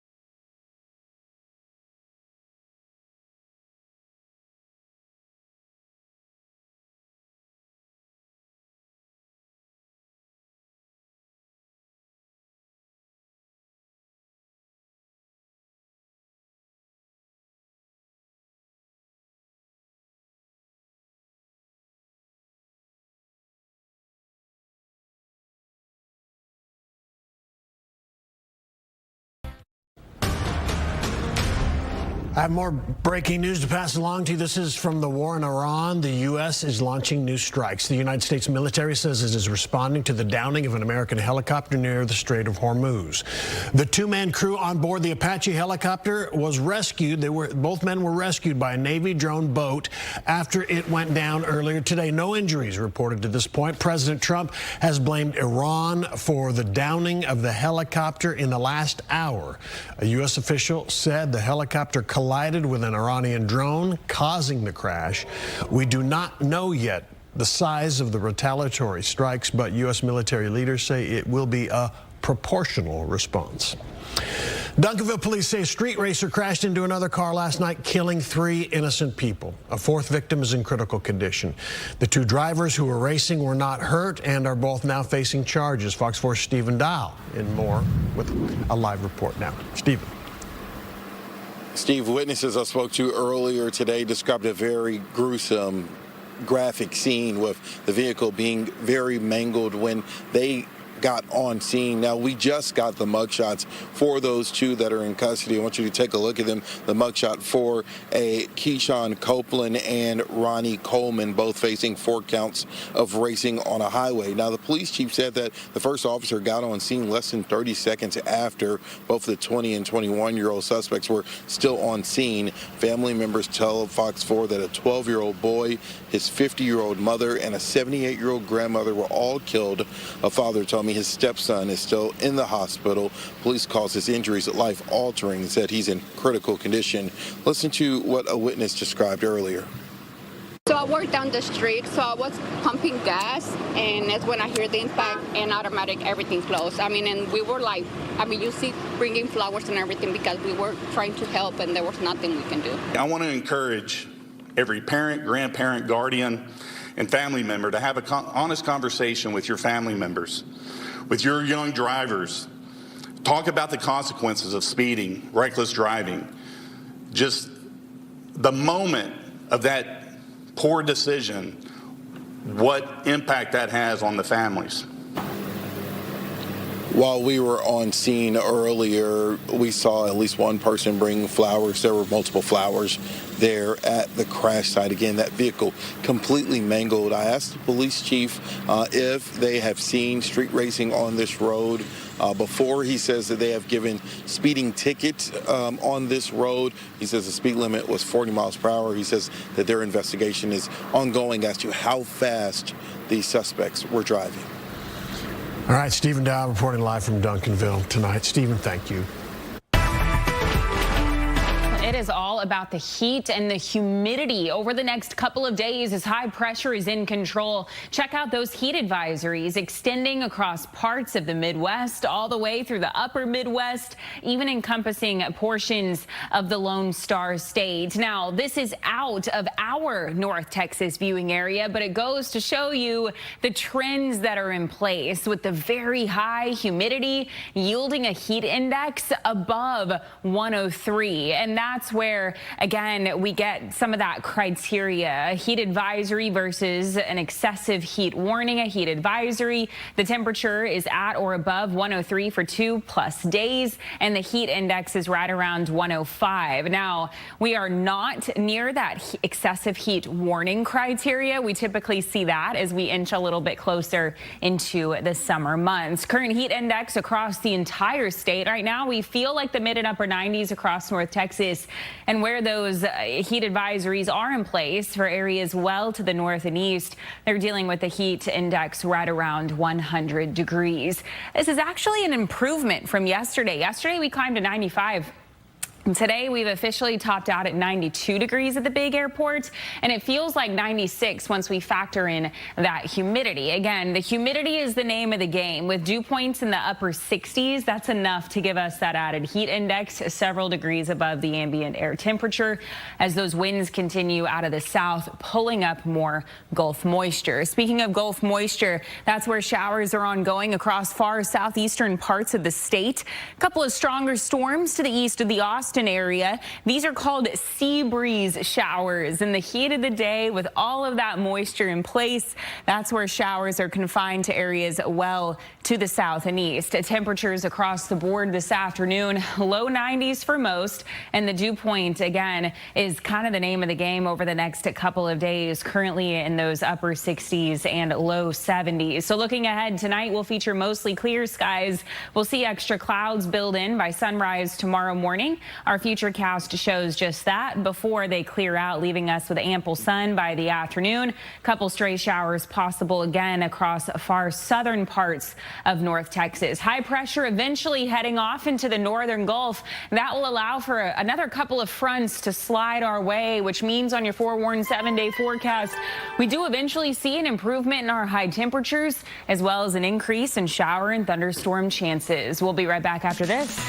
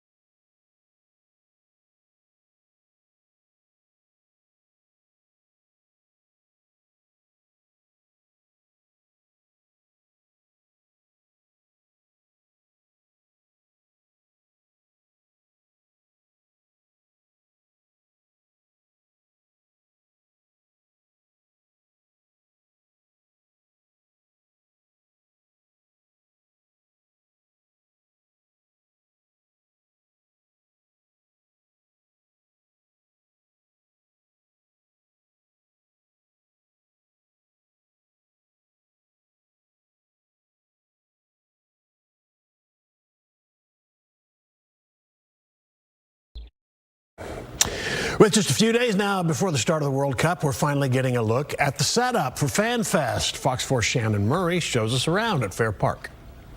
We are just inside the entrance of the official FIFA Fan Festival. Here behind me, you see some concession stands. You see a large stage where you can watch a match and maybe catch some live music as well. Throughout the Fan Festival, there are large screens just like this where you can watch those matches. We got to go on a tour of this entire area here at Fair Park to see the rest of the Fan Festival. Take a look at some of the video of the rest of this festival.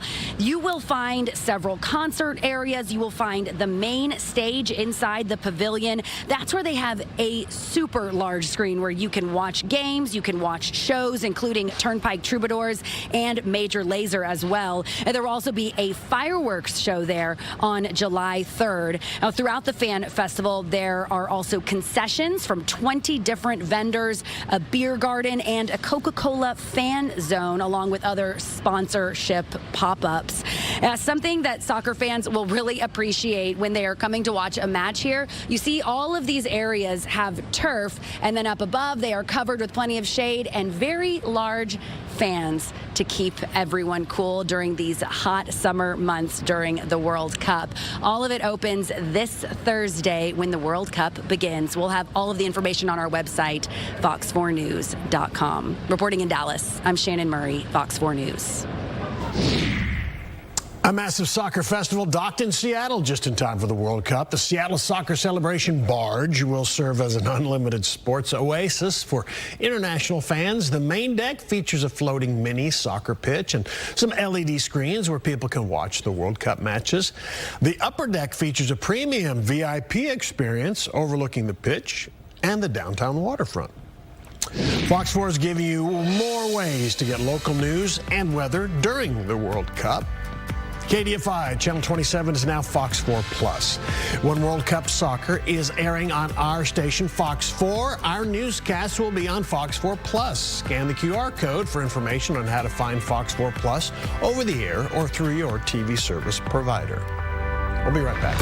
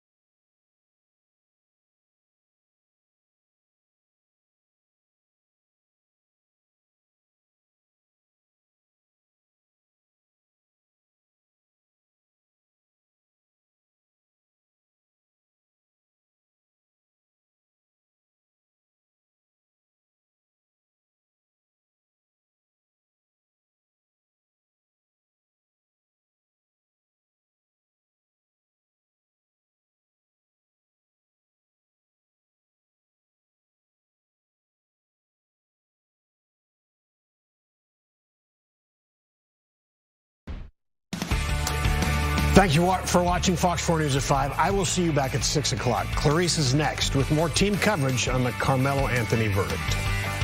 You're watching Fox 4 News. Jurors deliberated close to 3 hours before finding Karmelo Anthony guilty of murder. Good evening. I'm Clarice Tinsley.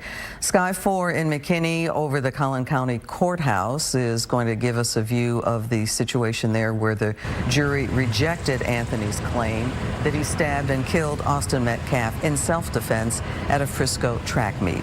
The prosecution argued no reasonable person would have responded with such violence. We have several crews covering this emotional case, and right now we begin with Fox 4's Alex Boyer, who's covered this trial from the beginning. Alex. Hey, Clarice, and we now know, of course, that the jury has sided with the prosecution and believed that the prosecution met its burden of proof in this murder case, convicting Karmelo Anthony of murder. Now, that same jury back in their room trying to decide a sentence for Karmelo Anthony, which could range from 5 years to 99 years. We don't know how late this jury is going to want to go today, but we can obviously draw from what the pace has been from the beginning of this case and draw from the fact that this jury certainly has been on top of it and again came back with that verdict just a short time ago today. So we'll have to wait and see if they're able to come up in agreement with a sentencing by this evening, because if not, keep in mind that they will be sequestered at a hotel. We'll also have to wait and see how late the judge is also willing to let them go. I can tell you that the crowd again has been here throughout the morning. It has ebbed and flowed, but certainly has stayed around about 100 people or so throughout the day. The jury got this case just before 11 a.m.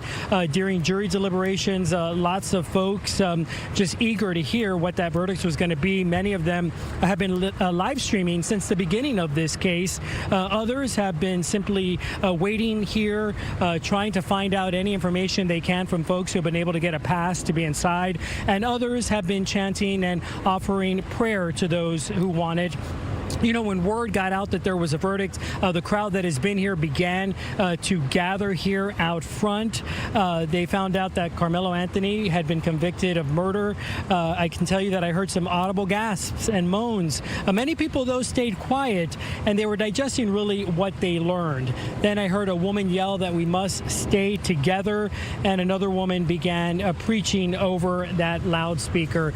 And now we've been trying to gauge from the public information officer who has been our point of contact inside of the courtroom, where my colleague Lori Brown has been throughout the day. And he says that at some point, if there is a decision, a sentencing decision by a certain point this evening, we've been hearing 11 p.m. at the latest. Of course, who knows exactly what time. Again, they'll either reach a decision or be sequestered for the night. But at some point, we expect, obviously, there will be a sentencing for Karmelo Anthony. And then after that, we'll see if there is a press conference. We're hearing that there may be a press conference with the attorneys from both sides speaking. Unclear at this point if family members from any family, either family, is going to want to comment on what has transpired throughout the course of the last week and a half. But for now, we're all in the same position, waiting outside, waiting to see what that sentencing will be for Karmelo Anthony. Back to you. All right, Alex, thank you. And now we want to join Fox 4's Amelia Jones, who's been gathering reaction outside of the courthouse. Amelia. Clarice, reaction has really been mixed emotions, and as my colleague Alex said, it's really ebbed and flowed throughout the afternoon after that guilty verdict was issued. Now, the crowd is pretty sparse now. People seem to maybe be leaving, taking breaks in their cars. I have to say it is very hot out here, so people have gathered in small groups underneath the trees for some shade. At times, we've seen people gather in much larger groups, and we do know that, as Alex mentioned, people have been been live streaming this trial all throughout testimony, even though there are no cameras inside the courtroom. And this case was not live streamed. People have been outside the courthouse kind of live streaming the process before the verdict. We saw many people with their phones live streaming, and then after the verdict came down, more people live streaming with reaction. At times, those larger groups, one person would be talking to the crowd and others would have their cell phones raised, kind of recording that reaction. I got a chance to speak to people about it, and kind of the consensus from those I spoke to was that there are no winners here on either side. They mentioned that the Metcalfs lost their son, and then the Anthonys, Karmelo Anthony, the jury is deciding his sentence right now. So that was the consensus from people that I spoke to. Now, I will say, and we know that this case has become racially charged in large part due to rumors, misinformation, and speculation going on online. I was in the courtroom yesterday when the judge told the jurors, do not look at social media. This was last night before today's closing arguments and those deliberations began. And so I have heard a few racially charged comments. There are some people who are upset about the verdict, and there are some people who feel the opposite, feel that justice has been served in this case. We know that Karmelo Anthony's supporters have been out here every morning for the most part throughout the day. They have been wearing purple, and there is a lot of purple here. And again, people are kind of coming and going. We've also seen signs that say justice for Austin. So we know supporters kind of on both sides of this case are still out here. I asked them, why are you still out here? And they told me that they want to be here when that sentence does come down. And someone who considers themselves a Karmelo Anthony supporter told me they also want to be out here to support the youth, meaning 19-year-old Anthony in this case. But for the most part, Clarice, things are quiet. There is no more music playing. People have not gotten over the loudspeaker and started any chants or really preaching like we heard a couple hours ago. But of course, that could change as the jury comes back into the courtroom and that sentence is read. Things could change, and so that's why we will be out here monitoring the situation outside. You see the Collin County Sheriff's Office behind me, and there have been no tensions sparked between the people out here and law enforcement, but they're here and they're making their presence known, and of course we will keep you updated on what we see. For now, Clarice, though, I'll send things back to you. All right, Amelia, thanks. And now we want to bring in Fox 4's Sean Rabb in the digital studio, who's been part of our breaking news coverage all afternoon. And Sean, you've got more on the punishment phase, and the jury got that started at 4:37 this afternoon. Yeah, exactly 1 hour ago. It's now 5:37 p.m. They've been deliberating for an hour. Want to say this real quick. It'll be interesting to see how many people stay after the sun goes down if the jury has not returned with a verdict before sunset. But perhaps as the evening wears on, the crowd will perhaps dwindle in size. There will be another reaction, and that is whenever the ultimate sentence is announced. And speaking of that, in the punishment phase, there was one witness, only one witness, and that was the mother of Karmelo Anthony, Kayla Hayes. She wept on the witness stand, her son crying as his mother literally pleading with jurors for mercy for her son. You can imagine that moment between those two in court, taking nothing away from the loss of Austin Metcalf to his mother and that family. But in that moment, the only witness in the punishment phase for either side, no other character witnesses, no other person to talk about his good deeds, his good personality, his good soul, only his mother pleading for mercy in his sentencing.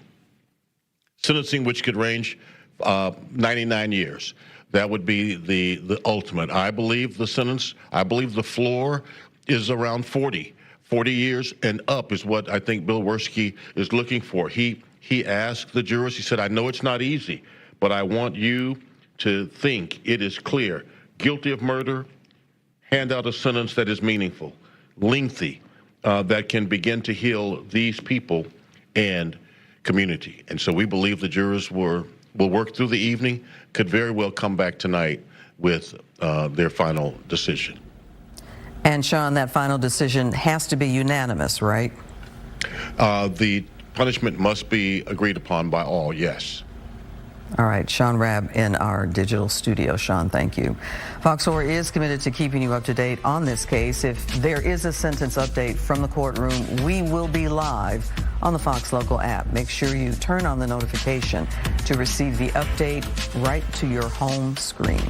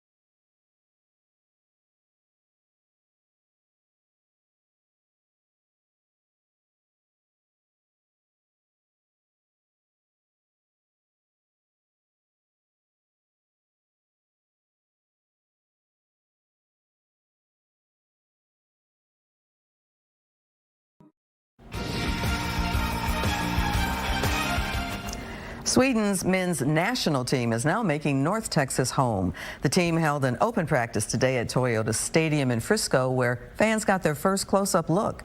Fox 4's Casey Stekel was there and reports from Frisco. Well, this may be the home of FC Dallas, but for the next couple of weeks, it also belongs to Sweden. And today, the blue and yellow let North Texas fans into their practice as the World Cup excitement builds. Sweden found a little home field energy on Tuesday in Frisco. At Toyota Stadium, home of FC Dallas, Sweden's men's national team opened their practice to the public.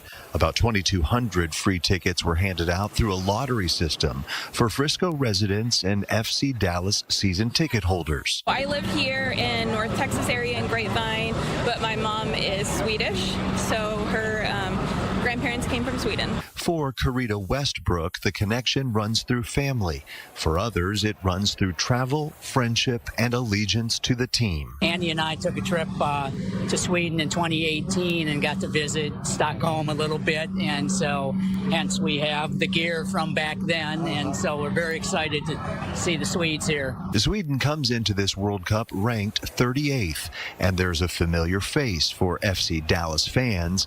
Defender Herman Johansson plays for FC Dallas, but was recently named to his home country's roster. So this is his old stomping grounds. I recognize a lot of stuff here, so been able to give a little bit of tips for all the guys, so it's been good. He says he and his fellow teammates have been training at home in special environments to mimic the much warmer climate they'll be playing in. They prepared us for the heat, so we just been doing practices to manage the heat when we got here, so it's been good for the physio teams to just prepare us. This is also Sweden's first World Cup since 2018, when the team made a run to the quarterfinals.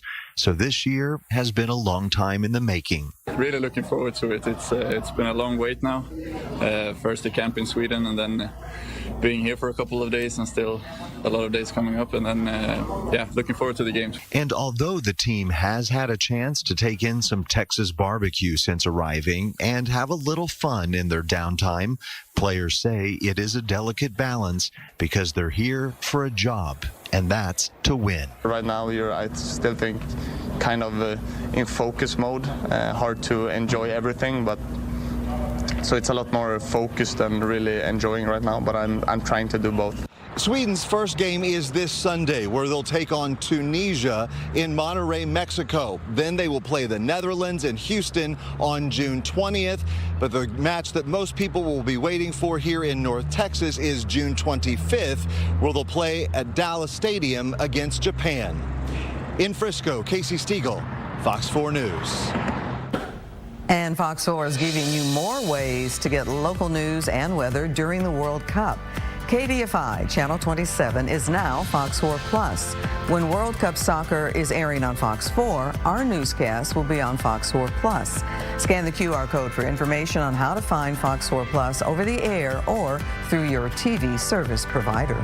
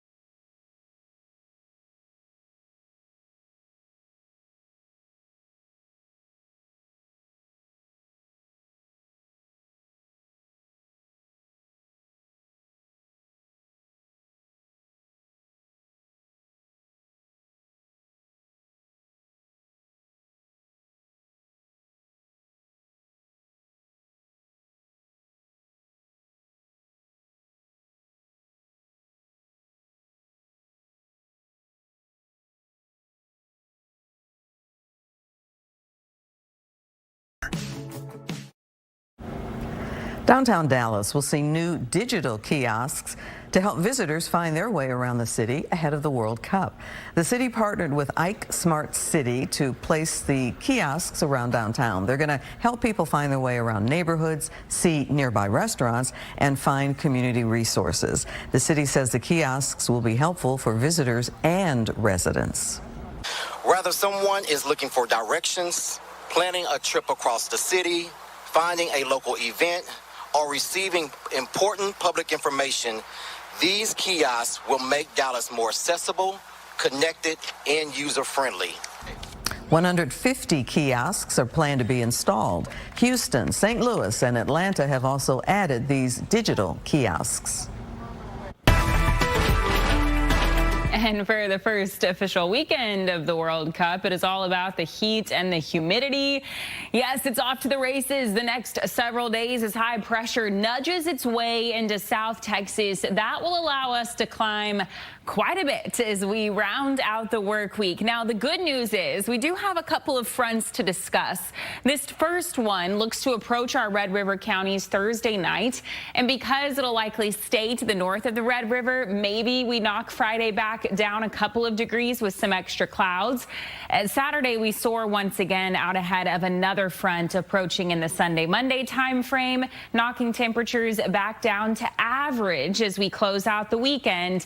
And then, yes, a couple of days we should see highs in the 80s thanks to those shower chances and that weak front. Heat advisories across parts of the Lone Star State today, up in the Panhandle and areas to the north and east through 7 o'clock.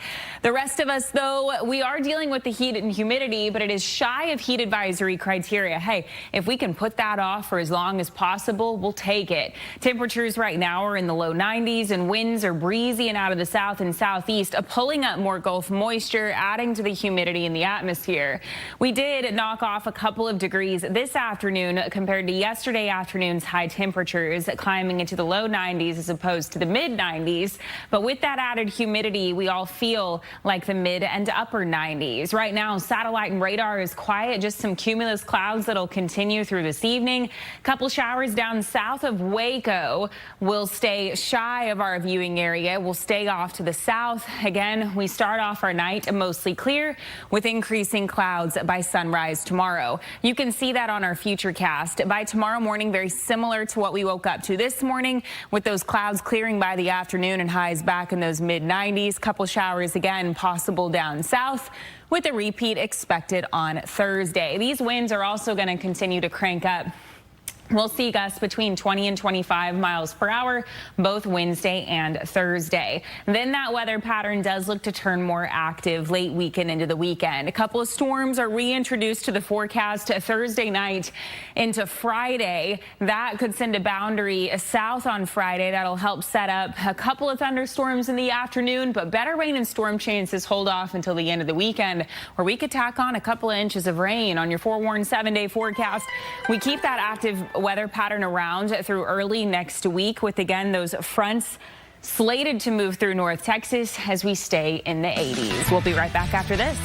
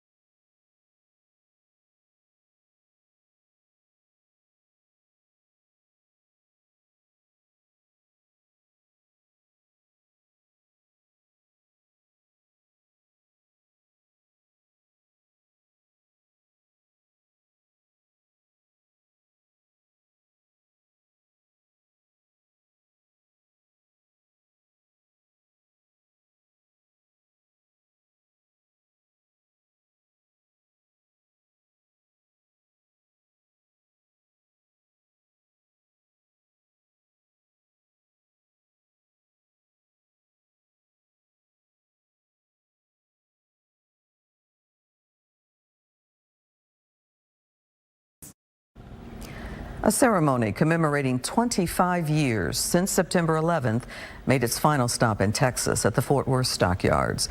The Steel Across America tour features a 16,000-pound steel beam recovered from the original World Trade Center.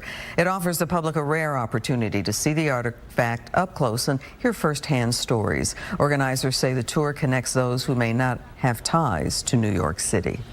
We are traveling the country with this beam to show them, you may be a little bit disconnected from New York. It may be 25 years after the fact, but we have not forgotten, and the sacrifices made that day will never be forgotten.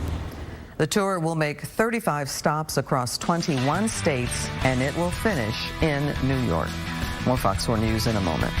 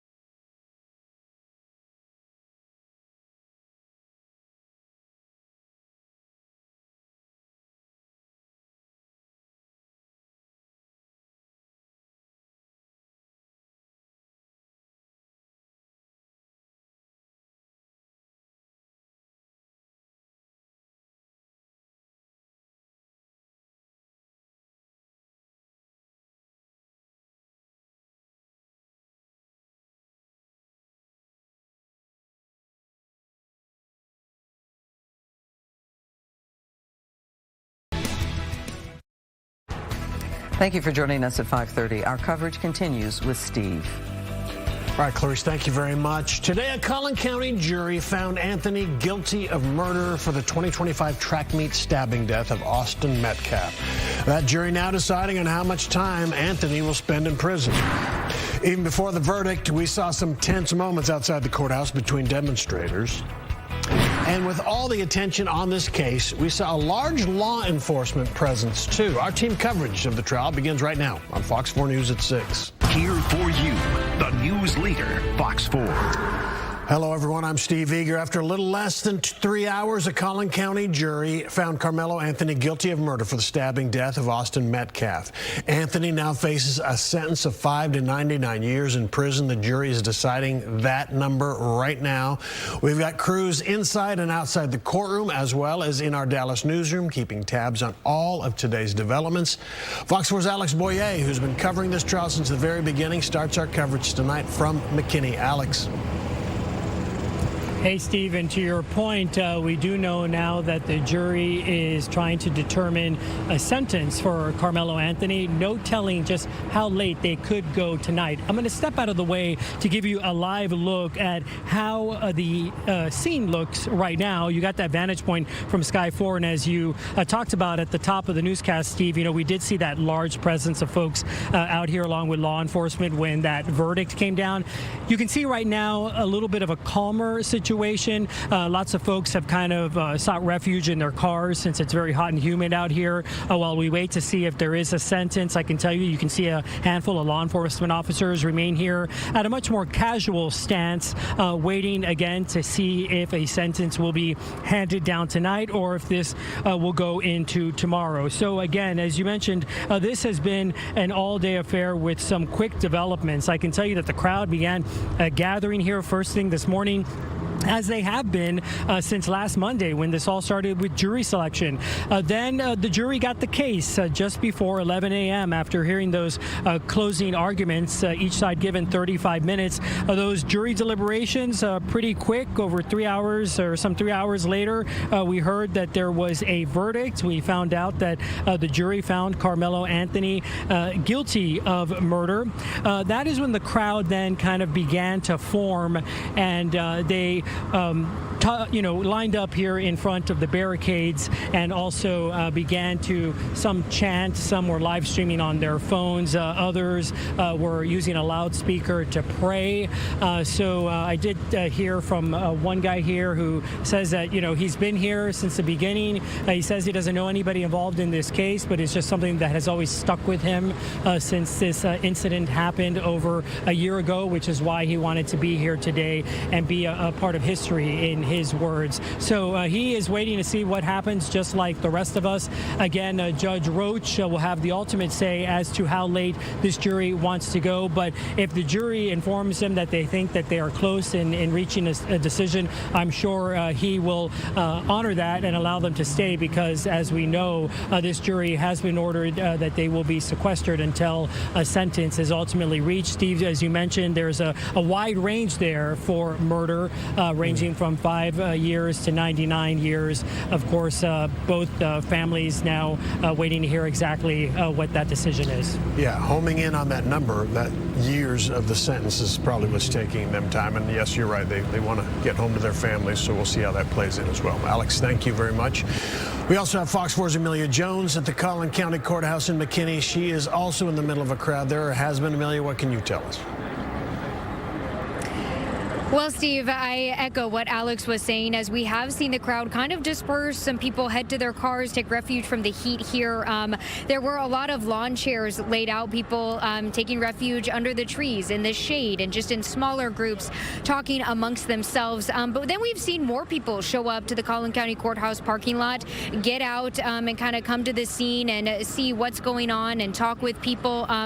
As the crowd has been out here, at one point we did see groups of larger people kind of gather together, a lot of them with their cell phones, as Alex mentioned. A lot of people live streaming reaction from the verdict and just reaction as we wait for the jury to hand down that sentence here. So some people were talking to some cell phones and larger crowds here, but it is quieter. There's no longer loud music playing. Nobody is on a loudspeaker, and there are no chants. That's different than what we heard before the verdict and then in those moments right after that verdict came down. And so I did speak to people after the guilty verdict was issued, and I spoke to a man who lives here in McKinney. He was not a part of the public who was in the courtroom and heard testimony over these last few days, but he remembers the case from April 2025, and he says he really just wanted to be here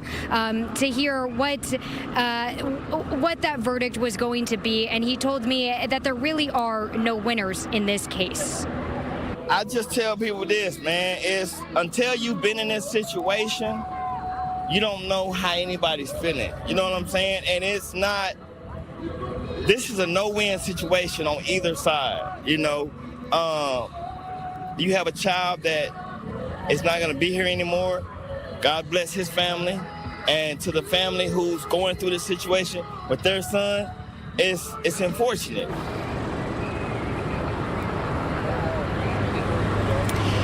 Now, from Fox 4, Lori Brown, who is inside the courtroom right now, from what she is saying with the public information officer, who has really been the liaison between the media and the court here, victim impact statements will be read after the jury issues that sentence. So that might be the first time that we get a chance to, hear from the players here. We do know that Austin Metcalf's twin brother, Hunter Metcalf, is here inside the courtroom for the first time of this trial. And so while we wait for that, other people are out here kind of talking amongst themselves.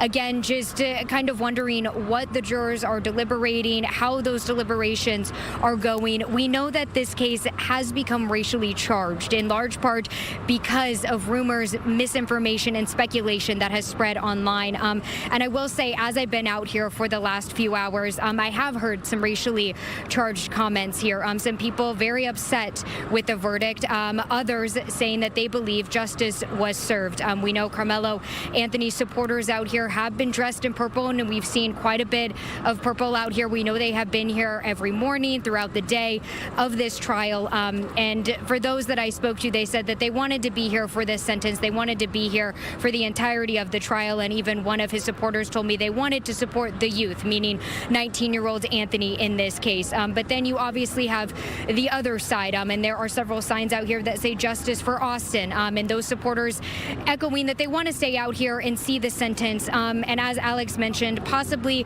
hear from any of those families. So while we wait, we will be here monitoring the crowd, and of course, bring you any updates as we get them. But for now, Steve, I will send things back to you in the studio. Okay, very good. Amelia Jones, thank you. Fox 4 Sean Rabb is in our digital studio. All right, Sean, we've heard a number, like the courthouse has prepared for things to go to 11 p.m. After 11 p.m. we do this, before 11 p.m. we do that. So they're expecting maybe to be there till 11. I don't know what you're thinking at this point about how long it might take, but these things, the sentencing can be more complicated than the verdict, can't it? Often? Yeah, the sentencing can be much more complicated than the verdict. There were 12 jurors, 6 alternates, a total of 11 women. And so some of the people on that jury are mothers, right? Mm-hmm. And it could be very difficult for them to wrestle with the decision that they're being asked to make. And what they're being asked to make is to send Karmelo Anthony away for a long, long time, to hand down, Bill Worski said, a lengthy sentence to send a message that this community will not accept, take, or tolerate senseless violence. It's one thing to have the evidence lead you to a guilty verdict. I think it's another when now you're asked to assign years to a life. And so it could very well be that they debate and deliberate this part of the trial longer than it took for guilt or innocence, less than 3 hours on guilt or innocence. And so we could see punishment, longer than that. And again, we don't know for sure, but we could. We're about an hour and a half now, about 90 minutes into punishment now, maybe a little past that. They started at 4:37, so 5:37 was an hour, 6:08 or so now, so a little past an hour and a half, but they're trying to come up with a number, and that part is going to be difficult for them. For the families, I imagine there's still a lot of anxiety on both sides, because certainly you have one family who are hoping that justice doesn't stop with just a guilty verdict, but that a sentence that echoes through the years. And then you have another family who are praying for mercy. You had Kayla Hayes, the mother of Karmelo Anthony. She was the only witness during the punishment phase to take the stand, literally pleading with the jurors for mercy for her son through her tears. And so the two extremes of emotions, the two extremes of hopes and desires of the heart sit in rooms waiting now for jurors to make their decision. It's still a tough night for all involved, and it could go open-ended till 11 o'clock or so tonight. It could, but they could end up in the next 30 minutes. We'll just have to wait and see. You mentioned Karmelo Anthony's mother testified. That was the one witness. And then Worski, I read the question he asked, just one question, is like, but you still get to see your son. See your son. Right. And that was, powerful too. Yeah. And oh no, very powerful. And then you walk away and you leave the jurors with that impression, right? You let that sink in. So, and they've got a lot that they've got to sink in, absorb, and make a decision on tonight. Yeah. All right. Sean Rapp, thank you very much. Appreciate you. Fox 4 is committed to keeping you up to date on this case. If there is an update from the courthouse, we will be live on the Fox Local app. Make sure you turn on the notifications so you will receive an update right on your home screen saying the jury's back, and you can flip to our coverage. We'll be right back.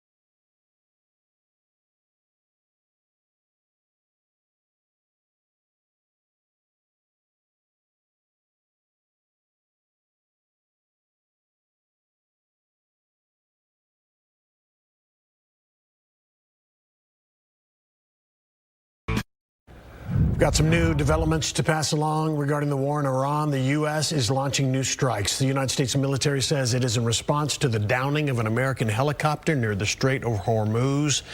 The two-man crew on board the Apache helicopter was rescued by a Navy drone boat after it went down earlier today, the helicopter. No injuries reported. President Trump has blamed Iran for the shooting down of that helicopter. In the last hour, a U.S. official says the helicopter collided with an Iranian drone, causing the crash. We don't know yet the size of the retaliatory strikes, but U.S. military leaders say it will be a proportional response. Hot, humid, and repeat. We were able to shave a couple of degrees off our afternoon high temperatures today with slightly lower dew points. It really didn't feel as rough as it did yesterday afternoon, but for parts of the entire country, that has not been the case. From the Midwest all the way through the upper Midwest, far western parts of the U.S., even parts of the north and east under those heat advisories. As we zoom on in a little bit closer to the Lone Star State, parts of the Panhandle, handle under that heat advisory through this evening, as well as far northeastern parts of North Texas. So remember, just a quick reminder, especially as we head into the hottest months for us, typically on average. A heat advisory is whenever a temperature is expected of about 103 or above, or the heat index right around 105. An excessive heat warning.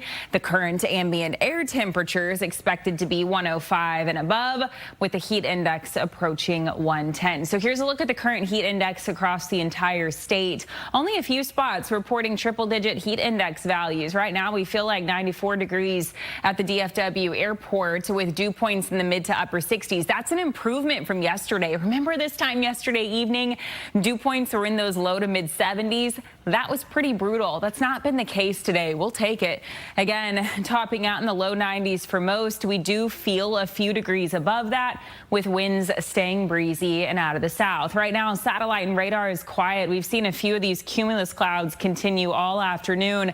A few of those showers across far southern parts of central Texas are still drifting to the north. These will likely dissipate before they reach our far southern counties. But still, tomorrow, I've left about 10% coverage in place for areas well to the south, and that's it thanks to all the moisture in the atmosphere.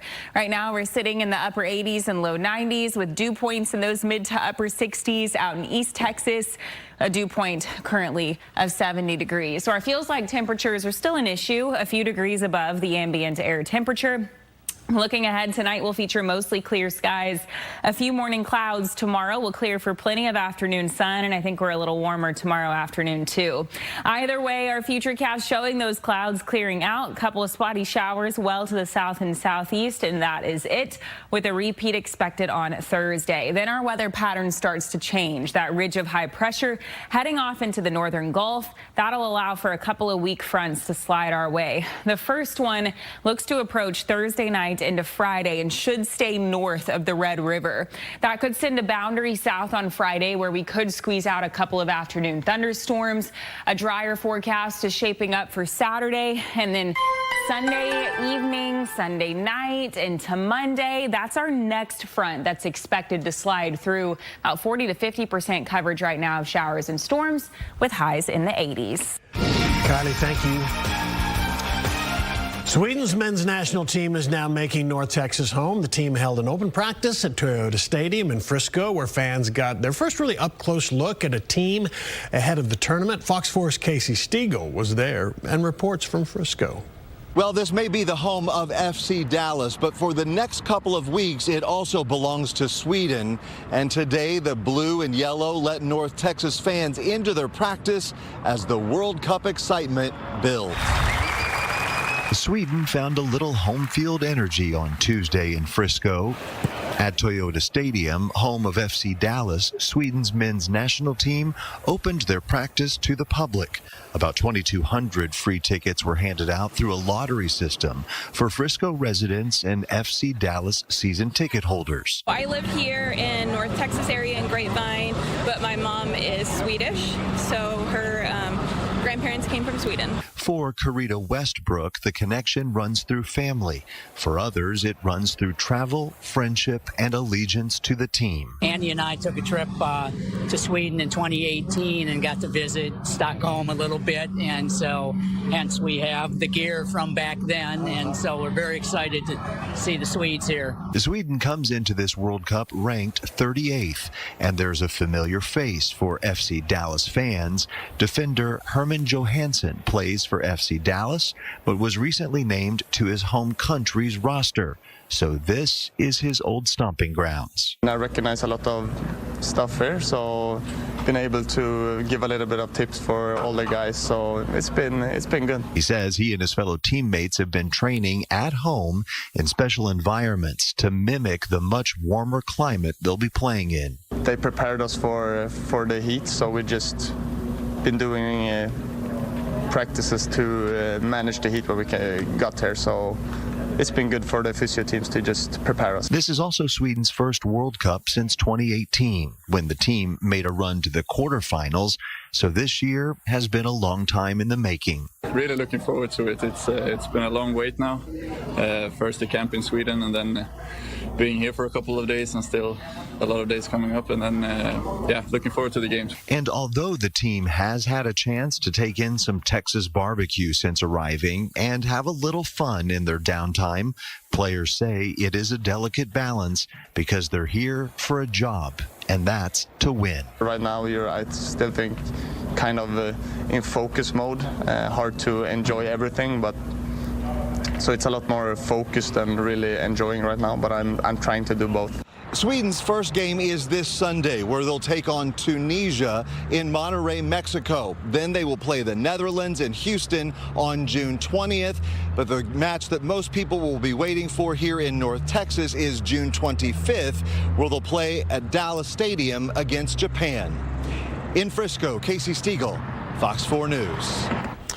Fox 4 is giving you more ways to get local news and weather during all the World Cup coverage. KDFI Channel 27 is now Fox 4 Plus. When World Cup soccer is airing on Fox 4, our news will be on Fox 4 Plus. Scan the QR code for more information on how to find Fox 4 Plus over the air or through your TV service provider. We'll be right back.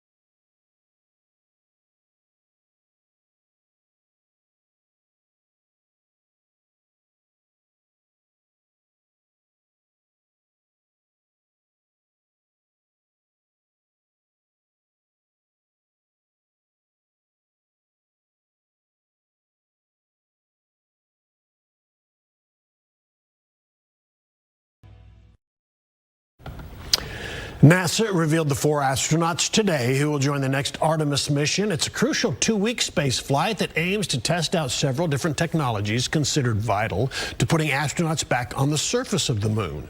The crew includes astronauts Andre Douglas, Frank Rubio, Randy Bresnik, and Luca Parmitano.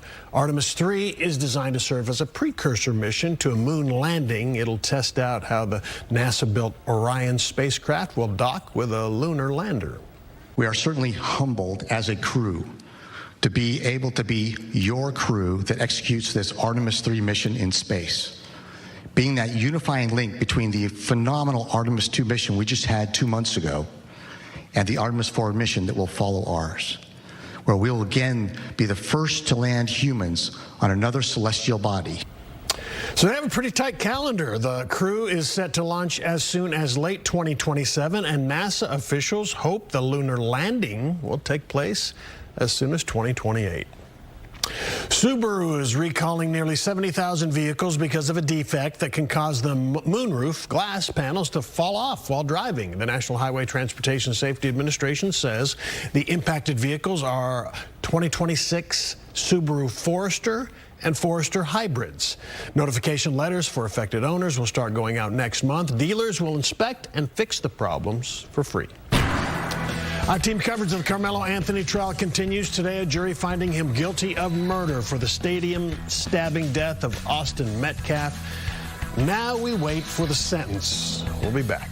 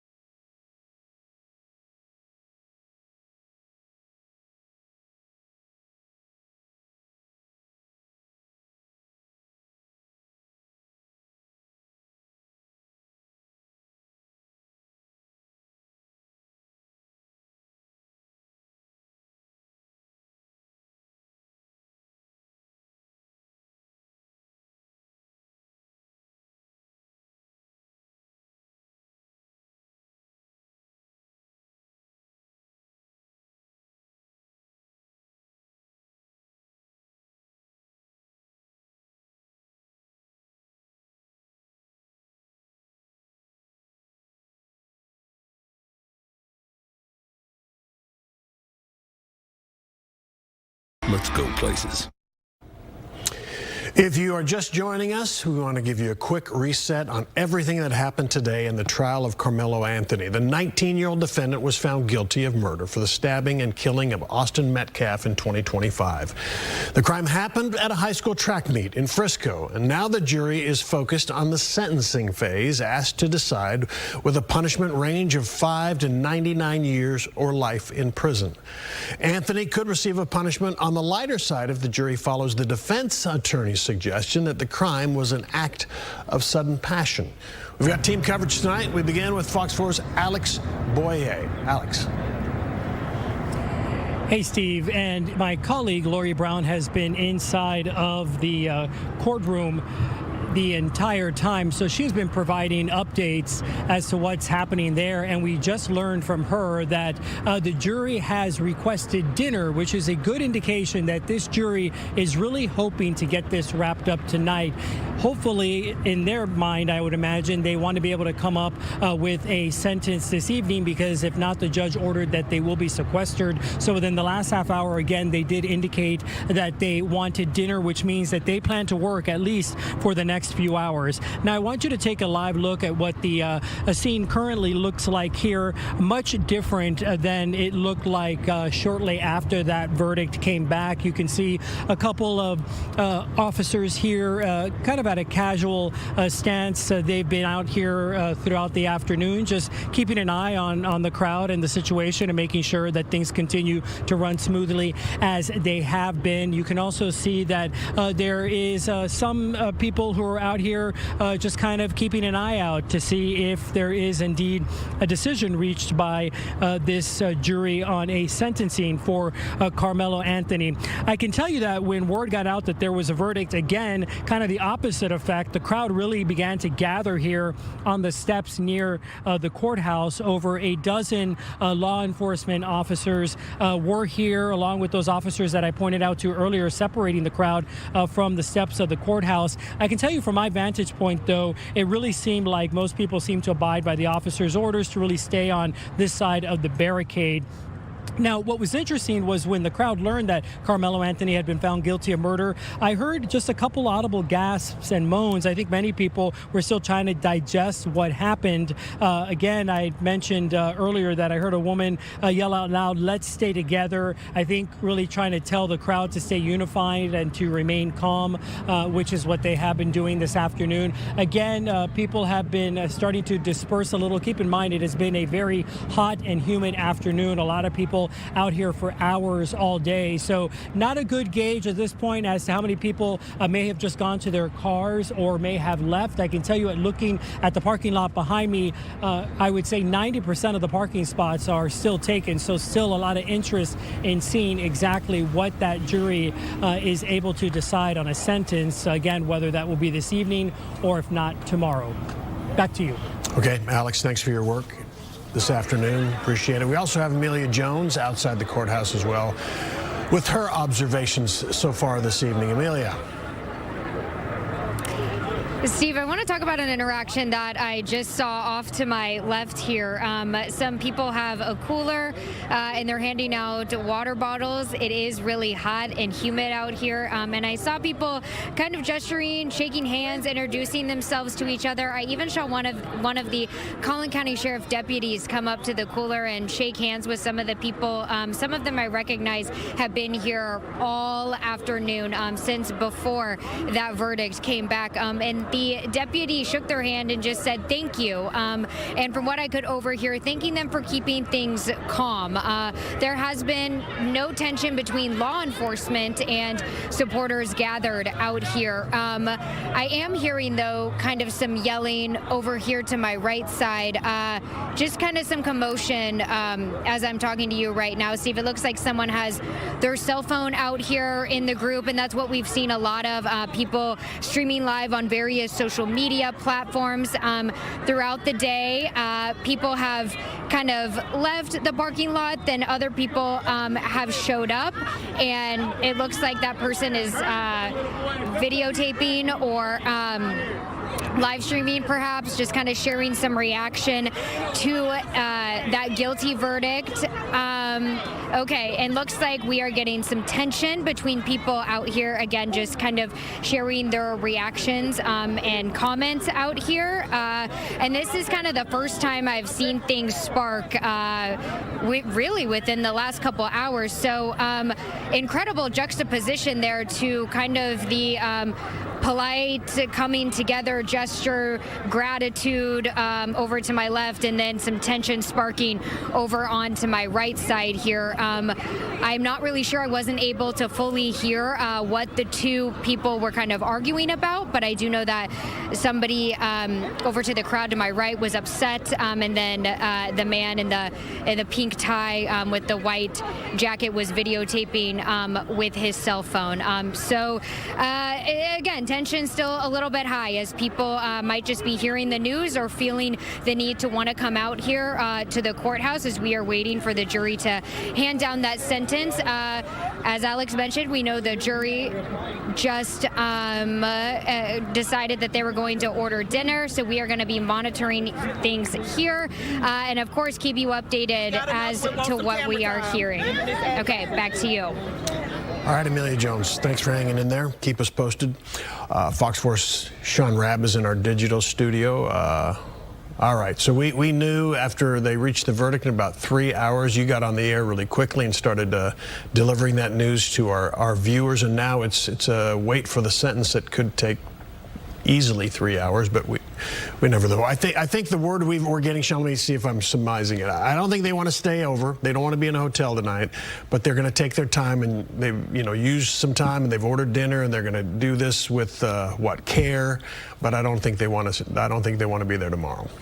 Yeah, I don't think anybody wants to look at it as a sleepover, right? Yeah. Mm-hmm. In a hotel without their family and folks they can't talk to even. So they have ordered dinner. It's 2 hours now. Well, at 6:37, it will be 1 minute. It'll be 2 hours since the jury retired to begin to decide the punishment part of this trial. And so, yes, they've ordered dinner.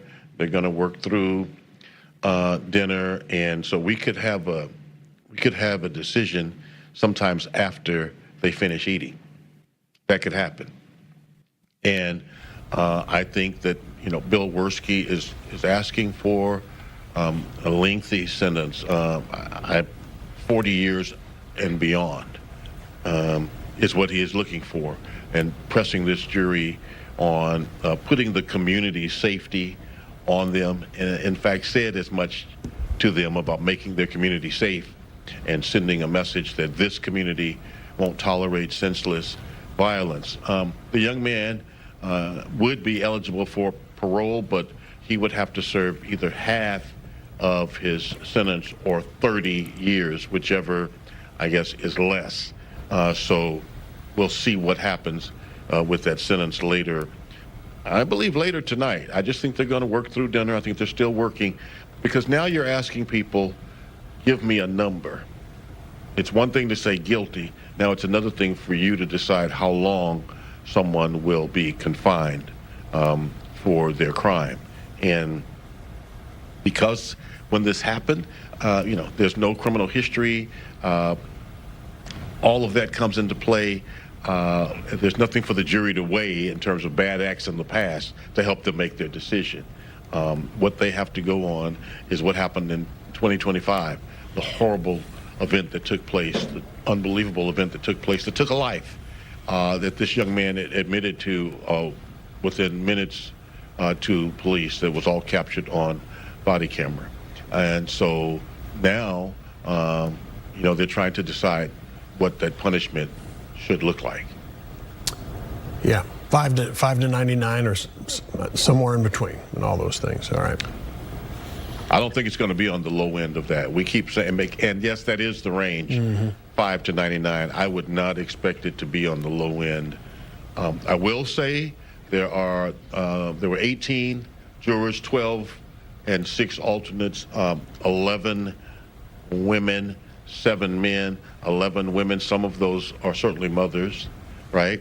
I don't know the age breakdown of of those women yet, but some of them are mothers, and that might give them some consternation as they struggle with assigning punishment. Yes, they're thinking about both families here, right? As a mother on the jury, oh, I lost my son. Oh, yeah. I mean, it's a tough position to be in, and that's why you ask strangers to come together across the community and to bring all of their own background and their own experiences and their own lives, you know what, into a room and come together and try to hash out what is justice and what is fair for a community and for a victim and their family, and for those who pray that they would find mercy for their loved one.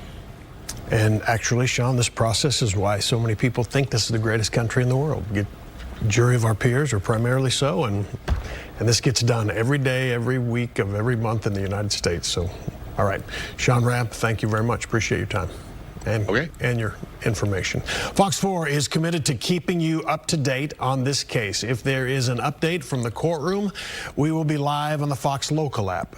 Make sure you turn on the notifications so you will receive one right on your home screen, and you will know to get to the Fox Local app and hear the sentence.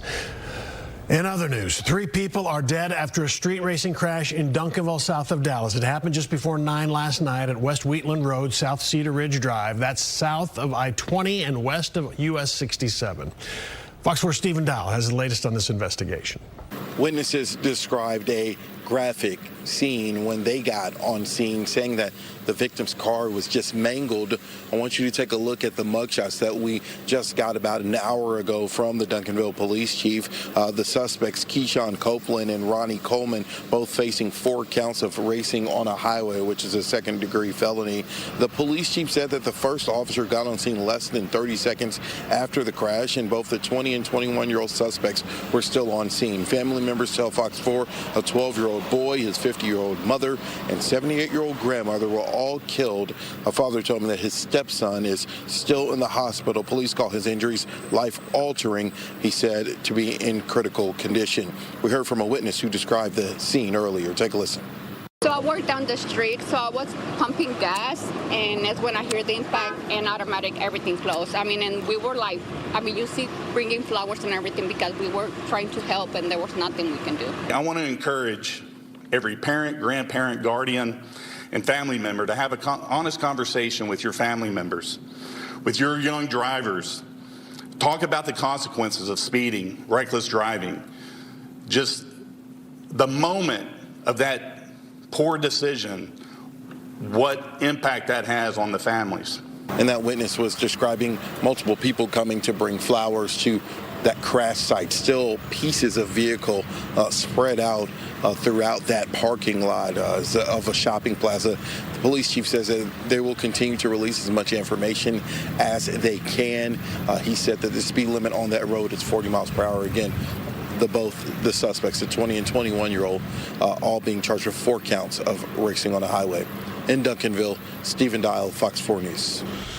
A Dallas County judge issued a temporary restraining order to block tomorrow's meeting on the redevelopment of the Dallas City Hall building. Council members Adam Bazaldua, Paula Blackman, and Kara Mendelson filed the suit asking for the order. Yesterday, they accused the city of not following its own rules and not giving enough notice for the meeting. The group of council members are among those pushing back on the idea of leaving the current City Hall. Well, the ruling today was specifically about what it was that I filed, which was a violation of procedure. So the substance of the City Hall argument is not really up for debate. What the court ruled on today allowed for us to have sufficient time to get necessary information that I believe was not afforded to us before being asked to take a vote. The future of the IMP design building has been in question since March, when Dallas City Council voted to explore options to leave the building and redevelop the land. Last week, experts from 2 different firms presented options to the City Council that range from $530 million to $610 million. We've heard people talk about $1 billion. Those costs are strictly for repairs and not potential upgrades to the building. Fort Worth City Council is set to vote tonight on a proposed private management of the Will Rogers Memorial Center. Nonprofit Gendy Street Management Corporation was recently created by 3 organizations, including one that operates Dickey's Arena.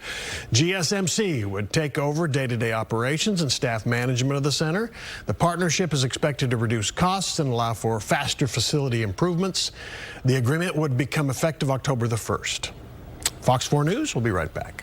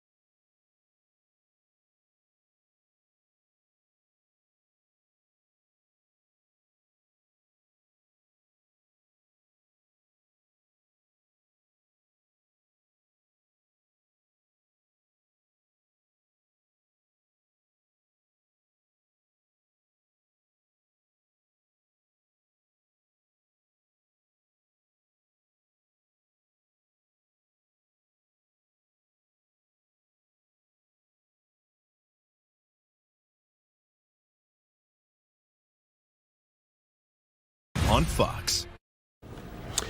We're now 2 days away from the World Cup and the world tuning in to the 2026 FIFA World Cup in North Texas as well. And with just 5 days from the first game at Dallas Stadium, Texas Attorney General Ken Paxton announced he is investigating FIFA's ticketing practices. Paxton is citing reports of fans being misled about their seats and what they paid for them. This all comes after the California, New York, and New Jersey Attorneys General raised similar concerns last month. Paxton says his office received several complaints about buyers who paid for a premium seat and were later assigned a less desirable spot. Hot, humid, and repeat. It's getting a little closer to that time of year where we start to sound like a broken record. But spring is still hanging on, especially as we round out the weekend and head into next week with a couple more chances for showers and thunderstorms and a dip in our high temperatures, just not over the next several days. We're looking for highs in the mid-90s Wednesday and Thursday. Friday, we shave off a couple of degrees with extra clouds and a couple of showers. It's off to the races again on Saturday, climbing into the mid and upper 90s, and then our next front slides in the Sunday to Monday time frame where we finally dip below average for a couple of days. Now, the current heat advisory that's in place for parts of the Lone Star State does not include our North Texas viewing area. We'll take that. We are dealing with the heat and humidity, just not as rough as what we saw yesterday and not at that heat advisory criteria. Remember, the heat index has to be right around 105 for that heat advisory to be warranted. Temperatures right now are in those low 90s after climbing to about 92 this afternoon. We're currently sitting at 91.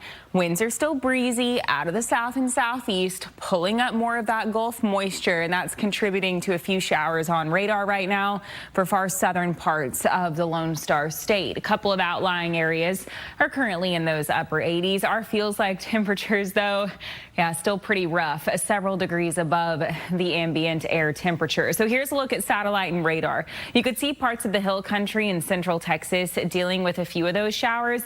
These are what are called sea breeze showers. They typically develop in the heat of the afternoon where there's more Gulf moisture in place. Right off the Gulf Coast. You see the picture there. These continue to drift from the south to the north, clipping far southern and southeastern parts of the state, but should stay shy of our viewing area. Now, tomorrow, I've left about 10% coverage in place for far southern parts of North Texas once again to see if 1 or 2 showers is able to survive the trip. Mostly clear until about midnight, and then as we inch closer to sunrise, we'll see some extra clouds develop. You can see that easily on our futurecast. Those extra clouds will be in place by sunrise tomorrow morning, clearing for plenty of sun by the afternoon. You see our high resolution models hint at a couple of showers. There's a chance, but mainly for southern parts of North Texas. We do it again on Thursday. These winds will also start to crank up out of the south and could gust between 25 and 30 miles per hour, especially Wednesday and Thursday. On Thursday, especially at night, a weak front looks to approach our Red River counties.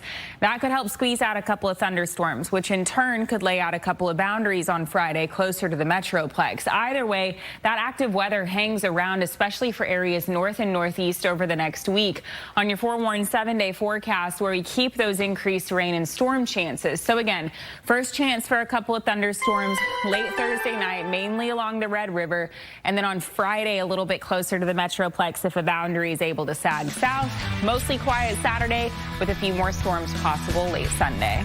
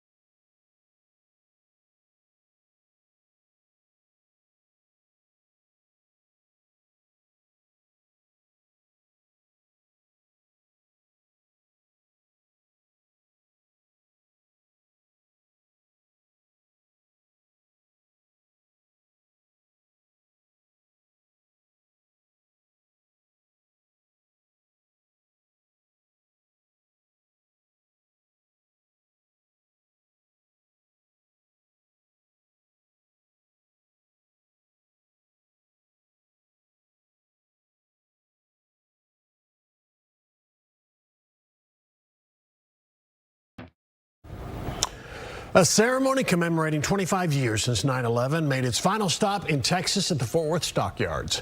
The Steel Across America tour features a 16,000-pound steel beam recovered from the original World Trade Center. It offers the public a rare opportunity to see that artifact up close and hear firsthand stories. Organizers say the tour connects those who may not have ties to New York City. We were traveling the country with this beam to show them, you may be a little bit disconnected from New York. It may be 25 years after the fact, but we have not forgotten, and the sacrifices made that day will never be forgotten. Absolutely. The tour will make 35 different stops across 21 states. The tour finishes in New York. Stay with us. More news in a moment.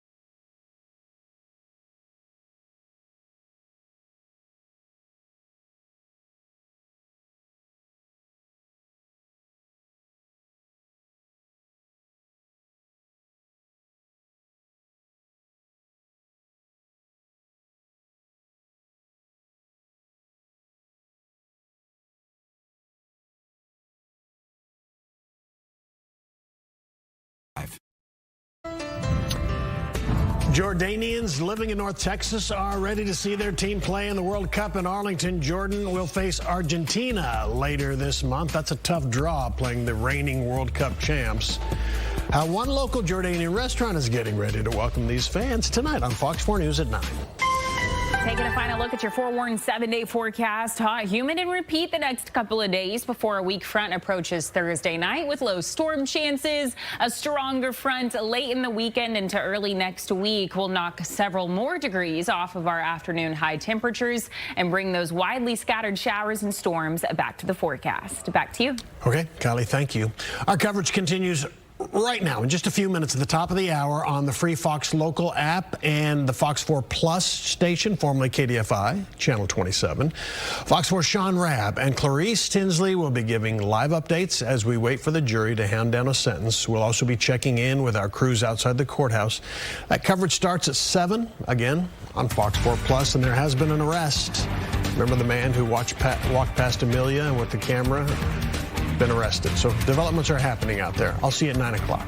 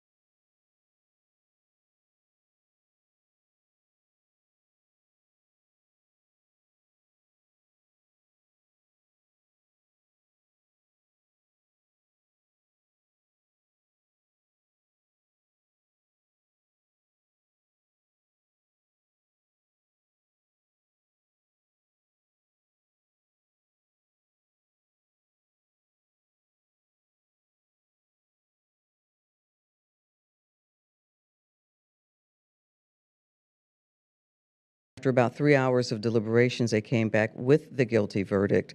The punishment phase for this started at 4:37 this afternoon, and we can tell you the jury at 6:15 tonight ordered dinner. So Judge Roach had said they could go earlier. He said they could go as late as 11 o'clock at night. We don't know if that means they are going to go that late or if they're going to have dinner and then come out with what they've decided. So there was lunch today, and not long after, they came back with the verdict on the guilt and innocence phase.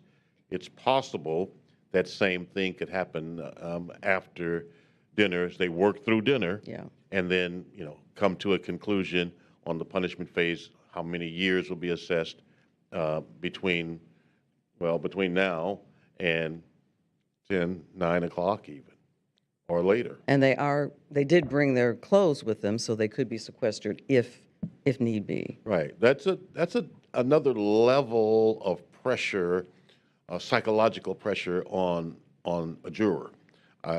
You're away from home. You can't talk to your family members. You're in a hotel room, and all of us have traveled. The first night you're in a hotel, you don't sleep well anyway. And now you're in a hotel room, and you don't want to really be there, and the weight of this decision that is yet to be made is on you as you struggle with that overnight. And you're only supposed to deliberate when you're in the jury room. So you go to the hotel, but you can't talk to the other jurors about this case. And you can't watch the news. Nope, no social media. Right. And it's the issue is sudden passion. If it's sudden passion, then is it 5 years, 20 years? 20 years could be the maximum on a sudden passion. But if not sudden passion, it could be 5 to 99. It could be life. It could be the upper end of that 5 to 99 years. And so maybe they're arguing or disagreeing or struggling to answer the question, do they find sudden passion or not? The prosecutors, Bill Worski, said this is not sudden passion. You can't find sudden passion. Basically, he said, this is not sudden passion. This is murder, and life sentences have already been handed out. And you need to give a long sentence to show that we don't tolerate senseless violence here in Collin County. There's a lot at stake here. Definitely. And Sean, as we take a look outside the courthouse, this case has gone international, it's gone national. We've seen people streaming. We've seen opinions on both sides. But we have not seen any violence today. Though we have seen this evening one man arrested and a woman at least detained, taken in, set in the back of a squad car. Whether she is ultimately arrested or not, we don't know. This is the first, and that man, we saw him as Amelia Jones was doing her live shot. He had on a white shirt. There he is, white shirt, pink tie suspenders. With his cell phone up. And I don't know what happened, what he said or who he said it to, if he touched someone. At this point, we see him standing around, sheriff's deputies around him. And then later, we see those same sheriff's deputies taking him into custody. And handcuffs. Yes. Yeah, we did see that. And then there was a woman who was taken into custody, but we don't really know the circumstances of that yet. We don't. We don't know the circumstances of that, but we do know that this man, was in fact arrested, and we saw him be handcuffed and led away. And so this is the stuff that you really don't want to see, and for people who are there, you want people to have the right to show up and express themselves. That's what we do in this country. But you don't want to see these kinds of confrontations or brushing up against people that end up with you being taken into custody. There you can see the sheriff's deputy. And he's getting some help to put cuffs on him and take him in. We don't know yet. We don't yet know why that happened. We've seen people on both sides with signs, with posters, who agreed with the verdict, who disagree with the verdict. We've seen people who were very emotional and literally in each other's faces, but respecting the physical space. Right. And we've heard a lot of language today. You can call it colorful language or angry language. We've heard a lot of language today. But again, we hadn't seen anyone get arrested until this evening. And so tensions are still high. You know, people are dug in on this. There are two camps out there. There are two camps, and they don't agree, and they're not even listening to each other. Yeah. Really. Right now, we've got Dion Anglin, who is outside the courthouse. Dion, join our coverage. Tell us what you've been seeing, what you've been hearing. Hi there, Clarice. Sean, definitely a mix of people and a mix of reactions. And we have definitely seen the pendulum swinging back and forth here outside the courthouse in Collin County.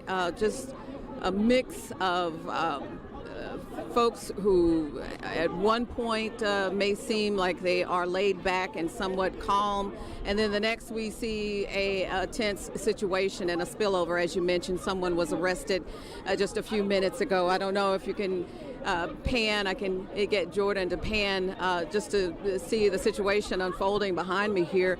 This is a little spillover from that arrest that was made, and you said that one other person was detained. I got here at the courthouse about an hour and a half after the verdict, the guilty verdict, came down, and it was a little bit tense, but nothing like this. Now, then we saw things calm down for a couple of hours, and there was even moments where, like I think Amelia described to you earlier, we saw people sharing bottles of water and that kind of thing. But all it takes, I guess, is the wrong mix of rhetoric to be uttered by someone, and then for someone to take exception with that, and then you have a confrontation or a situation like you see behind us here. There are a lot of folks with their cell phones, a lot of people recording, and then there are some who are engaged in or interacting with one another, of course, in disagreement about this case, about the verdict, and about some topics that really stray from the verdict. And of course, we are now waiting for the sentencing for Karmelo Anthony. You were talking about how we don't know how long this jury is going to be allowed to deliberate tonight. We really don't know if we're looking at a set amount of time tonight where they will be told that they'll have to retire for the evening and come back tomorrow, or whether we're going to be staying very late and waiting for a decision on the sentence here. So, of course, we've been saying all along, no cameras allowed in this courtroom, but the reporters and journalists have been able to use a mix of cell phones and laptops to get that information from the courtroom. And we are, of course, poised and paying attention, waiting for every bit of information. Our Lori Brown is inside the courtroom, of course, or she has been all day, and now during this waiting period for the sentencing to come back. It's enough to have you keep your head on a swivel out here because the level of tension, of course, you just don't know what could, how high things could escalate, and you just want to be paying attention. So that's basically the scene that we have out here now, a mix of people and reactions. Of course, the emotions are high, and the tenseness of the situation is something that we're keeping very close watch on. And I'll send it back to you all. Dion, we just got this information from Lori Brown, who is in the courtroom, that the verdict should be arriving around 7:10, so that's about 2 minutes away, and people will be arriving in the courtroom. So we could be, Sean, very, very close to hearing what the punishment phase is going to yield in this. Yeah, kind of like the pattern we saw earlier today. They had lunch, they worked with lunch, they came back with the verdict. Now they've had dinner, they worked with dinner, and apparently they're coming back. So anytime between 7:10 and say 7:30, 7:40, 7:50, 8 o'clock, everybody's got to get back in the courtroom. We've got to assemble, reassemble. We're going to know how long Karmelo Anthony will spend in prison. And Amelia Jones tweeted that they're going to lock the doors to the courthouse at 7:15. So this process is underway right now. Well, I heard you talking about that earlier, and that's exactly right. We've seen that play out in a lot of different trials. Jury will go to dinner, and then on the way back from dinner, perhaps they already, they have an idea of the decision on this, and so that's good news to hear, and it's also very good so that we can pay close attention out here, because as we know, when the sentence is made public, then there could be a lot that's happening out here. Are there people speaking now, Dion, as you stand there and report with us? Are there people speaking, or the crowd gathering at the steps of the courthouse? Yeah, there's still some interaction going on, and I'm the best I can describe it now is that people are just trying to get their points across. They're kind of yelling, and like there's a woman now who has like a little microphone, and she's it's an amplified microphone, so she's just kind of shouting out some things that she feels like people should hear from her and be aware of.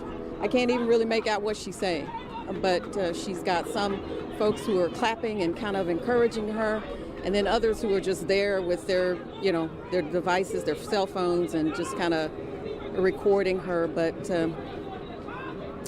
it is a situation that is, put this out there. There's a guy there in a white T-shirt, and yes, Texas is a right to carry state right there, and yet he's in this environment where the tension is high, that's not a good idea to let people see what you have on your hip, where people in this particular instance, my opinion only. Yeah, I mentioned that. Yeah, it's giving that you need to keep your head on a swivel. Right. And so that's basically the posture, at least that I am in. And, and although he has a firearm on his waistband, he's smiling, he's talking with someone, and they're seemingly, lightheartedly talking about something. But, right next to him is a woman who is kind of shouting, and she's very frustrated about whatever it is she's, trying to get across to the folks here. So it is, it's a mix of emotions that definitely warrants our paying close attention to what's going on out here. Right. Yeah, definitely. We want everybody to keep their cool. Everybody's got opinions. They're expressing that. You've got the right to do that, but we want to make sure everybody stays safe while they are in front of that courthouse. So it's 7:12 now, 12 minutes past 7 o'clock. Last word from our Lori Brown, who's been steadfast in that courthouse. Yes, she has. And stayed in that courtroom, is that the verdict is in, reportedly. People returning to the courtroom at 7:10, which is a couple of minutes past. So we expect to hear from Lori Brown as soon as she has more information to update us. And right now we've got Bree West, who's on the line. She's a criminal defense attorney. Bree, you've been watching this all day. Thanks for joining us. We could be hearing. Thank you for having me. We could be hearing the punishment very soon. Yeah, I think it's. This is a tough case for this entire community. Karmelo Anthony found guilty of murdering the victim in this case, the victim's family, sort of accepting that verdict, understanding that verdict, Karmelo Anthony's family accepting that verdict, understanding that verdict. This is really tough, I think, for this entire community. So, Bree, Sean Rabb, good to see you tonight. We are waiting for punishment. We are waiting for the length of that punishment. Certainly, Bill Werski has said this is not sudden passion. The jurors obviously said no to the idea of self-defense. Bill Werski has said send a lengthy sentence, send a message that we will not tolerate senseless violence in this community. That sounds like 40 years plus is what he's hoping this jury will return with.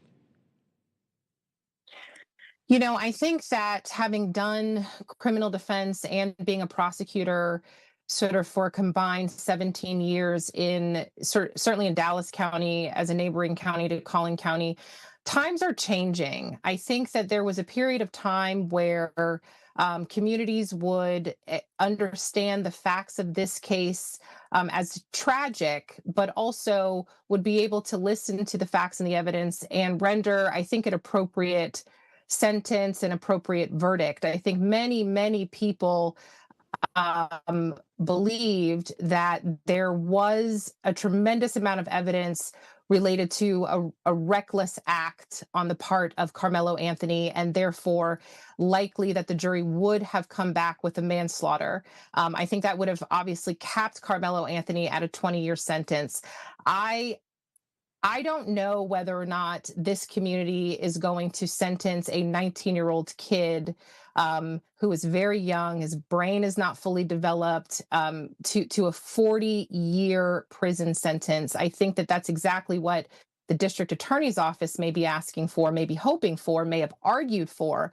However, I think that there is something to be said for redemption, rehabilitation, which would look like a much shorter sentence.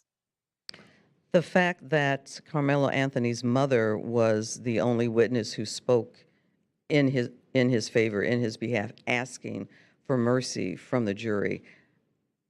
You're not involved with this case, but how effective could that be? And are you surprised that there was only one witness on his behalf? I think that most people, myself included, are a little baffled by a single witness being called for a 19-year-old defendant that was just convicted of murder.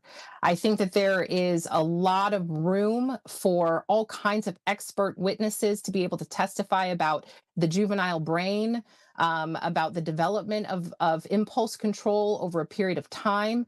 I think that there was certainly witnesses that may have been able to testify very specifically about about what kind of student he was, what kind of athlete he was, what type of opportunity he, sort of may have had going forward in his life. And that's not to take away from the life of Austin Metcalf, but it absolutely is to say that this is not a soul that we absolutely throw away and say there's no possible, hope for you to rehabilitate and ensure that you don't make this choice again.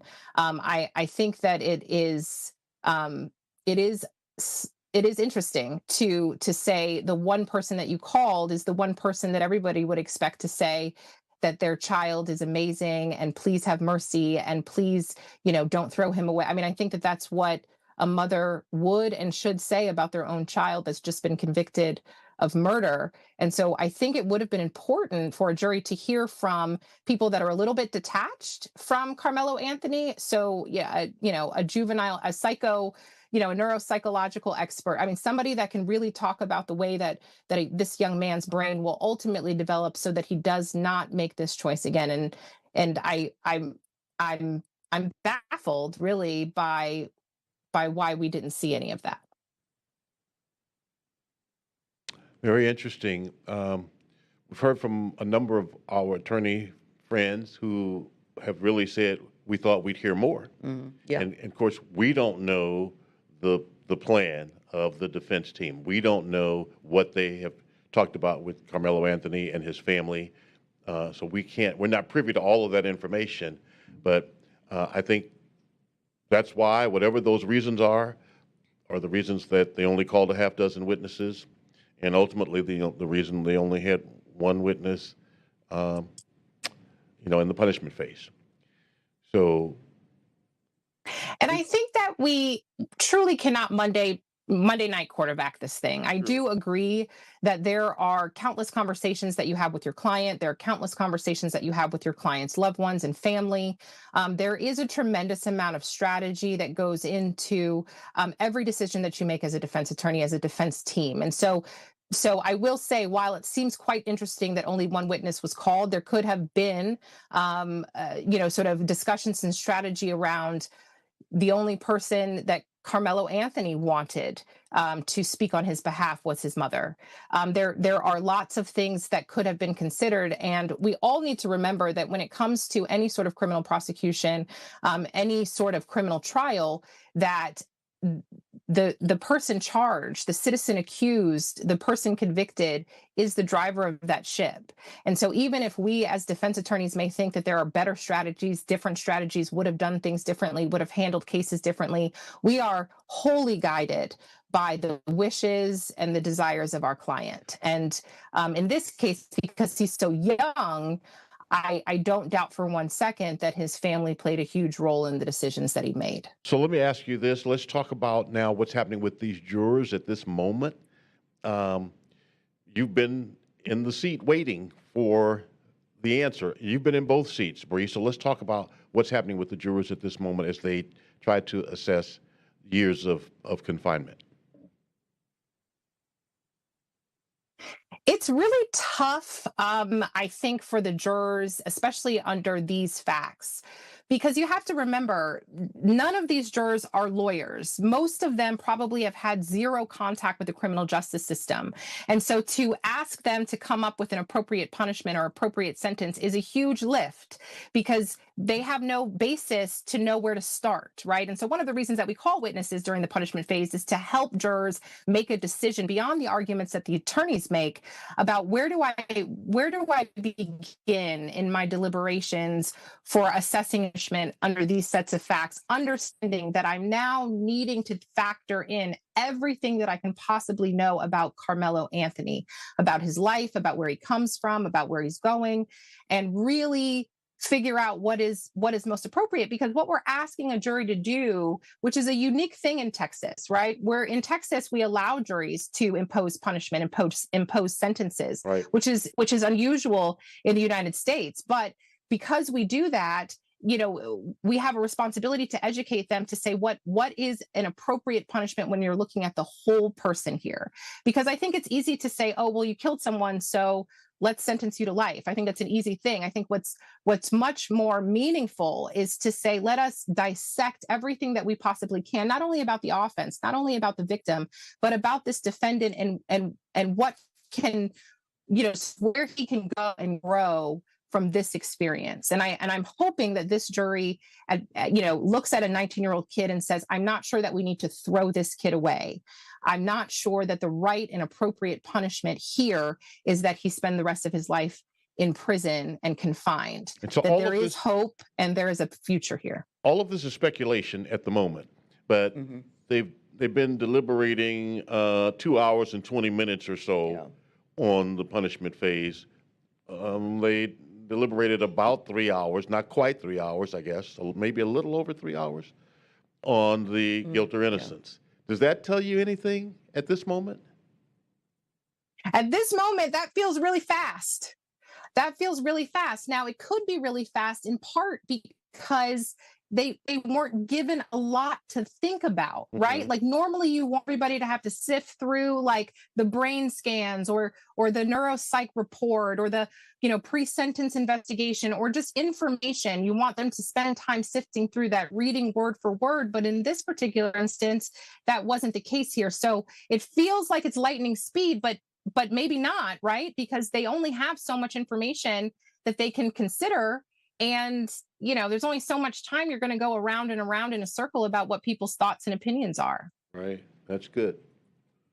So, but if you're saying that you would expect, or you would have expected reports, you would have expected more than just the mother speaking, why do you think that didn't happen? And again, I think that I think you've seen, right? There's so many people that are Monday night quarterbacking what the decisions were as it relates to the defense team and why they called who they called and why they didn't call anybody else. And I don't know that I can really say with any level of clarity, sort of why we landed here. But I do think that there's something to be said for, painting a complete picture of Karmelo Anthony, to say that this is a 19-year-old kid. He made a bad choice. Another person lost his life, but his life matters too. And it's really impossible for us to know at this moment until we can hear from the defense team. Remember, there was a gag order imposed in this case, so we weren't able to talk to the attorneys leading up even to this trial, as we so often do, to learn what we can, glean what we can about their defense and how they plan to approach the case. What we learned about it really was during voir dire, that it appears as if they're going to make self-defense their claim. And yet we didn't learn about that until they were picking the jury in voir dire. So we're being told by... being told by Lori Brown, our reporter in the courtroom, that Austin Metcalf's family is there, but only Karmelo Anthony's grandmother is there at this hour, but not his parents who were there earlier. Maybe they're coming tonight. I can't imagine that his parents are not going to be in that courtroom. Right. It's not that kind of situation. There have been cases, and you perhaps have tried those cases on either table, where the person had no support, the defendant had no support, nobody there with them. This is not that type of case or family. And that's what makes this so interesting, right? It does seem like, sort of what you begin to learn, about Karmelo Anthony is that he has a two-parent household, right? He has a loving family. He had a tremendous amount of support. It does seem like he was a good student. He had a bright future. And so it's very interesting that there just wasn't more of that kind of pushed as the narrative in punishment. But I agree with you, Sean, that there's no set of circumstances, in my opinion, where as he is sentenced for the murder conviction, that he will not be supported by his parents and by his family. So perhaps it's just a scheduling timing thing. Maybe they're in the bathroom. Yes. And Bree, coming up with a verdict is a very different situation than coming up with the sentencing, the number of years that a person is going to be incarcerated. Tell us about that. The way that we talk about the guilt innocence phase of trial versus the punishment phase of trial, guilt innocence is a snapshot in time. It is what happened in this moment between these two people.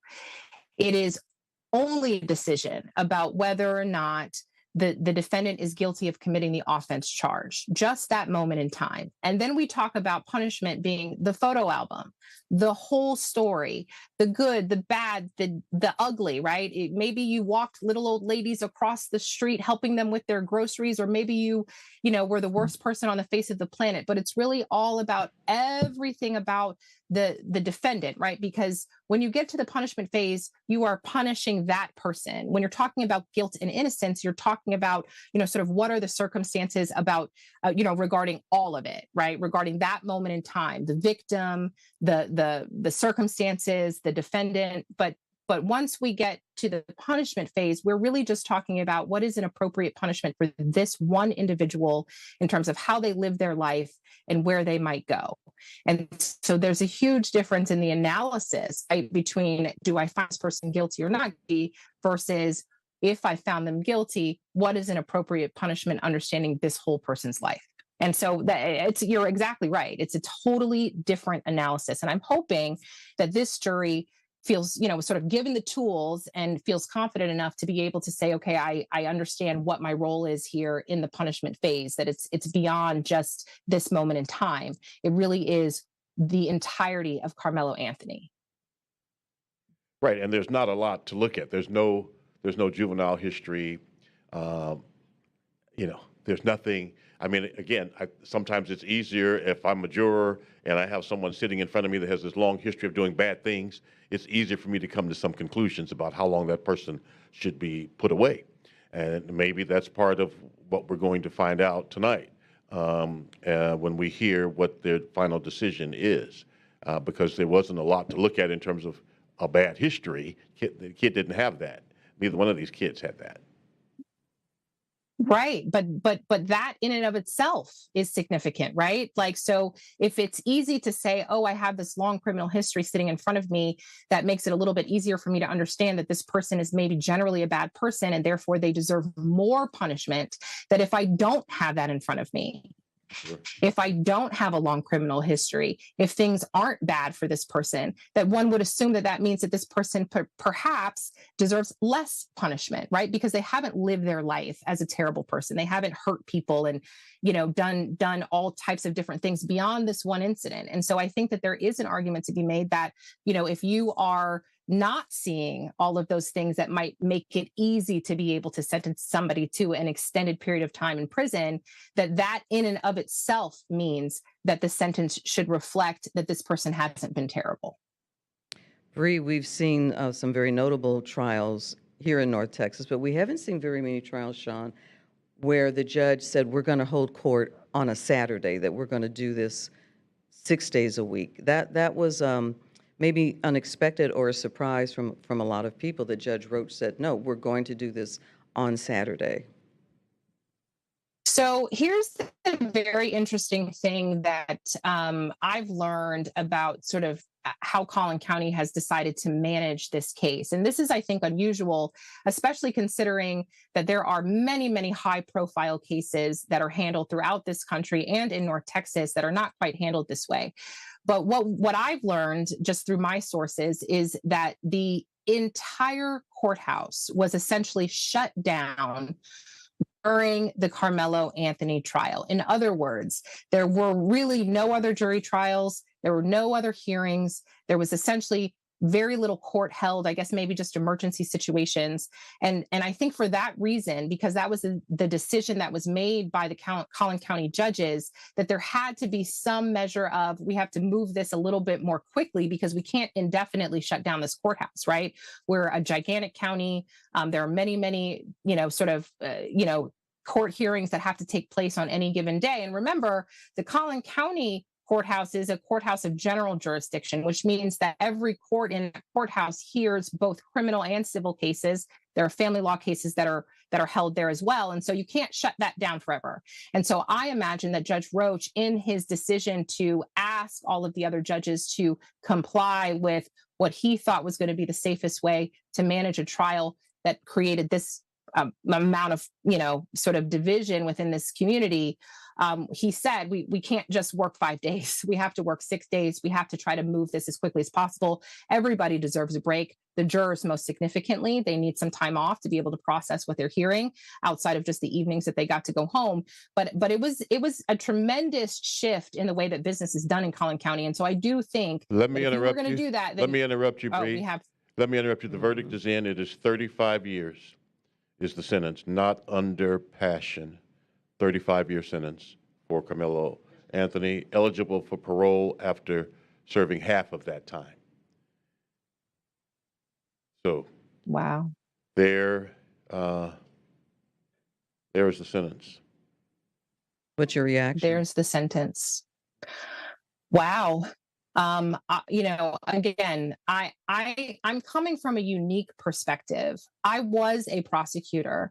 I have prosecuted people that have killed people, that have harmed children, that have harmed babies. I have defended people that, have killed multiple people. I have a death penalty case that I'm a part of right now.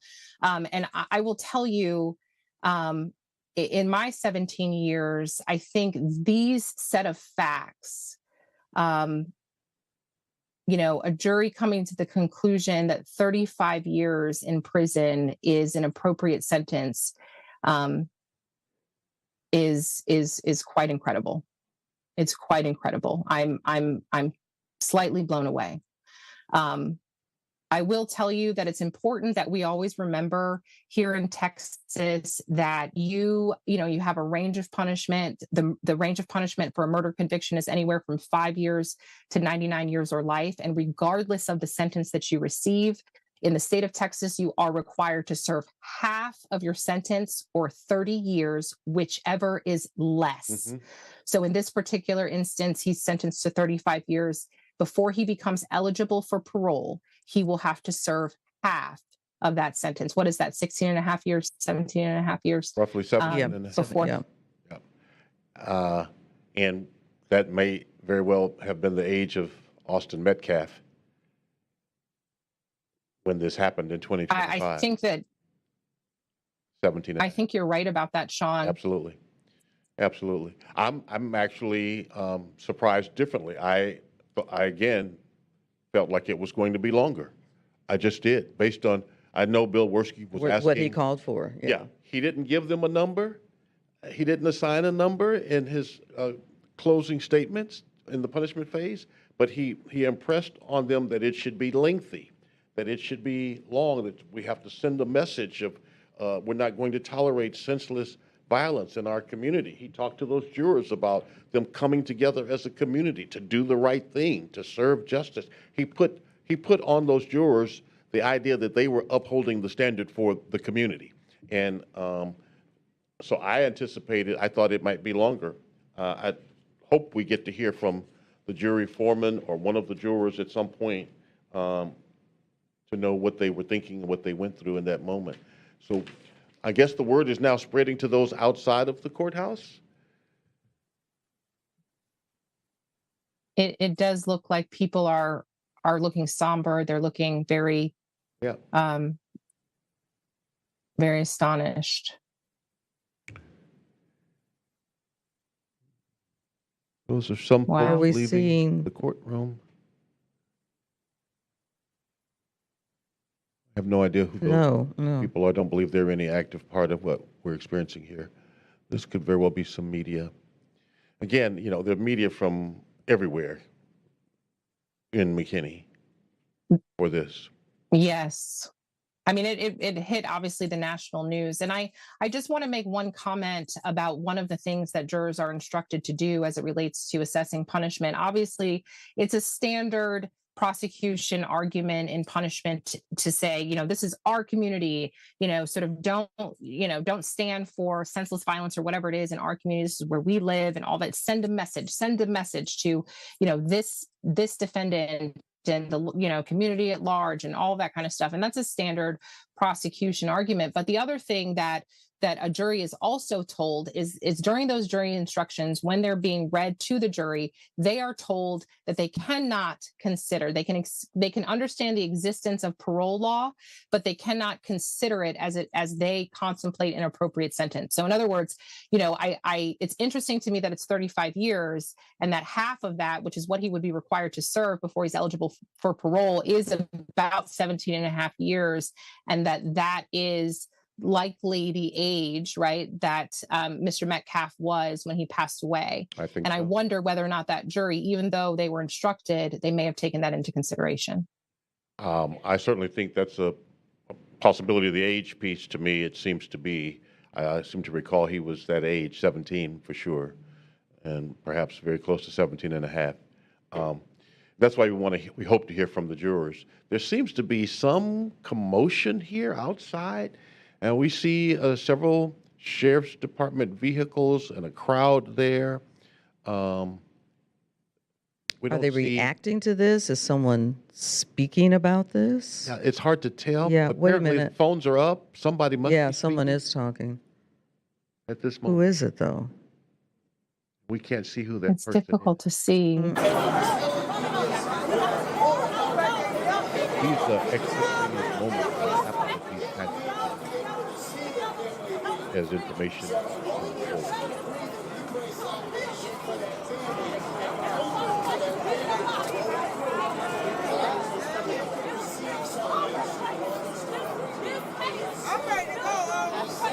And so at this moment, what's happening, as you are the attorney, Bree West, first tell us, as the defense attorney, you're talking to your client and their family, or you're preparing to meet the media, or what? Go ahead, Clarice. Yeah, we see that woman in pink. She's the one who's speaking, that they're listening to and recording. Okay. Oh, and I will say that I've seen her. She's been at the court a number of days. She certainly was there when I was there. So I don't know if she is someone that was one of the first ones to come out after the verdict was read and is perhaps delivering some of the information. But yes, Sean, as it relates to where things are right now, this is a devastating blow to a defense team, right? This is probably not what they would have expected, certainly not what they were arguing for. And so this family and your client are, were hit with a huge sentence. And so you are spending time with them. They are your priority. His mom, his dad, and certainly Karmelo Anthony as your client. That is your priority. That is who you're talking to. You're also talking about what are the next steps, right? Because obviously punishment is imposed. He will begin serving his sentence right now.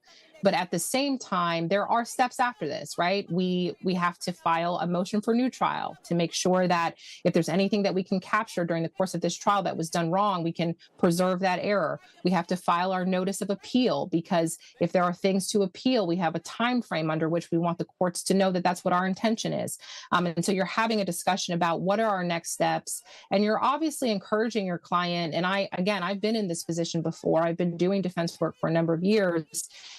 You're also encouraging your client not to give up hope, right? That there is hope still.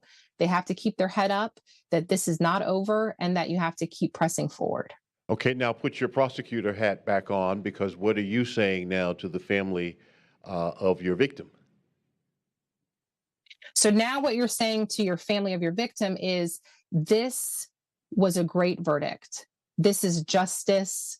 Your son, sort of his life was meaningful to our community. They sent a message to say that this type of engagement or this type of interaction between young people is never allowed. And they sent a message. And I think that you're, sort of not celebrating with your victim's family, but you're certainly saying to them, that this was a good thing. And I would imagine that Austin Metcalf's family is, they're in the process of sort of thanking, the prosecution, the district attorney's office, for putting on a good case and getting a verdict that was so significant. Bree, what about the jury? Where are they now? What could be happening to them right now? Who could be talking to them right now?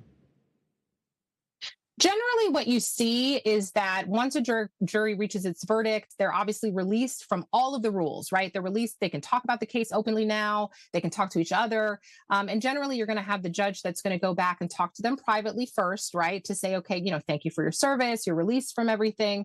And then usually, and I can't speak specifically for Judge Roach, but usually the judges say, you are now free to talk to whomever you want. And that includes the lawyers.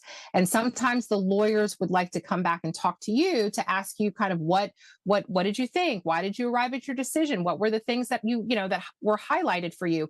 But the judge is also going to tell them that they don't have to talk to anyone.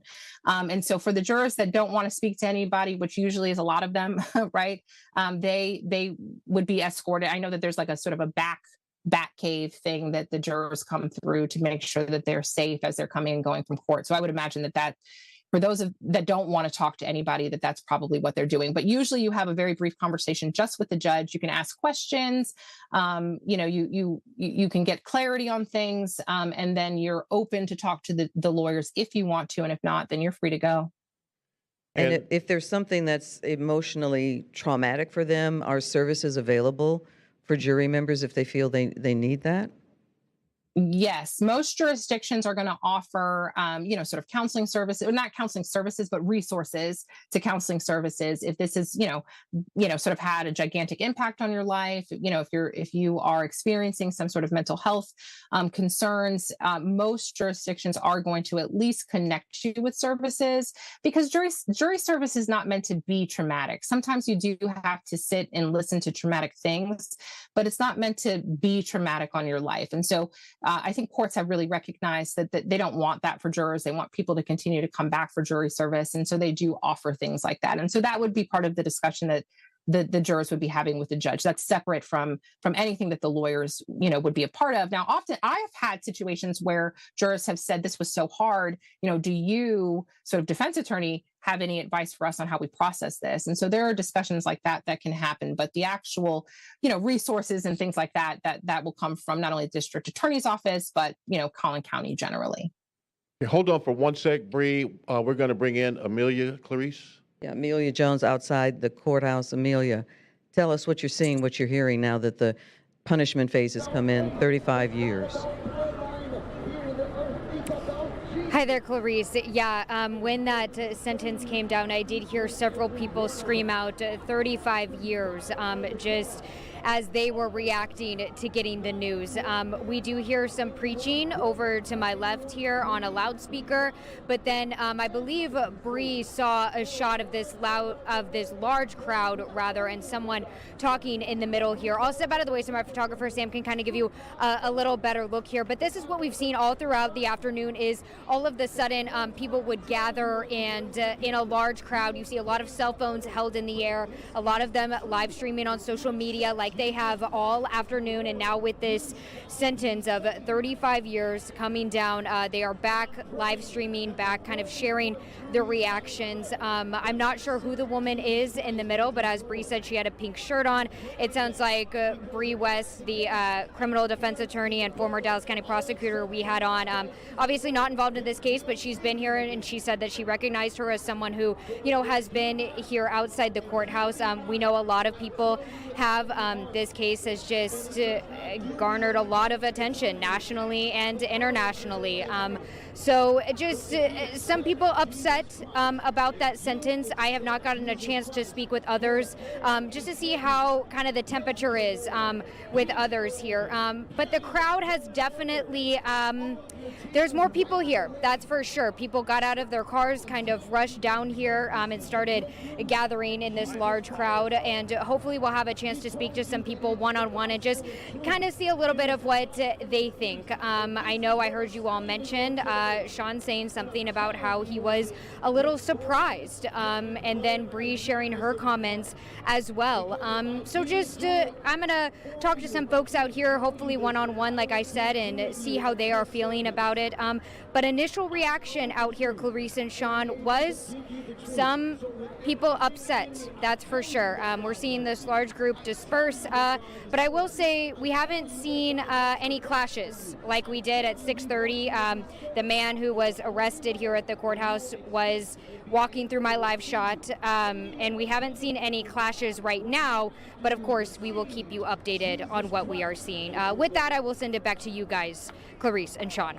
All right, Amelia, thanks. Right now we're going to bring in Allison Richardson, who is a jury consultant. Allison, thanks for joining us. Give us your reaction to what has just transpired from this jury. Hi, Clarice. Well, I'm not really surprised, to be honest with you. Once the jury got past the point of deciding they would not find it was self-defense, which they did rather quickly, then, one of the things I thought about was, this was, Bill Werski made an appeal for community safety, an appeal to protect their community against senseless violence. One of the things that's been on my mind throughout this trial is, even though this is certainly not anywhere near a mass shooting or anything like that, school violence is on the minds of a lot of people and a lot of parents. And I just wonder if that played a role in their decision to send a message with this sentence, which it appears that they did. Sean, I thought that was a very astute comment about it. It's actually, the lifespan of Austin Metcalf. I don't know if that played in their decision or not. From what Bree said, they may not have been able to consider how long the sentence would be, or how much time would be served. But it's an interesting observation. And it's something that, I've seen in some other trials. And when you do the math, it's like, oh, well, he was 17. So it's like they want him to serve this young man's lifespan. And for that to happen, the sentence had to be 35 years. Again, I thought that it might have been longer. So in that regard, I kind of was surprised, because I really thought, Werski, he didn't give him a number, but he several times he said, there's already been some life sentences handed out. Yeah. Hand out another one, give a lengthy sentence. So I thought that it would have been longer, or he was certainly wanting longer. But it is, as I said earlier, a sentence that's going to echo for decades, and indeed it will. Yes, I agree. I think that, Bill Werski, he's prosecuted several capital trials, and he's received, a number of death sentences. I was a little surprised when he didn't ask for a number, but, the 35 years is a lengthy time. I mean, I was, Bree, I remember what you said about, being surprised about the defense not putting anyone up on the stand during the punishment phase of the trial to explain, to talk about the fact that this young man, that Karmelo was 17 years old when this happened. And even though, there are a number of really bad facts, I mean, he took a knife to a track meet. We heard that had never happened before, and another thing too is a lot of people who may not live in this area, and even if they do, they may not understand that Collin County is considered to be a very conservative county. Collin County is, kind of promotes itself as a place where you might want to go with your family and live so you could be safe and feel safe.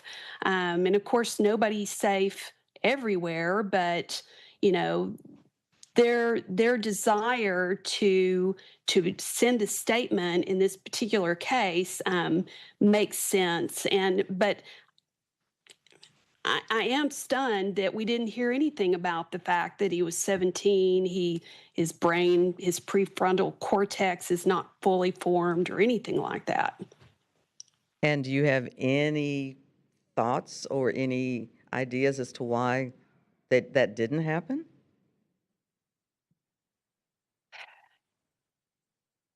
I don't at this point, except I will say that I know there was a GoFundMe. I'm sure it, paid for some of the funds of the defense. I don't know what access the family has to funds for the defense. I mean, when you're talking about a neuropsych evaluation, bringing in experts, that type of thing, it's not inexpensive. And that might not have been an issue. They might have had plenty of money to proceed, but that is one thing that came to mind when I was thinking about it. The defense attorneys are well experienced. I'm sure there are good reasons. We just don't know what they are yet. Okay, Allison, we're going to ask you to stay with us, and right now we're going to listen to some of the people who are outside the courtroom to get their reaction. There, I don't understand why it happened. I don't understand why it escalated to this point. I am sorry for their family for their loss, but I am also crying and sorry for the family that just lost Karmelo for 35 years for sitting and getting out of the rain at a track meet he was in at 17 years old. The prosecutor, Bill Werski, talked about how the jury should not be worried about giving 99 years to life because it can be a life for a life. And if that's what we're going to, I don't know where we're going as a nation. It breaks my heart. There was a shared friend that actually said on the stand that this was an accident, and I can't deliver all of the reasons, including the medical examiner, the trajectory of the 3.5-inch knife, and even where Karmelo stayed seated the entire time and then was towered over. There was some suggestion of impalement. And based on a few of those different things, that is very much possible. And so this was not something where he stood up and went and stabbed him in the heart. And I'm going to say that too. So there's a lot that I'm sure that the media that was in the room, that other people that were bearing witness to these proceedings will come out and say. I am not a part of Karmelo's family. I'm here in the community, and that's why I needed to be here. I've raised 6 black male sons in Collin County over the past 26 years. What I would say on behalf of Karmelo's family, they were praying before we went in. And so I know that they would want a message for peace and for prayer. I know they would not want people acting violently. I can tell you that. Their demeanor the entire time, these are very peaceful people. Karmelo was a very peaceful person. The mutual contact, and I don't know if he's 18, so I'm not going to say his name, so I'll say the mutual contact that invited him into the tent to get out of the rain. He got on the stand and tried to say, I don't really know the kid, I've only seen him 2 to 3 times. And the defense then all of a sudden brought up anywhere from 8 to 10 photos of different family events with the two of them together. And it wasn't some kid that I didn't know. But even with that, they allowed him to continue to testify and give weight to stories that were constantly changing. How do you claim you don't know someone that you're in the bedroom playing Guitar Hero, that you're sitting on the couch together, that you're doing family events with, right? How do you all of a sudden claim you don't know that person? And so I'm heartbroken what this case has done to these children, that they paraded onto the stand with certain talking points. A child that was friends of both Austin and Karmelo. This all around was heartbreaking, and it makes me wonder where we're going as a nation. So there's so much more that can be said from today going all the way back to last Monday. I had hope that Collin County was going to do this fairly when they started voir dire on Monday and Tuesday. I really did. I wanted to believe again. I wasn't even sure if Karmelo was guilty or innocent because I wasn't team Karmelo or team Austin. I was team, I want the truth. I want facts, truth, evidence, law. I didn't know if he was innocent or guilty. I didn't know if the state and the judge was going to play this fair. I didn't know that until Saturday. On Saturday, I knew where this was going to go. And I had to tell my son that was attending with me. It's like, maybe he can still get off because I don't care about the facts and the law. And they didn't care about the facts and law. So emotions are very high. People have very deep-rooted opinions. Very strong opinions. Yes. And they're not going to change on either side. These are the kinds of moments, though, that really, as I've said before, kind of show us what's bubbling right underneath the surface on both, in our society, Clarice, just period, in our society. There's pain all around. Listen, victim impact statements are taking place now, and this is important for you to hear. Austin's aunt was one of those who has given an impact statement. She says, April 2nd is a day I'll never forget. I answered a call from my sister. It still haunts me. As I drove to the hospital, I never believed Austin could be gone. I had to tell our 9 and 11-year-old daughters their cousin, who was like a brother, was gone. The impact of his death is permanent. His mother, Megan Metcalf, took the stand. From the moment the boys were born, they were my world house, filled with two energetic, living souls, loving souls. Now the house is quiet. Laughter has turned to screams. Now I only have videos in memory of his laugh, seeing his identical twin without his brother, an empty room, an empty bed, reminded Austin is gone forever. And so you certainly feel a mother's broken heart. Her child is gone. Very deep and permanent pain. Yeah. And these are the kinds of heartbreaking moments that stay in a community, I believe, and stay in a society. Yes. So the reaction has been very personal on the ground at the courthouse, and we're hearing very personal reactions from the victim impact statements inside the courthouse.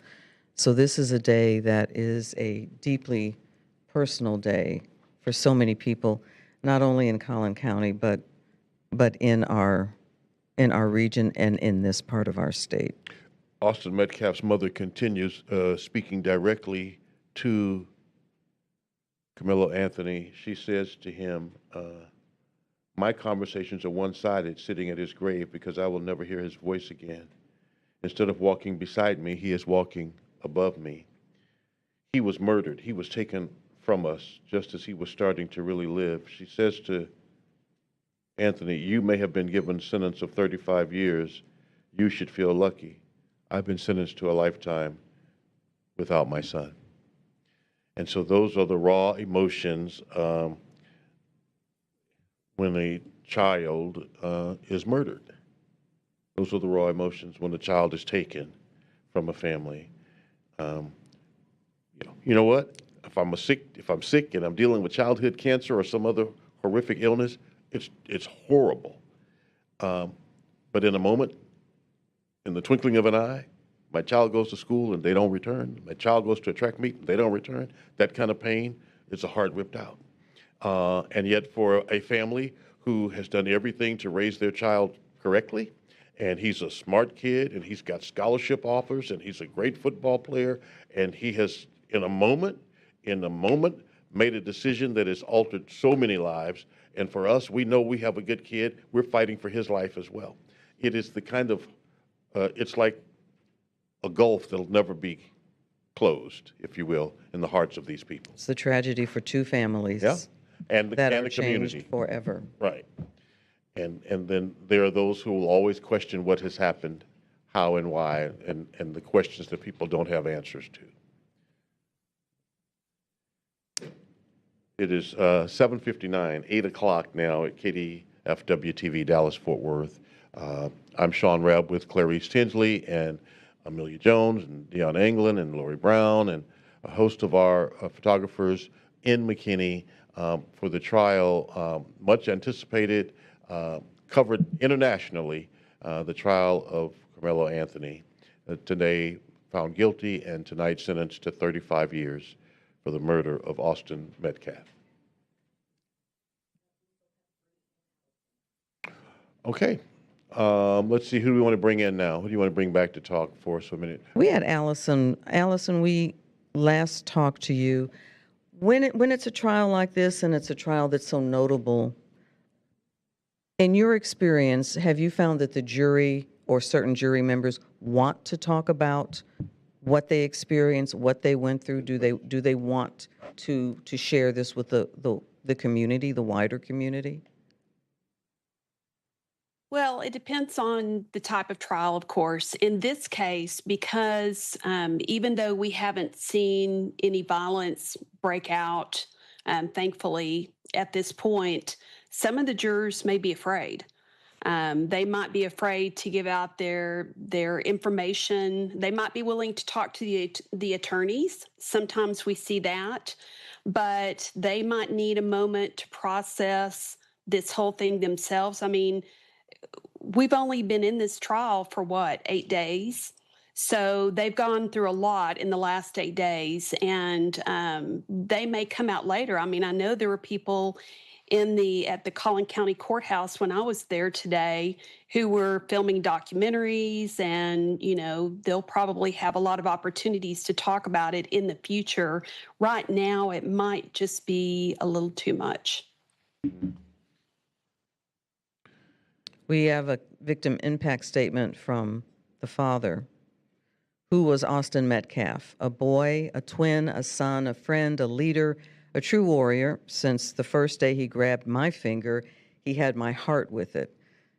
First fish to watch both my sons on the field at the same time was such a blessing. Amazing the impact you had in such a short time. All your teammates looked up to you. Your brother did you proud this year. Your mother was all in, started a scholarship in memory of Austin. I was proud of you when you found God and put him in your life. Your faith carried you to the gates of heaven, and we don't get to see you achieve your goals. We were robbed. To suffer such a loss is tragic. The public response sickens me. With a gag order, can't defend myself when people want to tear down my son's memory. That time is over. I said it from day one. This was never about race. Austin Metcalf's father, tonight.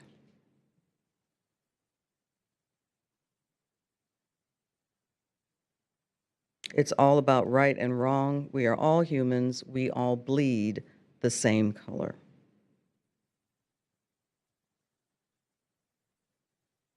You will face those consequences starting today.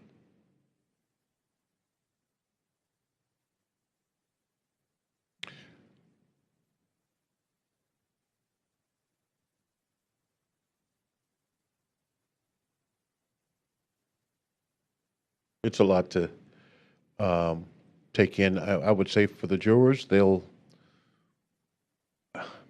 have to decompress and let this out some way, somehow. Trials like these can be emotionally stressful for the reporters who are in the courtroom.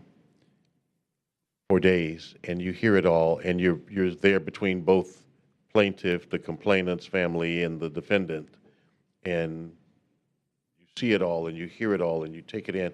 And if you, we're talking a lot of talk, Clarice, about no cameras in the courtrooms, but this is reporting.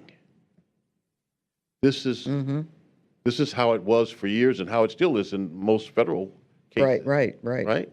This is how it is. Document it. Tell me, and tell it in such a way that I can feel what's happening in that courtroom. That's what we've experienced this week and last week from Alex and Lori Brown, Amelia. That's what we've experienced. And so let's talk to Bree for a moment, Bree West for a moment. So this, as a 19-year-old defendant, do you hear what's happening to you at this moment? Do you hear the victim impact statements? Do they resonate with you at this moment? I think that when I have young clients, and we get to this point in the process, they are, sort of numb to what's going on. And is he hearing the victim impact statements ultimately, but is he processing what's being said to him? I don't think so. That's something that will come for him later. I know that he, undoubtedly feels the weight of not only kind of what has happened, but his conviction and his sentence. And sort of that's where you are. And I don't know that that's, an inappropriate place to be. I think that there's a reason that victim impact statements are held after a verdict, and after a sentencing, because they're emotional, and they're meant to give the victim's family some amount of closure, for what oftentimes is a really stressful process of a trial, right? And so it should have no bearing on sort of the sentence and all of that kind of stuff. And so they happen at the very end. And by the time that a victim's family can get up and talk to a defendant to say, this is how what you did made me feel and has impacted our family, they've already been convicted and they've just heard their sentence. And so I think that while they hear it, the processing of sort of what, Mr. Metcalf's family is going through, won't fully hit Karmelo Anthony, for days or weeks. I mean, this whole process that it's like a truck slamming into you, right? For everybody. And so you're hearing everything, but you're not processing things, I think, until, the weeks and months. And as you begin to see what your new reality is going to look like. And Bree, Lori Brown in the courtroom is just reporting on what Mr. Metcalf is saying as he continues his victim impact statement. There is a version of me that exists before that phone call, before hearing words no father should hear. Broke heart, nervous system, faith in people. Grief is not sadness, it's rage. Trauma, replaying every detail until you are sick. Waking up every day to reality you can't believe is real. You failed your parents, yourself, and society. You don't belong in this community. My son's death made me exhausted emotionally, spiritually. A piece of me died with my son, but I'm expected to keep living. And I think it's important to say, as we're talking about these victim impact statements are, as you say, it gives the family the opportunity to speak to the person who's committed this, but it's good for the victims' families to have this moment of release. Am I right?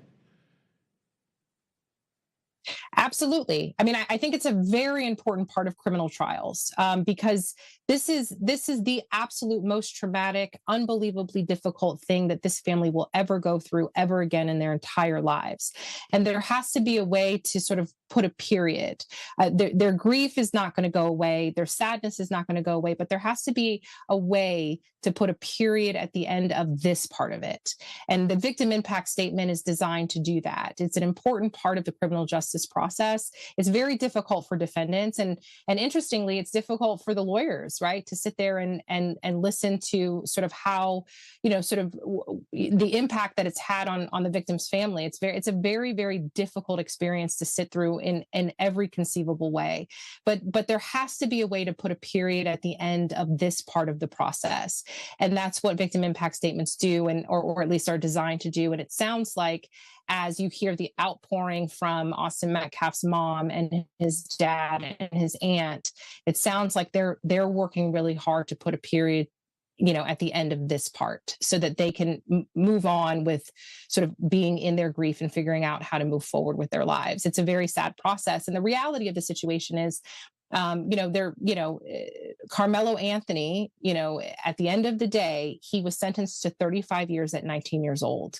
That is a huge chunk of his life, and he will feel the impact of the decision that the Collin County jury made today for 35 years. That is a loss as well. And his family, although they don't obviously make victim impact statements, his family is feeling a tremendous loss as well.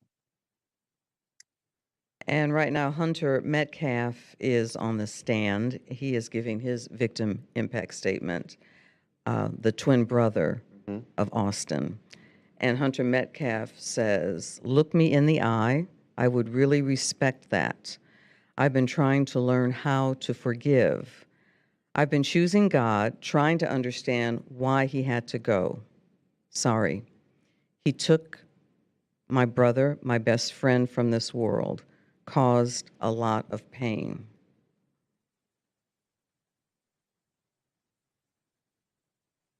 And these are the opening remarks of Hunter. Yeah. And certainly you would expect that from a sibling, twin even more so. And the circumstances, Clarice. And in his arms, he was right there. Yeah. I'm right there with you when you die this violent death. Yes, yes. Yeah. Oh, we have Dion, who is outside of the parking lot. Let's go to Dion now and see what she has to share with us about what she's seeing and hearing. Yes, definitely. We are still standing out here in front of the courthouse, where a good number of people have made the decision that they are going to remain here. If I had to guess, probably about 200 people, maybe more, kind of scattered throughout this parking lot. Most of those behind me here, close to the steps of the courthouse. It is, again, just a pendulum swinging back and forth when describing the mood here and the tension that is moving through. It is not clear if everyone out here has been made aware of that sentencing verdict, the 35-year sentence. And I say that because a gentleman walked up to me just a little bit ago and he says, "Hey, my daughter is texting me and she's saying that he got 35 years. Do you know if that's the case?" And I definitely affirm that for him. But just a sign here that not everyone out here is aware of the sentence. We still have a good presence of law enforcement. We've got people that are close to where the perimeter is in front of the courthouse. You've got some people that were still kind of talking on microphones. There was one man delivering the gospel, was basically telling everyone out here to turn to the Word of God. He will take care of your pain. He will take care of your distress. So just a mix of happenings here. You've got different groups that are engaged. Some are interacting.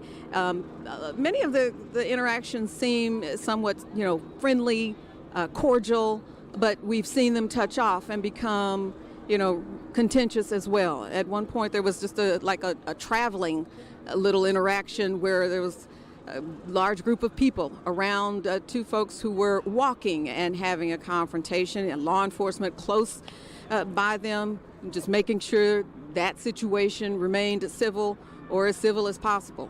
But again, looks like, anywhere from 200 to 300 people that remain here. Folks have just made the decision for whatever reason that they want to be here and they're going to remain here for a while. Of course, there are those who are frustrated, and then there are others who feel like the sentence was not harsh enough.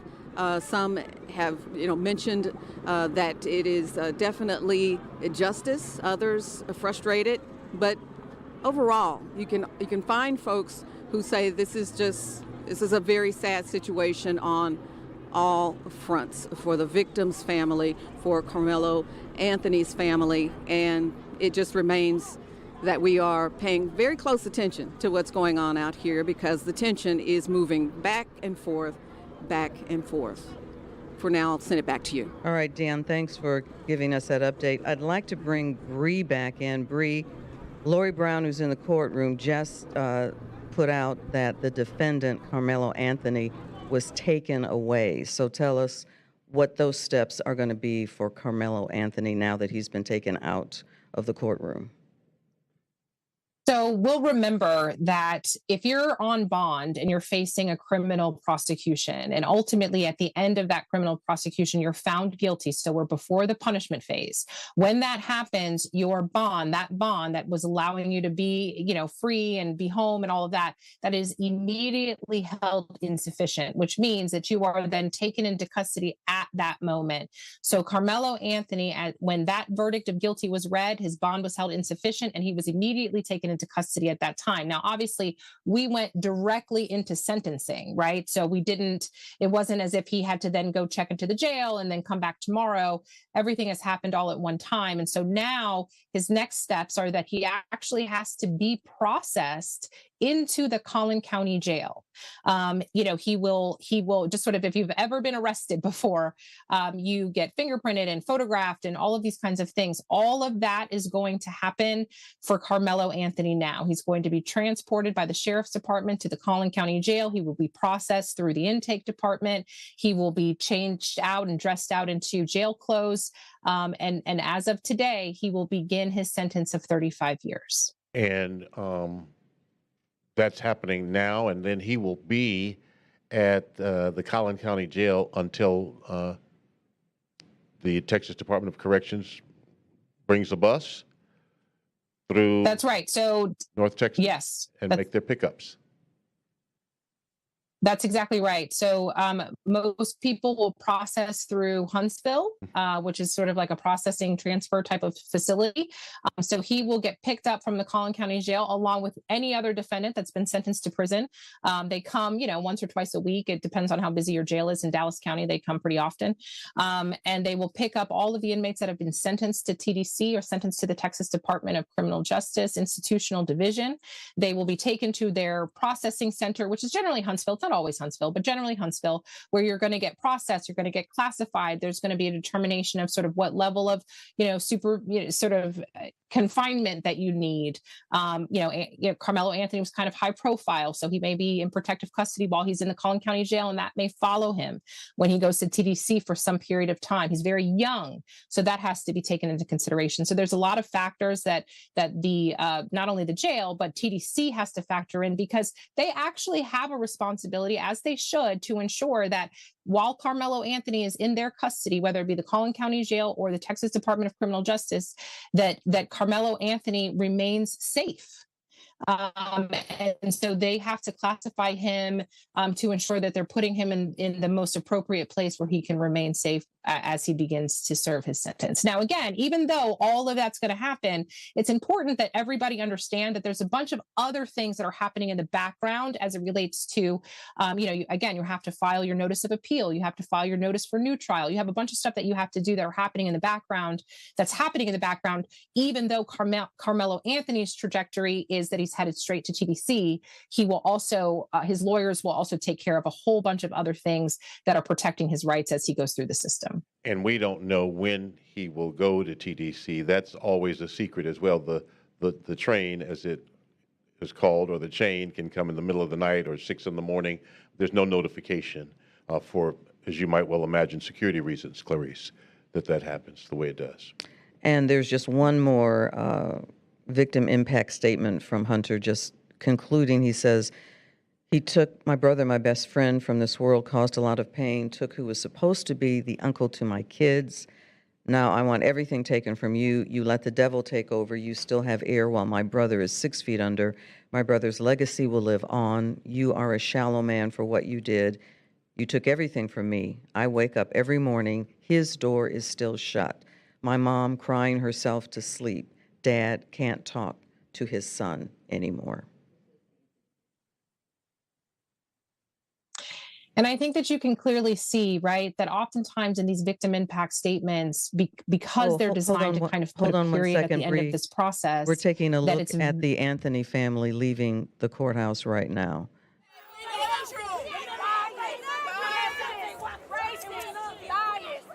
You didn't hear what she was saying earlier, but she was outside the car.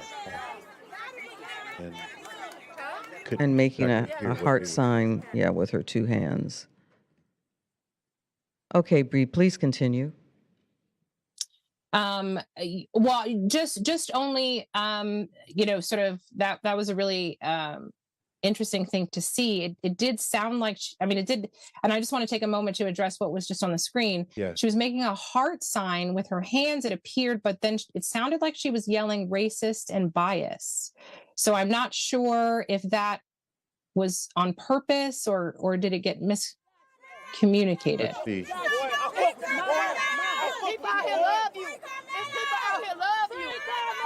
You would expect some bitterness from a parent as well. It seems to be, if that's what we were hearing. Disappointment, whatever you wish to call it, over the decision that's been rendered. Yeah. And I think that, again, because victim impact statements are meant to put a period, I think that what you often hear is the anger. I'm so angry at you, defendant, for what you did to me, what you did to my family, what you did to my loved one, and really just sort of expressing, sort of that I think that even Mr. Metcalf's father said it, grief is rage, right? And so I think that what they're experiencing is this rage and the ability to finally sort of let it out to the person that they feel is responsible for what has happened to them. And so I think that again, the process is about trying to put a period at the end of this. And certainly for the Metcalf family, perhaps being able to say some of those very, very difficult things will help them do that. And this family can move forward, while Karmelo Anthony's family will continue, the process of appeals and the very natural process. It is extremely natural and very important to continue the criminal justice process after a sentence. It is important to appeal. It is important to preserve your rights. It has nothing to do with anything other than this is a part of the legal process. It happens in every case, and this case should be no different. And Lori Brown, our reporter, is saying she's going to the news conference. So we were wondering, Sean, if there was going to be a news conference, if both lawyers or the defense or the prosecution or both were going to talk tonight. And so Lori, our reporter, is saying she is getting ready to go to that news conference. Yes, so not uncommon. You put the microphones there on the stand, and one comes out. Usually the team that has lost, if you will, come out first and speak, and the others wait. In this case, the prosecution would wait and likely wait and come out. I'm speaking about what happens normally at Dallas County, how it works down there. Lori's saying that the Metcalfs will be at the news conference. Oh, that the Metcalfs will be at the news conference. The family will be at the news conference, yes. And again, so we'll be bringing that to you. Just saw the family of Karmelo Anthony leaving. And again, you would understand that, not wanting to stand there and answer questions tonight from the media. And I think it's pretty typical, Sean, in your experience, I don't know if you'd agree, or even you, Clarice, that the victim's family in a murder prosecution often stands with the criminal, with the DA's office, with the prosecutors that prosecuted the case. Yes. I feel like I've seen that as a very common practice, even in Dallas County. Yes, because when you were a prosecutor, you held the hand of those families that you represented, and you came alongside and you learned their story, and their loved one became your loved one as you represented them. And so, prosecutors are counselors, and I don't mean legal counselors. They're emotional counselors for the families of the victims that they're fighting for. And that's part of it. And you know what? Nothing in life is as real as these moments are. There is nothing more emotionally real than these moments, from the untimely death of a loved one by violence to the dispensation of that case through a trial. All of the emotion, the anxiety, the tears, the fighting for a long penalty or fighting for forgiveness and freedom. Nothing in life compares to the realness of this moment. So true. Do we still have Allison with us? Allison, I'm wondering, in your experience, have you found that jury members want to reach out to the families that are involved and talk to them or share something with them or just commiserate with them? I have seen that before. And, sometimes they wait to see the family and they go and give them encouragement. I've actually seen jurors who would give encouragement to both parties when they were there. But, given the accusations of bias in this particular case, they may be a little more reluctant to do it because they don't want to be accused of delivering a biased verdict. So I don't know if it's something that would be meaningful to them personally. They may go ahead and do it, and they may try to reach out to them after the trial as well. I have seen that. For people who haven't served on a jury, talk about how draining that can be, how important it is, what they're hearing, what they need to process, how important it is to be a member of a jury, and why we need that. Oh, it's the crux of our justice system. I mean, I personally have never gotten to serve on a jury. I would have loved to have done that. But I believe in the jury system. I have worked on, hundreds and hundreds of trials. And as I mentioned earlier last week, I believe that the jury gets it right most of the time. If they're allowed to hear the appropriate evidence and consider it, I still believe our jury system works. I mean, we've had some, ups and downs with COVID and that process, but I believe our jury system is alive and well. And, Karmelo Anthony does have access to the appeal process. That will be automatic. Some of the concerns that people have expressed will certainly be expressed through that process, part of our justice process, but I very much believe in it.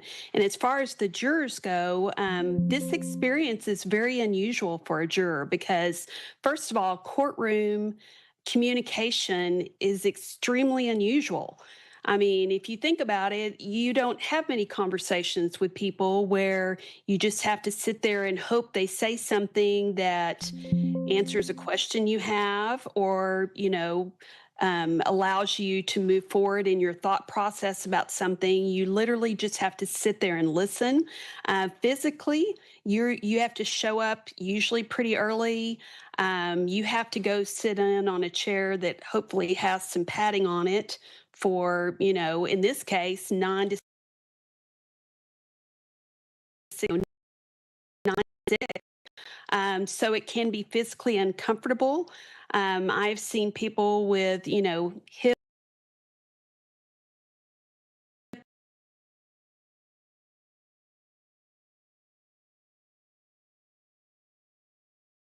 and, run errands or do anything, your life is put literally on hold. And the fact that they were able to move through this trial and give them 4 days back that they hadn't anticipated, the jurors probably appreciate that very much. But, the length of the trial was a surprise to me. People were surprised at that. It seemed like it was in the fast lane, as it were, and with so much on the scales of justice, do you want it to go that fast? I mean, that's where some people were. But the defense only called 6 witnesses and stopped their testimony at that point, resting their case. Clarice?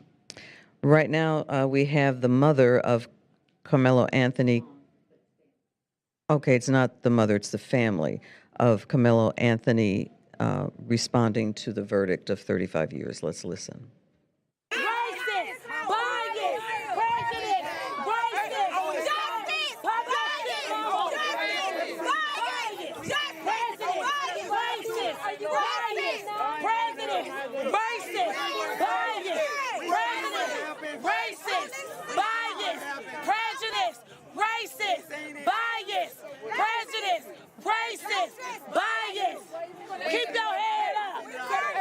We don't know exactly who that person is. We're being told that's some of the family of Anthony. We don't know who they are, but we heard what they were saying, racist, biased, as they were referencing what has just happened with the trial and the sentencing. And of course, remember that family, the Anthony family, if in fact they are family members, that family received a torrent of hatred when this first happened. And then same as the father of Austin Metcalf, as he talked about people saying things about our family, and because of a gag order, we couldn't say anything back. This is what I mean about under the surface, bubbling to the top, and we're quick to throw the C4 of racism. But that's what has happened in this case. Right now, we're looking inside the courtroom, and we're waiting for the news conference. We're going to hear from the lawyers, and we're told that the Metcalf family members are there. So we're going to bring that to you as well as soon as that happens. You are looking at the elected district attorney there for Collin County.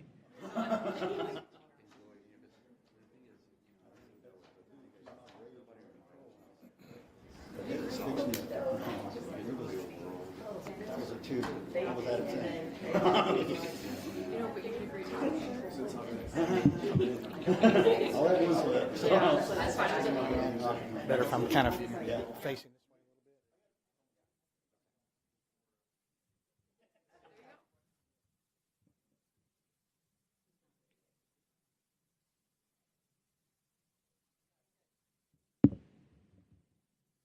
Looks like this may be starting very soon.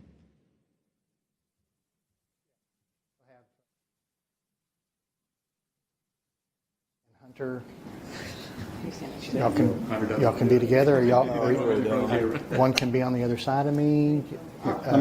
Just so you're both more in the center of the picture, and then team. Elected DA. Will you guys come Hunter on? To his left. And Wes, if you're comfortable with the investigators in here, if you're comfortable with them joining us? Yeah. It's okay. We'll make it. Hell yeah. Yeah. You guys were all part of the success. They were.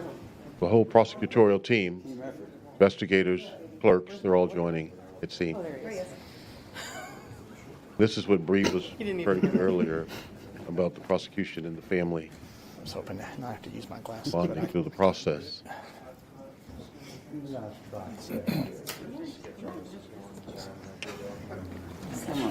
At the moment, I don't see Bill Worski. Let's see, where's Bill? Don't see him at all. Good.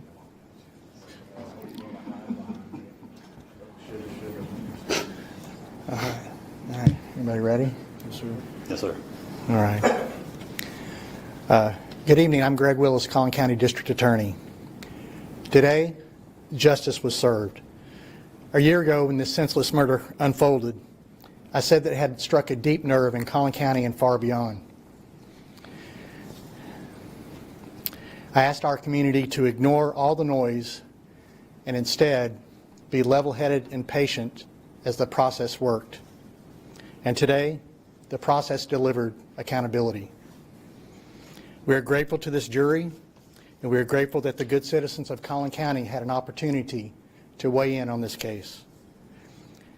I'm proud of the exceptional work of Bill Worski and our team of prosecutors, DA investigators, and victim advocates, and all the good and outstanding men and women of the Collin County District Attorney's Office. We thank all the parents and their brave kids who did the right thing. Despite the trauma of witnessing the senseless murder at a school track meet, they cooperated fully and testified truthfully. Their courage was essential to securing justice in this case. I'm especially honored to be joined here today by Jeff and Megan Metcalf and their son Hunter. Their strength and grace through this has been their strength and grace throughout this unimaginable journey has been inspiring. They won't be taking questions at this time, but their presence here speaks volumes about their commitment to seeking justice for Austin. I want to thank Judge Rhodes for presiding over this trial with fairness and efficiency. I want to thank Frisco PD for their investigation. I want to thank the Collin County Sheriff's Office led by Sheriff Skinner for providing the security for the courthouse. I want to thank all law enforcement throughout the county for making this a safe trial for everyone.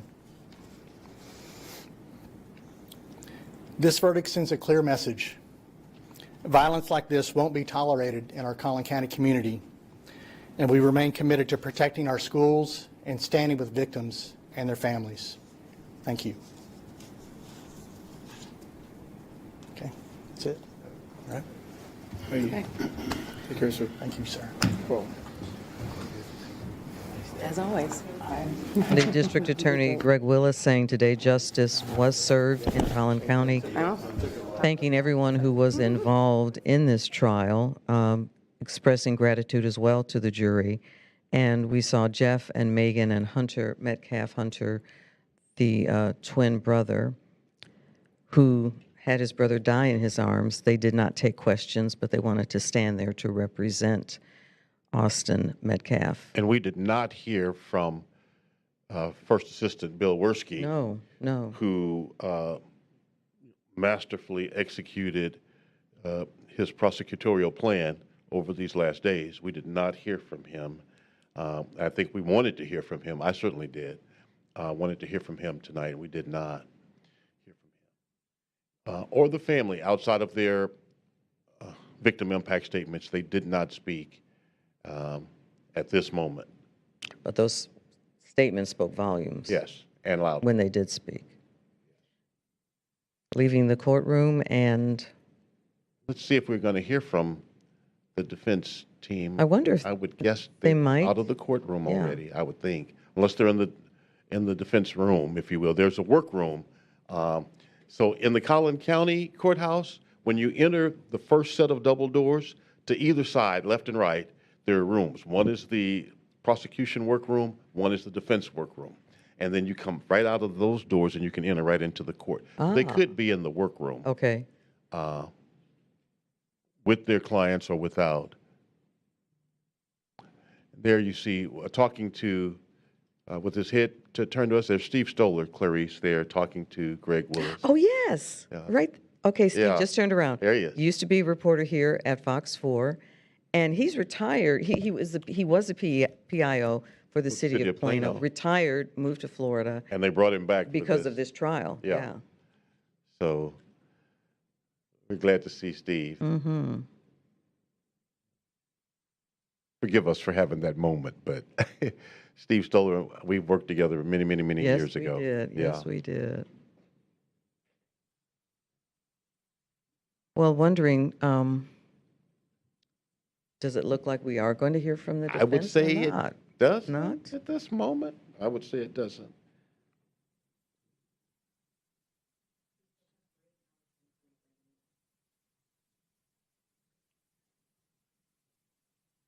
Yeah, let's bring in. You want to talk to Clarice? Bree. Okay, let's bring in Bree for a minute because I don't think that there was anything that we heard from the district attorney that surprised us tonight, though he reminded us what he told us a year ago.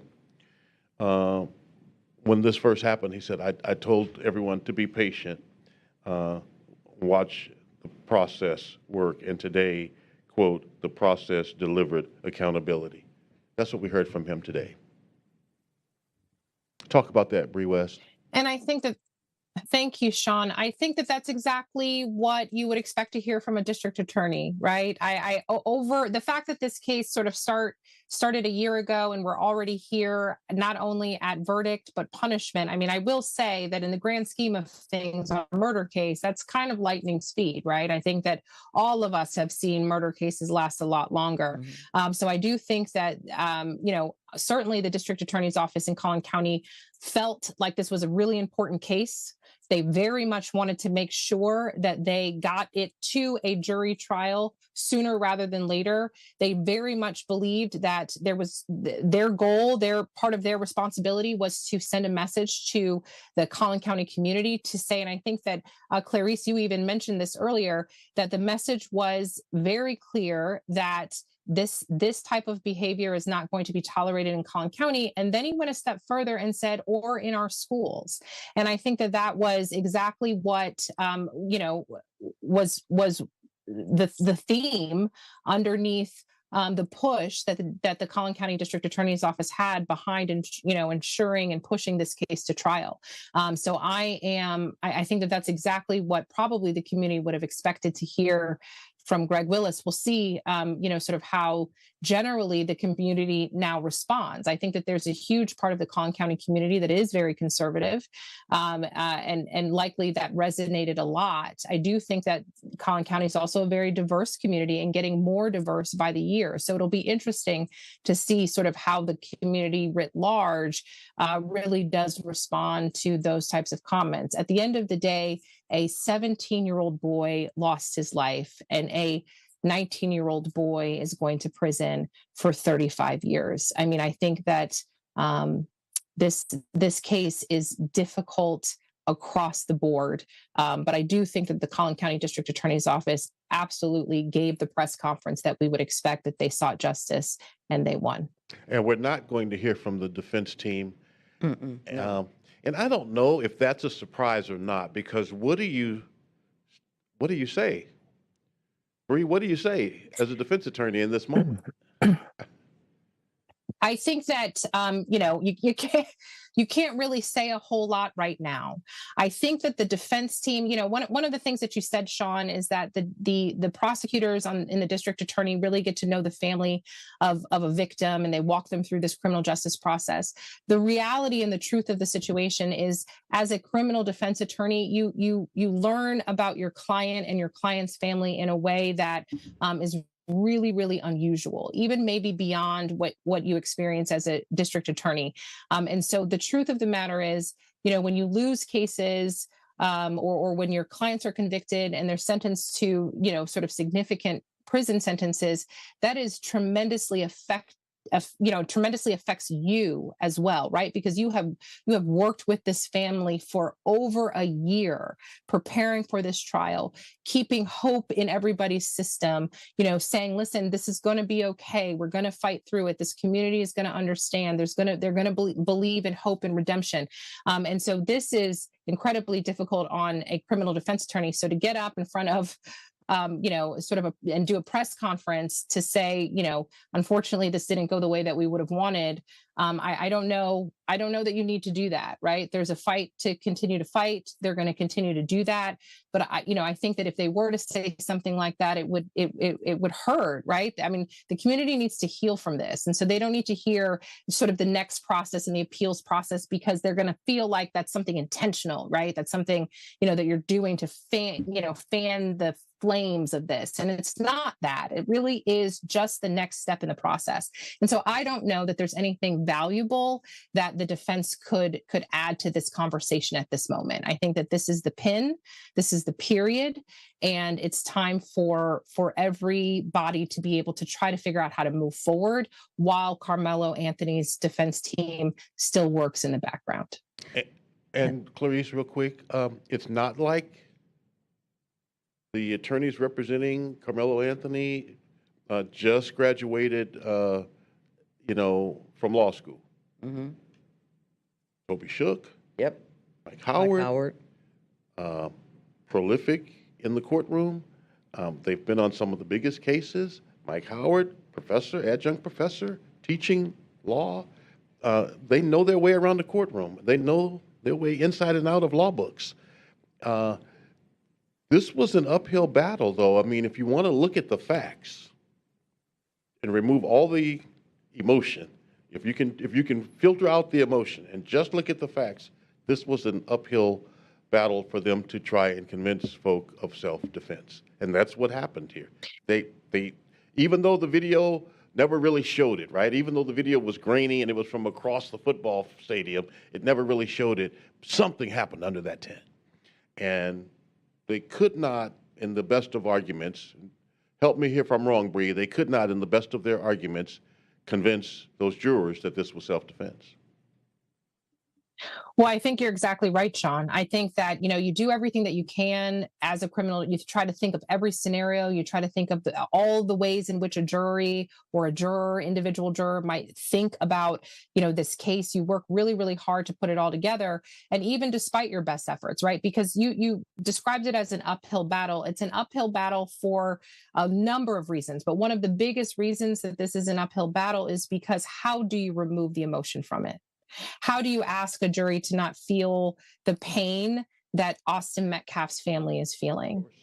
Because even if you didn't have to have testimony to express that pain, there's no way that the people sitting on that jury wouldn't have felt it. So the uphill battle, whether it be about self-defense or it be about manslaughter or it be about other lesser included offense, the uphill battle is how do you remove the emotion? How do you train a jury in 5 days to say, even though this is hard, even though this is emotional, this is the law and it has to be applied. And that is a unbelievably difficult task. And I agree, Toby Shook, Mike Howard, some of the absolute, sorry, that's my watch, some of the absolute best attorneys, sort of that represent people across the Metroplex, Yes. And do outstanding work. And this was tough and under the best of circumstances. And so that was the real battle here. How do you help people to understand that despite the emotion, you can follow the law and you might be able to apply self-defense, or you might be able to have found somebody guilty of manslaughter instead of murder? That was the heavy lift. And that was unfortunately things didn't turn out their way, but I think that they put on, the best case that they could with what they had. And Allison, when we talked to you just a few minutes ago, you said you felt that the issue of school safety would also be an element that the jury was going to be looking at and thinking about, and that's what the DA, Greg Willis, touched on tonight when he made his comments just a few minutes ago. I mean, that's what I thought about. And when I heard about the makeup of the jury and that there were several mothers on that jury, many people talked about the fact that might, if you were a mother, then you might be more likely to, feel for this 19-year-old boy, young man now, Karmelo Anthony. But the reality is, as a mother, a lot of mothers feel powerless right now. A lot of parents do, with with the school violence that we've seen. And again, this is clearly not a mass shooting, but we want to know when we send our children to school that they're safe.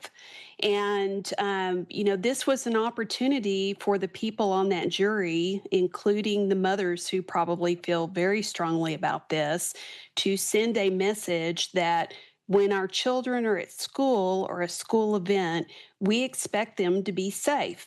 We expect that people won't take a knife to attract meat. We expect that, if there's a little chest bumping going on, that somebody won't pull out a knife and stab someone in the heart. I think that's probably part of the message, because otherwise, what do you do? How do you send a message about how much you care about the safety of your children? And this was a rare opportunity for them to do that, if they looked at it that way. We don't know if that occurred to them or not, but it was mentioned. It was mentioned, and even though the knife itself is a legal knife in the state of Texas, 3.5-inch blade or whatever, it was against school policy. Right. And that also could be something that didn't get lost in testimony, that it was against policy. And so that's also something that could have weighed in the minds of jurors. We don't know. We didn't hear from jurors yet tonight, and we may not hear from them, but clearly, as difficult as it may have been, and even though it didn't seem like it was that long based on the information they had to consume, perhaps the timing is what it was supposed to have been. But maybe if it wasn't 3 days of wrangling over how long it should be, it still was very difficult for them to reach the numbers they came with tonight, I believe. Yes, I'm sure. One thing I have experienced as a trial consultant is that jurors take their job seriously. They don't just go in and, have a show of hands and say, well, we're going to call it a day. They take it very seriously. They usually read over the charge. They might take a number of different votes. I believe they were able to take notes in this trial. They may have debated different points. I mean, if they were going to, find for self-defense, then it's less likely it would have taken that long. A lot of times, if it's a verdict for the defendant, not always, but sometimes they come back with a verdict maybe somewhat quickly. In this case, they did spend 3 hours on it, and I think they probably very carefully considered, but, again, they didn't have a lot of evidence. And when jurors watch a trial, they're not picking up every single fact. They're not making a detailed outline, although I have seen that before. A lot of times they're looking for the points that resonate the most with them. And in this case, they didn't have that many days of testimony. I was very shocked when the prosecution rested on Saturday, and the defense, started their case in chief, and it just went very quickly. So in that case, they even had less to process, but they're reading through the charge. And that's another thing too I wanted to mention. A lot of times jurors think they're deciding one thing as they go through a trial, and that's one of the reasons they're told or they're asked if they can follow the law, because when they get the jury charge, it may be something different from what they thought they were actually deciding, and then they have to look very carefully at the language and reconcile that with the information that they heard at the trial. But in this case, it's possible they read the jury charge and it, was very close to what they thought they would be deciding. And so they went right to the crux of the matter instead of debating the finer points of what the jury charge said as opposed to what they thought they were deciding. Okay, and what's happening now, if you're looking at your screen, is that the Collin County Sheriff's Office says they are closing the parking lot at the courthouse at 9 o'clock. That's 9 minutes away. So they are trying to get people out of the parking lot. It won't be closed at 9. There are too many cars that don't appear to have anyone in them yet. Ignitions haven't been turned, but they are trying to get people out of the parking lot and get that closed as soon as possible. Their hope was 9 o'clock, but it won't happen by then. We're 9 minutes from that, Clarice. Yeah, I think Dion did tell us, like earlier, there were about 100 people there, and then after the verdict came in, she said maybe about 200. So more people did come in just a few hours ago. But now you're seeing the cars. There are some cars that are leaving, and people are going back to their homes. Maybe Allison can help us understand the psyche there. You've seen it before in cases where you've assisted as the jury consultant and you've stayed through the trial, and people come for the moment of decision. People show up. Why is that? What draws us like a magnet to that moment, Allison? Well, I think, one of the things that Bill Worski said in the closing was that this is a statement from the community. And then we heard this woman who spoke earlier tonight, and she was very well spoken, and she said, I've been showing up with my children, because it's part of my community. I've lived in Collin County a long time. In this case, it was a little unusual because we saw a lot of people who really made a point to let everyone know they had flown in and they were coming from areas, all over the country. And I think, I'm sure a lot of people have different opinions, but either they were there because they were moved by the cause of justice as they perceived it, or maybe they were there for other reasons because they just wanted it to be a cause. But I've seen it before, where when the verdict is coming, people show up to. Amber Geiger's a good example. The courthouse was full of people That's that true. day. Yes. Full of people Yes. in the hallway at Dallas County Frank Crowley Courts. And it's fascinating to me that we are drawn to these moments in time to be, I guess, eyewitnesses to judicial history. I don't know. I mean, granted, there are both sides, no question about that. There are two Lady Justice, and she is not blind. She is not. She sees through tempered glass, but she is not blind. I agree. And I think that, this community and other people around the nation and even around the world are processing what is going on. I mean, they've watched the news. They feel for the families, not just one family, but both families. They are emotionally invested in what is going on with this trial. And sometimes maybe they just feel like they need to be there so they can help process what has happened in this trial. Richardson, jury consultant, thank you so much for sharing your expertise with us tonight during our coverage. We really appreciate your insight. My pleasure. Thank you for having me. Thank you, Allison. Good to see you. And just a few minutes ago, we saw Collin County District Attorney Greg Willis live as he addressed the media talking at the end of this trial, and we're going to now replay his comments for you so you can hear from the district attorney again. Good evening. I'm Greg Willis, Collin County District Attorney. Today, justice was served. A year ago, when this senseless murder unfolded, I said that it had struck a deep nerve in Collin County and far beyond. I asked our community to ignore all the noise and instead be level-headed and patient as the process worked. And today, the process delivered accountability. We are grateful to this jury, and we are grateful that the good citizens of Collin County had an opportunity to weigh in on this case. I'm proud of the exceptional work of Bill Werski and our team of prosecutors, DA investigators, and victim advocates, and all the good and outstanding men and women of the Collin County District Attorney's Office. We thank all the parents and their brave kids who did the right thing. Despite the trauma of witnessing the senseless murder at a school track meet, they cooperated fully and testified truthfully. Their courage was essential to securing justice in this case.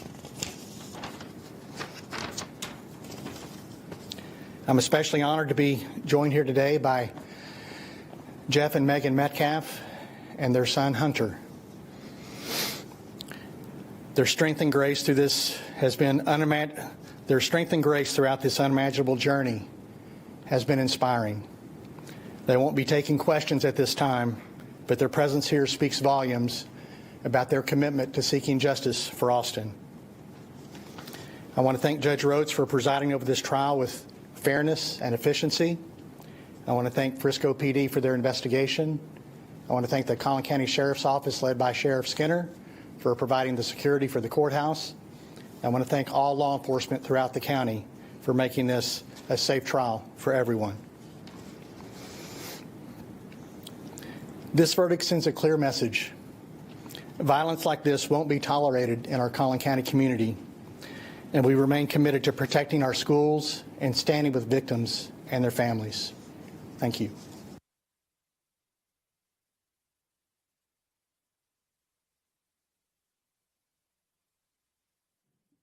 That was the Collin County District Attorney just a few minutes ago. Karmelo Anthony sentenced to 35 years in prison for the murder of Austin Metcalf. He'll need to serve, Sean, at least 17 and a half years. Yeah. Again, the age of Austin Metcalf at the time of his death, 17 and a half. And so he will have to serve, the sentence is 35 years. He'll have to serve 17 and a half years of that before he's eligible for parole. Doesn't mean he's going to get paroled first time up. Right. And also depends on what happens the first 17 and a half years he's in prison. Prison's not an easy place for anyone. It's very hard. And, it'll be a difficult walk. We want to thank Bree West, criminal defense attorney, and Allison Richardson, jury consultant, for their expertise tonight. And, of course, our Fox 4 team, Amelia Jones, Lori Brown, Alex Boyer covering the trial from the very beginning. Deanna Anglin, excellent work from them. And Sean, you're going to be with Steve Eager in our 9 o'clock newscast. I will. So we invite you to join us on Fox 4 News at 9 and 10. And we want to thank you for being with us here in the digital studio as we continue our coverage of this day, very important, momentous day in North Texas.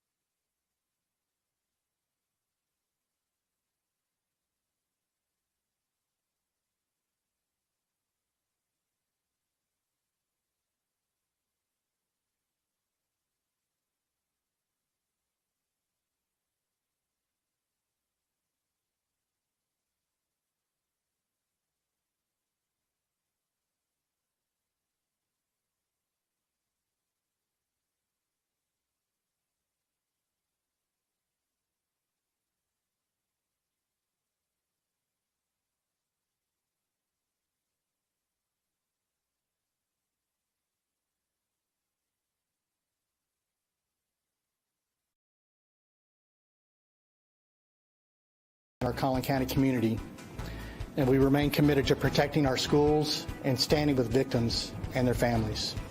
Strong emotions outside the courtroom all day long as the verdict came down and the sentencing happened. What our crew saw and heard today in McKinney. Here for you, the news leader, Fox 4. A Collin County jury sentences Karmelo Anthony to 35 years in prison for the murder of Austin Metcalf at a high school track meet in Frisco. Good evening, I'm Steve Eager. It's 9 o'clock. This sentencing came just hours after the jury handed down a guilty verdict for murder. The trial began last week, and jurors heard from coaches and high school students who witnessed Metcalf's death.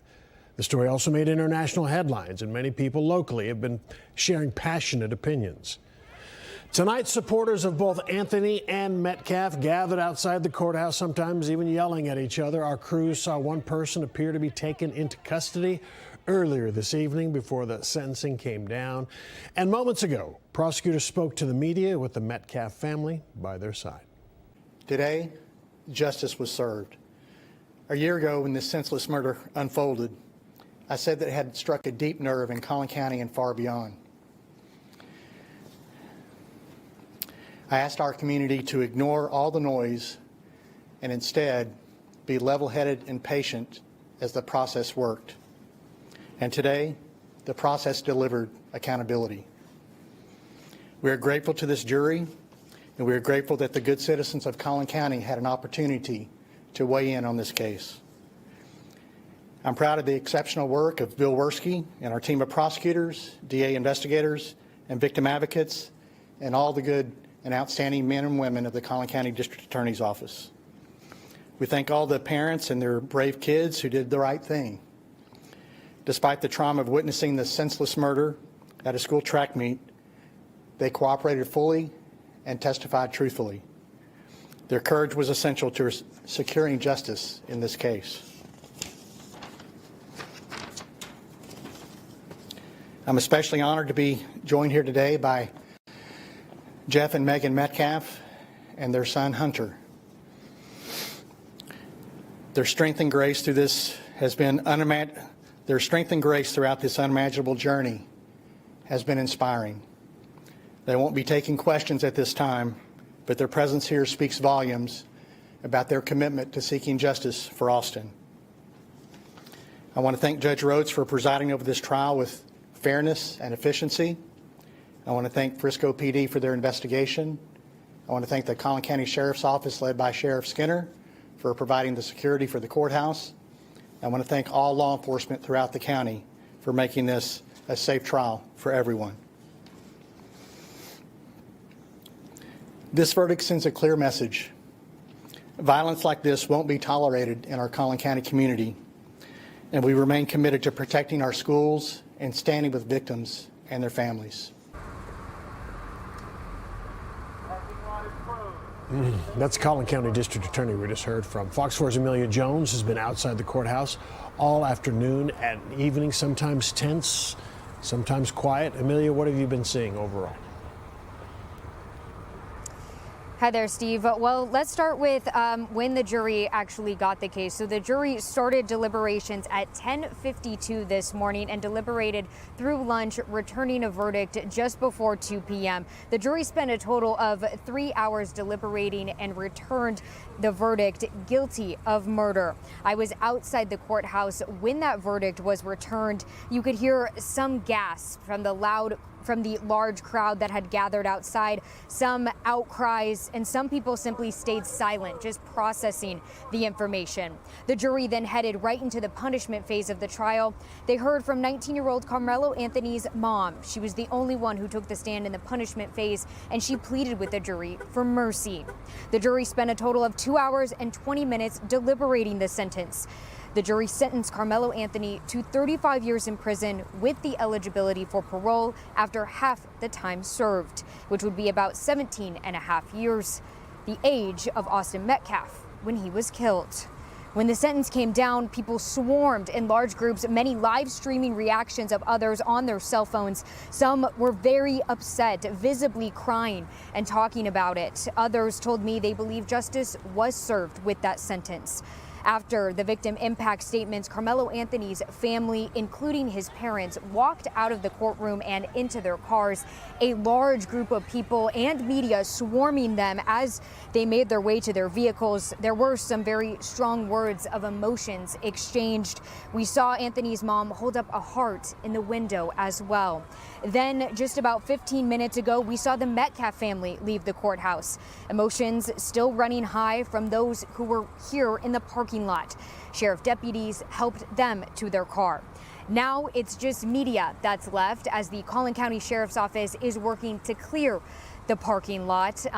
And again, media was allowed to stay here. A lot to digest as this very long day wraps up. For now, though, Steve, I will send it back to you. That's Amelia Jones reporting from McKinney. Amelia, thank you. So Fox 4's Lori Brown has been our only reporter inside the courtroom all day for the dramatic moments. She heard the emotional victim impact statements. Lori, we're counting on you to tell us how all of that was for you today and tonight. Steve, the emotion of this full trial really finally was able to be released in the victim impact statements as 4 of Austin Metcalf's family members finally released from a gag order, finally able to express themselves. The impact statements happen after the jury's verdict, after the defendant is formally sentenced. So these statements are really just a chance for the victims to face the defendant and be able to let all of these things out. So the mom, Megan Metcalf, gave a very emotional but strong statement as she faced Karmelo Anthony, telling him how she used to have a house filled with energetic 2 boys full of laughter, and now her house is quiet and the laughter has been turned to screams, and all she has of her son Austin's voice is her memory and videos of him speaking, and how emotional it is seeing his identical twin brother in his room every day. And she talked about the morning that she had given them breakfast and packed their snacks, and she got the big bear hug from Austin.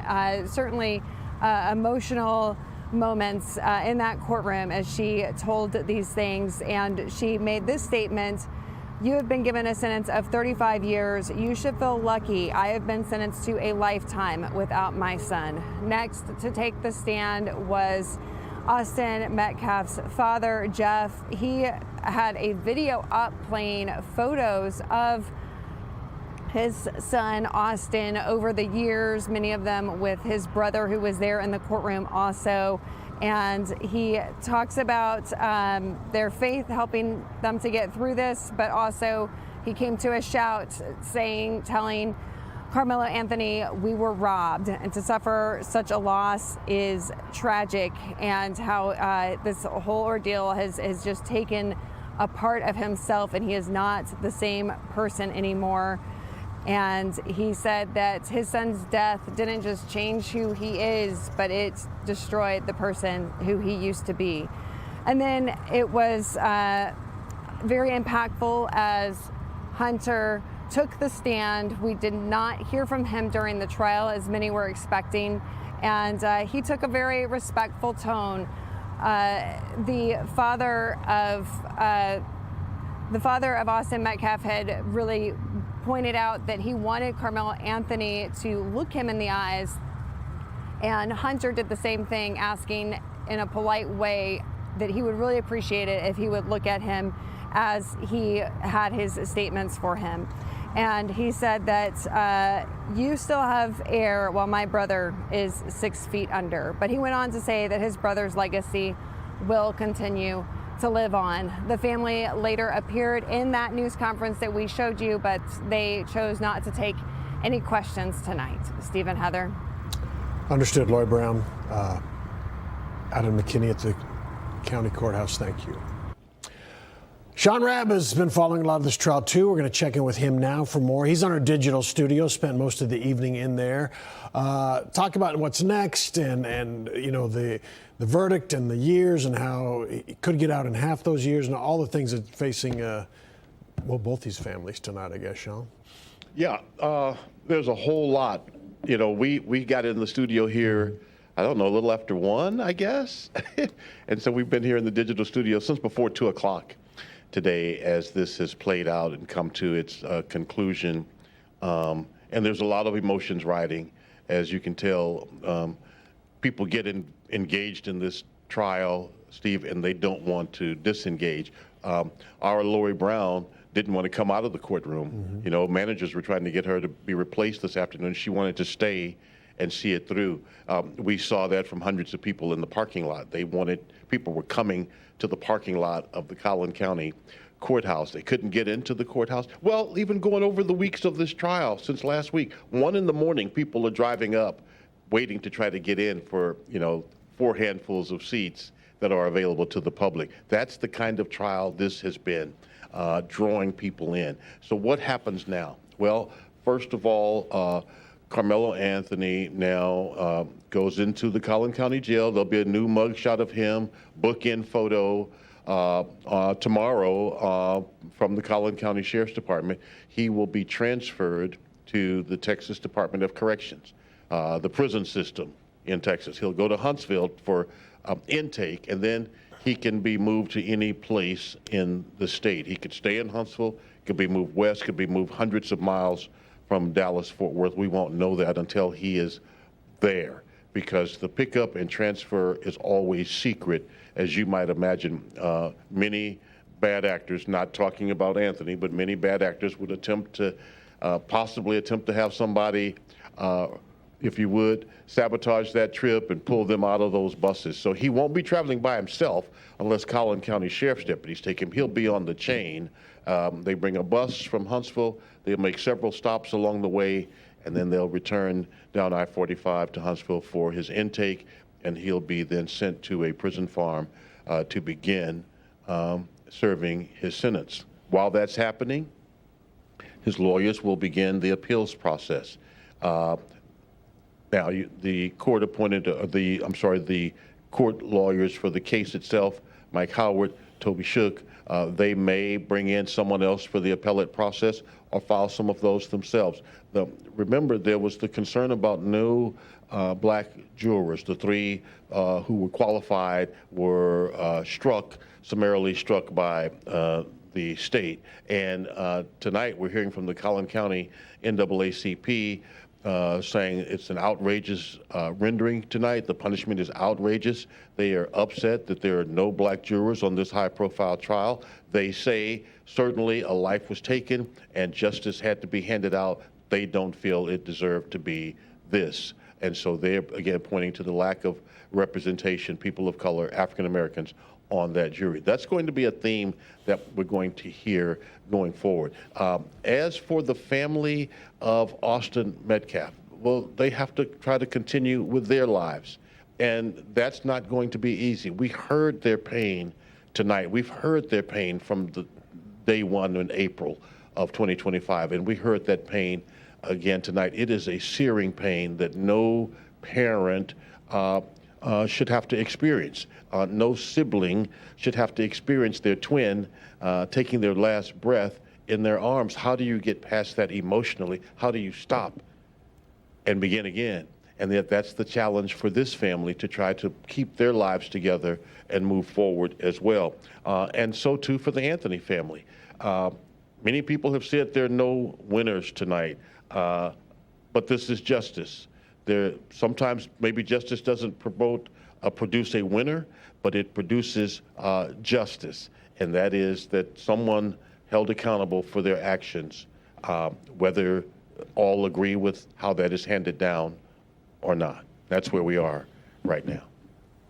All right, Sean, thank you. So there's been a lot of emotional reaction to the verdict. Dion Anglin is in McKinney. We move back up there to the courthouse. She's outside. Dion? Hi there, Steve. That's right. From daylight to darkness, the presence of supporters on both sides of this case have been here and remained until they were physically no longer able to. An order from the judge came less than an hour ago. The parking lot is closed as of 9 p.m. We have seen that taking place.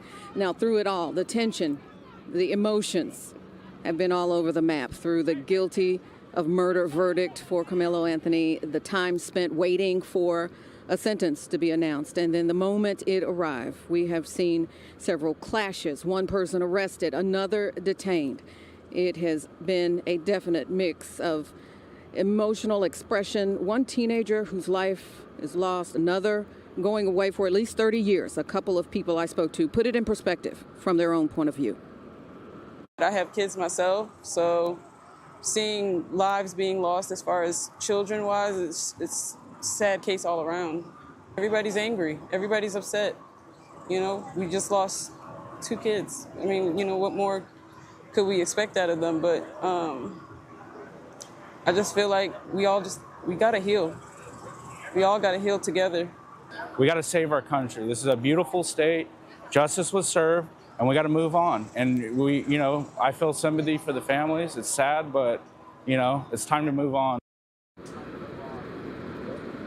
You know, we talked to folks who shared expressions very similar to that many times over. Those 2 folks, they said they were close by, they live in the area, work in the area, but they just felt drawn to come here to see for themselves this reaction and this presence by the support on both sides of this case. Now we have probably a dozen patrol cars with lights circling the parking lot, basically making sure that everyone is leaving. We asked if that applied to us, and it was not immediately clear. One person we spoke to said they think we can stay a bit longer. Another said, no, it applies to us. We have to get out of the parking lot as well. So that remains to be seen. But for now, that's the very latest here. Back to you all.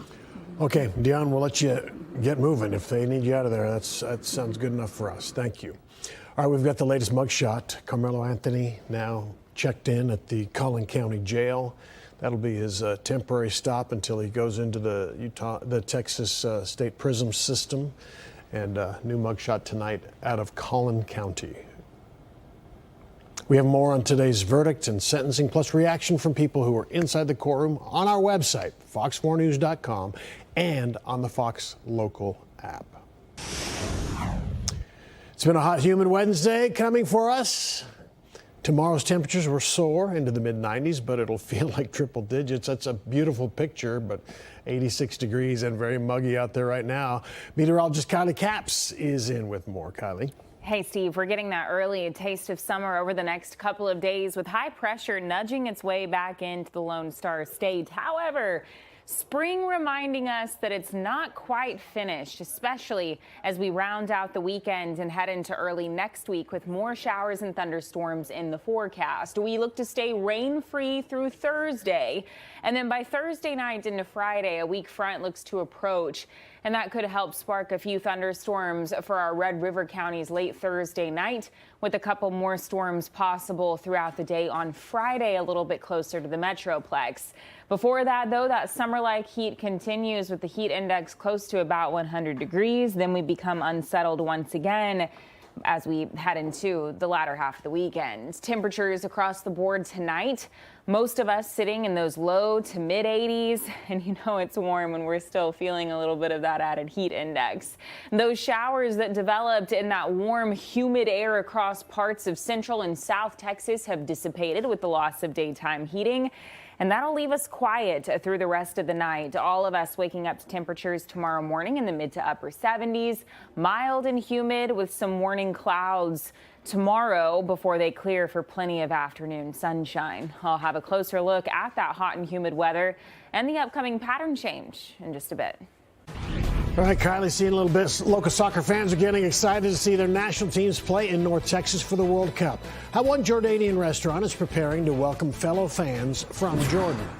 Crews at Fair Park show off what fans can expect when they go to an official FIFA fan festival, which begins soon. More Fox 4 News is coming up.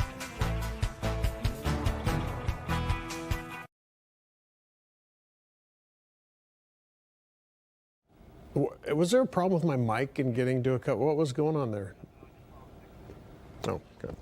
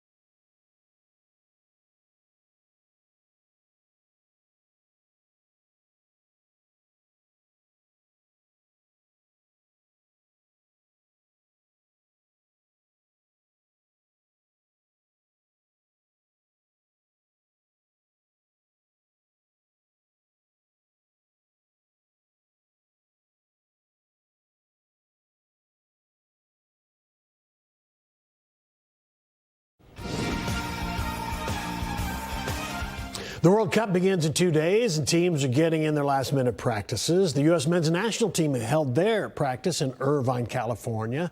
They're set to play Paraguay Friday evening at SoFi Stadium in Los Angeles. You can watch that match on Fox 4. The tournament itself begins Thursday when Mexico plays South Africa in Mexico City. National teams are busy with their final pre-tournament practices. The Jordan national team recently held a practice in San Diego.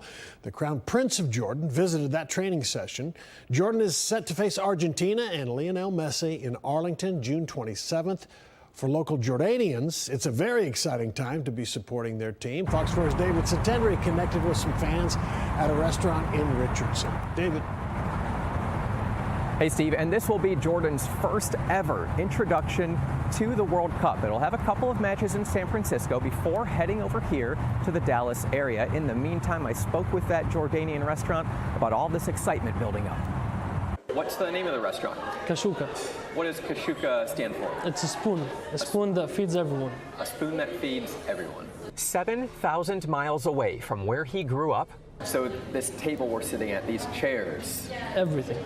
From Jordan. From Jordan. Mohammed Al-Bakri brings a taste of home to his new home in North Texas. So we import 90% of our ingredients directly from Jordan. We're the only restaurant in DFW that imports almost everything from Jordan to maintain the authenticity of our food. There are nearly a dozen Kashuka restaurants in the Middle East. Doors to its Richardson location opened last year. The first ever location in the United States for this restaurant chain. Correct. Do you get the sense that for people who are not Jordanian Americans who eat here for the first time, when they have that first bite, maybe they feel like it's something they've never really tasted before? Yeah, so we have a lot of items that are unique. Believe it or not, 55% of our clientele are not even Jordanian Americans. For diners new to Jordanian food, chances are they'll likely be new to Jordanian soccer this month. As far as the World Cup goes, what was your... I'm not even Jordanian Americans. For diners new to Jordanian food, chances are they'll likely be new to Jordanian soccer this month. As far as the World Cup goes, what was your reaction when you found out that the Jordanian national team is going to have a match here in North Texas? A dream that we never thought it's going to become true. Honestly, everyone was excited. For the first time ever, the Jordan national football team qualified for the FIFA World Cup. I'm going to go to the game myself. At what will soon be Dallas Stadium on June 27th, Jordan, the 63rd ranked underdog, will face top-ranked Argentina. We better beat Messi. If an upset win does not come Jordan's way, Al-Bakri hopes the team can at least stop by for a meal. Potentially, would you like to see them coming here for a meal? Would love to host the Jordanian national team in Kashuka, of course. They can't get a better mansaf, which is our traditional dish, except in Kashuka. So there's nowhere else to go. So if they want to feel like they're eating how they eat back at home, this is the only place for them to go here. Well, after a couple of weeks in the United States, trust me, they're going to miss our traditional dish, and they're going to have to come. It's not just the food reminding some of home in the Middle East. It's the decor. Al-Bakri tells a story of one woman brought to tears just walking inside. We reminded her of what she used to see in the past. But ultimately, as much as some love what's on the walls, it's mostly about what's on their plates. What'd you say again about this falafel? This is the best falafel that you can ever eat in your life. I have had plenty of falafel, but this, we'll see if it's the best. Let's see.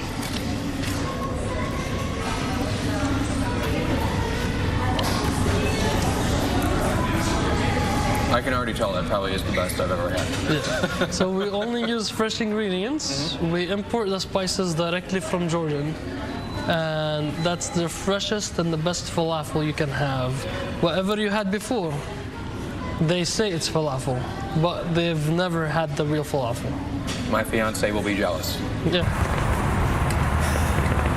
So on June 25th through June 27th, there will be a 3-day event in Arlington celebrating the Jordanian community and the upcoming soccer match against Argentina. There will be live music, food, all sorts of entertainment. The final details still being ironed out, but we'll be sure to keep you updated when we have everything confirmed. For now, Steve, send it back to you. All right, David. Thanks. I love that guy. I mean, so much pride in his product, right? So much pride in his product. Love that. That's great. Thank you for introducing us. Media got to take a look inside the FIFA Fan Festival site at Fair Park today. Concert venues, fireworks, and nearly 24 vendors will all take part in the events going on, along with the World Cup. Soccer-themed experiences will also be spread throughout the venue. Large pavilions have already been placed with fans to keep festival goers cool for the summer heat, with the summer heat. The Fair Park Fan Festival site will open Thursday when the World Cup play begins. Fox 4 is giving you more ways to get local news and weather during the World Cup. KDFI Channel 27 is now Fox 4 Plus. When World Cup soccer is airing on Fox 4, which will be often, many of our newscasts will be instead on Fox 4 Plus. But we'll be right here on Fox 4 live after the late night matches. Scan the QR code for more information on how to find Fox 4 Plus over the air or through your local TV service provider. Duncanville police say street racing is to blame for a crash that left 3 people dead, including a child. The latest on this investigation. The Brazoria County Sheriff's Department fires one of its deputies days after the deputy shot and killed a teenager inside his own garage.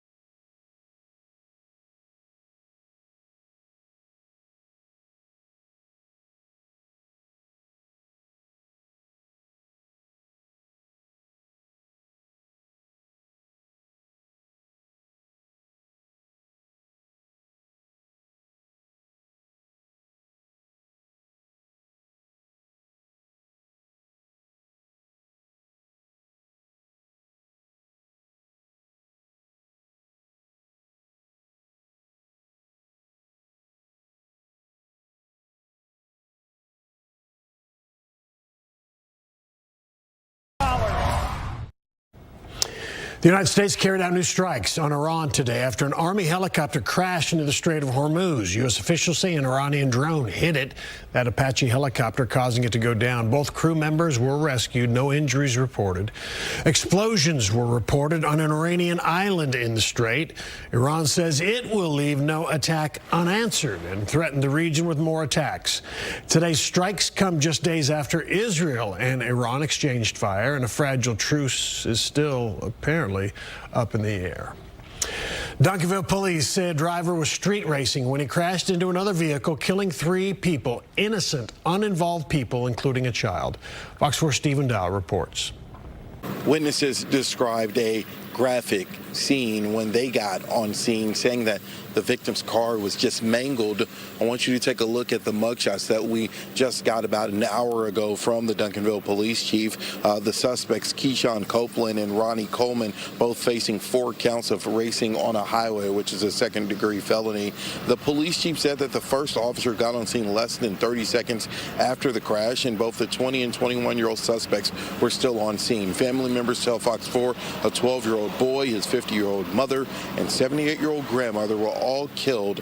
A father told me that his stepson is still in the hospital. Police call his injuries life-altering, he said, to be in critical condition.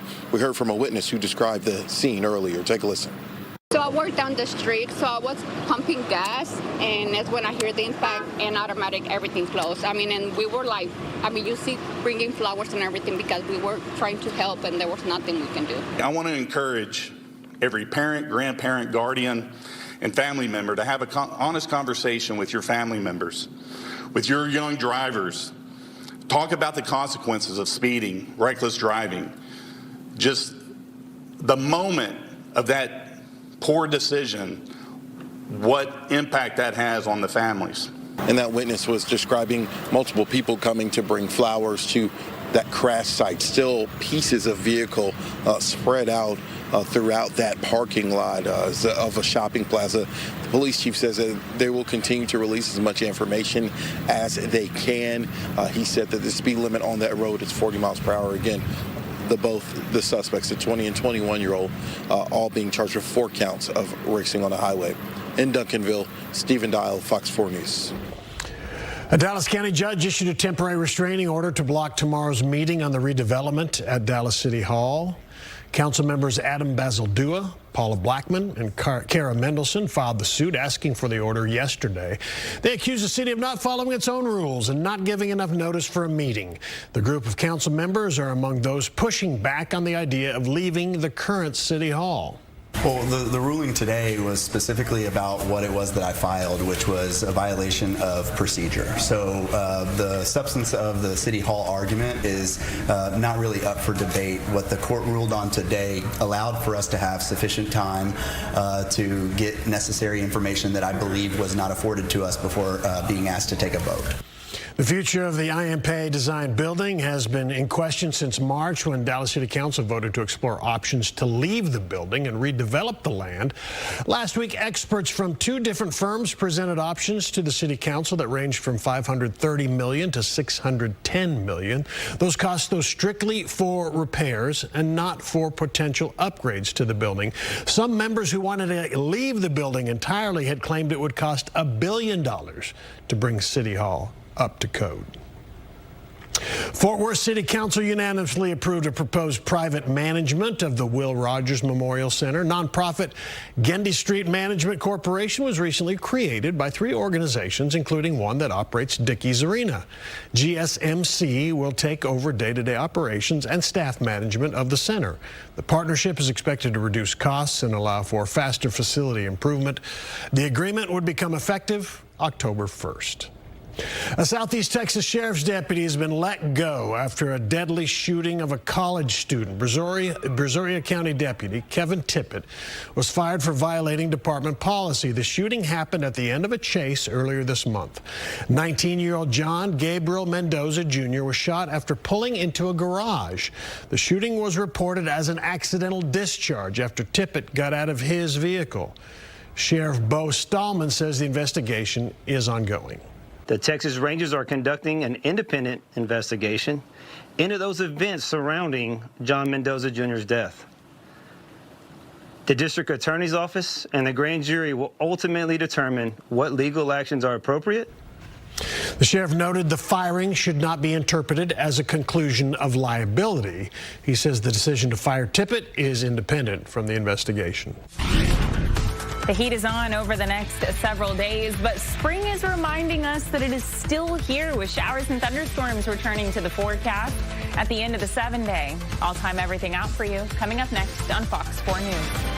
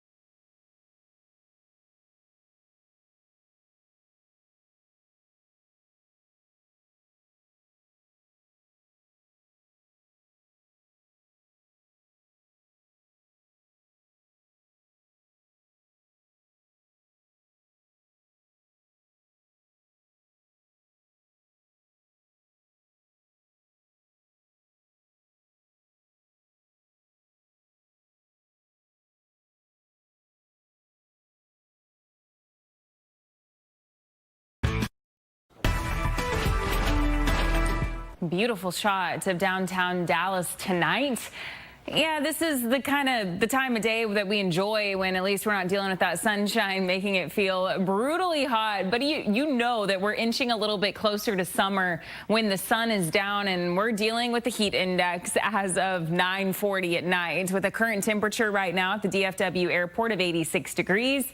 We feel like 89 with those dew points in the upper 60s and low 70s. Winds are still fairly breezy and out of the south. They will stay that way over the next couple of days. In fact, I think they ramp up even more by tomorrow afternoon and definitely into Thursday. Right now, satellite and radar is quiet across North Texas, but up in the Panhandle, there are some stronger storms that are approaching Amarillo. Those should start to dissipate over the next couple of hours before heading in to western parts of Oklahoma. Temperatures across North Texas tonight, most of us are still sitting in those mid-80s. And over the next several hours, we really won't fall too much. That's thanks to a couple of different things. One, the dew point will stay high in the upper 60s and low 70s for most. So remember, the temperature follows the trend of the dew point. So if the dew point remains elevated, so do temperatures. Drier air sees those larger temperature swings. Now, by tomorrow morning, especially around sunrise, where we typically hit our morning low for the day in those mid to upper 70s, we're going to wake up to some extra clouds. So most of us tonight will see mostly clear skies, a few clouds to start off our Wednesday morning before they clear out quickly for plenty of sun by the afternoon and highs back in the mid 90s. Wind gusts through tomorrow evening could approach 25 to 30 miles per hour at times. We keep a little bit of a breeze in place on Thursday before those winds taper off to round out the work week. Futurecast showing that morning cloud cover clearing mid to late morning, giving us plenty of sun by the afternoon. A couple of showers will be possible across far southern parts of North Texas. That's it, though. We're talking less than 10% coverage. We're back in those mid 90s tomorrow afternoon. A repeat on Thursday, but still that heat index remains elevated close to the triple-digit mark over the next several days and continuing into the first part of the weekend. So kind of rinse and repeat tomorrow. By Thursday and Friday, we start to notice some changes in the atmosphere. Thursday night will be in the form of a front which looks to approach our Red River counties. That could squeeze out a couple of storms for areas to the north and also send down a boundary which will likely be draped somewhere along and north of I-20 on Friday, which could help spark a couple of thunderstorms in the heat of the day. This is all thanks to that ridge of high pressure, which will eventually head off into the northern Gulf, allowing for that front to approach Thursday night. It'll retreat back on Saturday and then push to the south once again as we close out the weekend and head into early next week with additional showers and thunderstorms back in the forecast. So we up that coverage slightly on Sunday. That'll likely be in the afternoon and evening and definitely at night. Either way, we likely tack on a couple more inches of rain to our June rainfall totals, and we're already sitting well above average. On your forewarned 7-day forecast, those 90s hang around through the weekend. Then we get a break with temperatures likely in those mid to upper 80s after a stronger front and some showers and thunderstorms help knock us back. All right, Kylie, thank you. Coming up, the Swedish national team takes to the pitch in Frisco for a practice in front of thousands of fans. More Fox 4 News coming up.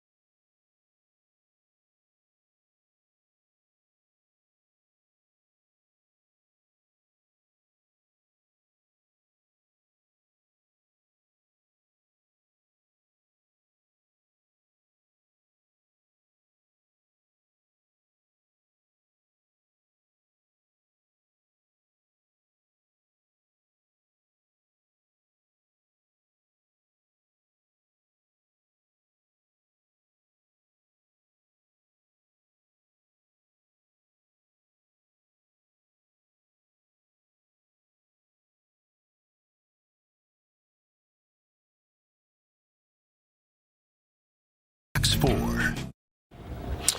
Sweden's men's national team is making North Texas home. The team held a practice today, an open practice at Toyota Stadium in Frisco. Fox 4's Casey Stiegel reports. Well, this may be the home of FC Dallas, but for the next couple of weeks, it also belongs to Sweden. And today, the blue and yellow let North Texas fans into their practice as the World Cup excitement builds. Sweden found a little home field energy on Tuesday in Frisco. At Toyota Stadium, home of FC Dallas, Sweden's men's national team opened their practice to the public. About 2,200 free tickets were handed out through a lottery system for Frisco residents and FC Dallas season ticket holders. I live here in North Texas area in Grapevine, but my mom is Swedish, so her grandparents came from Sweden. For Carita Westbrook, the connection runs through family. For others, it runs through travel, friendship, and allegiance to the team. Andy and I took a trip to Sweden in 2018 and got to visit Stockholm a little bit, and so hence we have the gear from back then, and so we're very excited to see the Swedes here. Sweden comes into this World Cup ranked 38th, and there's a familiar face for FC Dallas fans. Defender Herman Johansson plays for FC Dallas, but was recently named to his home country's roster. So this is his old stomping grounds. I recognize a lot of stuff here, so been able to give a little bit of tips for all the guys, so it's been good. He says he and his fellow teammates have been training at home in special environments to mimic the much warmer climate they'll be playing in. They prepared us for the heat, so we just been doing practices to manage the heat when we got here, so it's been good for the physio teams to just prepare us. This is also Sweden's first World Cup since 2018, when the team made a run to the quarterfinals. So this year has been a long time in the making. Really looking forward to it. It's been a long wait now. First the camp in Sweden, and then being here for a couple of days, and still a lot of days coming up, and then looking forward to the games. And although the team has had a chance to take in some Texas barbecue since arriving and have a little fun in their downtime, players say it is a delicate balance because they're here for a job, and that's to win. Right now, I still think kind of in focus mode, hard to enjoy everything, but so it's a lot more focused and really enjoying right now, but I'm trying to do both. Sweden's first game is this Sunday, where they'll take on Tunisia in Monterrey, Mexico. Then they will play the Netherlands in Houston on June 20th. But the match that most people will be waiting for here in North Texas is June 25th, where they'll play at Dallas Stadium against Japan. In Frisco, Casey Stiegel, Fox 4 News. SoFi Stadium in Los Angeles narrowly avoids a staff strike just days before the World Cup arrives. Tonight's business headlines are still ahead. And FIFA wants to give you the chance to see your name on the big screen during matches. But this is no kiss cam. You're going to have to pay up for it. More Fox 4 News coming up. Comes forward for Balogun. Balogun shot is in! Born in Brooklyn to Nigerian parents, Folarin Balogun moved to London with his family at just 1 month old. As he grew into a world-class athlete, like many in international soccer, he faced a choice of which country to represent: Nigeria, England, or the U.S. Ultimately, he chose to wear the stars and stripes. It's just something that I wanted to do, and it feels like I'm at home here. Now, the American forward will play in his first World Cup for a country he calls home on home turf. The 2026 FIFA World Cup, starting June 11th on Fox 4.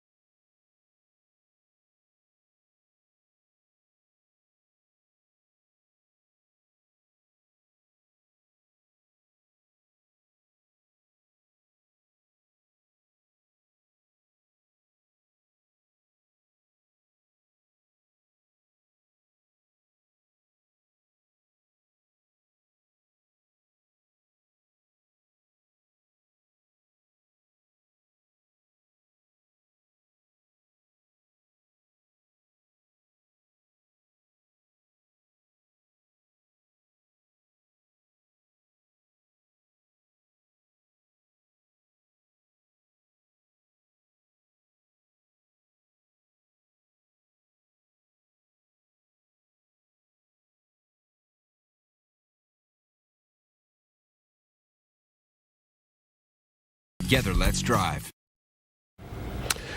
Los Angeles' SoFi Stadium workers reached a new labor agreement just days before the World Cup begins. The agreement comes as workers were threatening to strike. That would have been tough there. They will receive more than $40 an hour, premium pay for World Cup events, and protections from automation. Workers keep the right to strike if ICE or DHS actions threaten their safety. Fox 1 will take to the skies with American Airlines and the FIFA World Cup. The streaming platform will bring games live to American Advantage members on domestic flights. Members will get free 24-hour access, no credit card required. People in New York will get to party extra late during the World Cup. The governor signing new legislation letting bars and restaurants statewide stay open until 4 a.m. That begins Thursday, and that'll run through July 20th. Bars in New York City already have a 4 a.m. closing time. Now the rest of the state gets to stay up late, too. Good luck with that. More Fox 4 News after the break.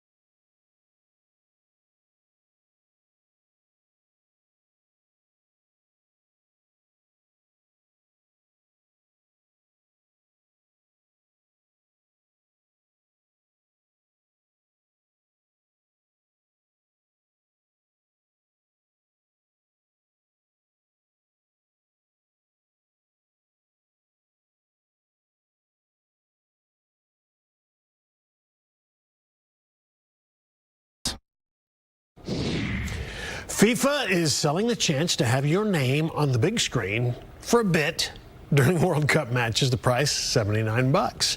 You can buy a super shout out for each match on the FIFA website. Sales have already closed for the first 4 matches of the tournament, including the first Team USA match. That's set for Friday, but all the rest of the games have availability.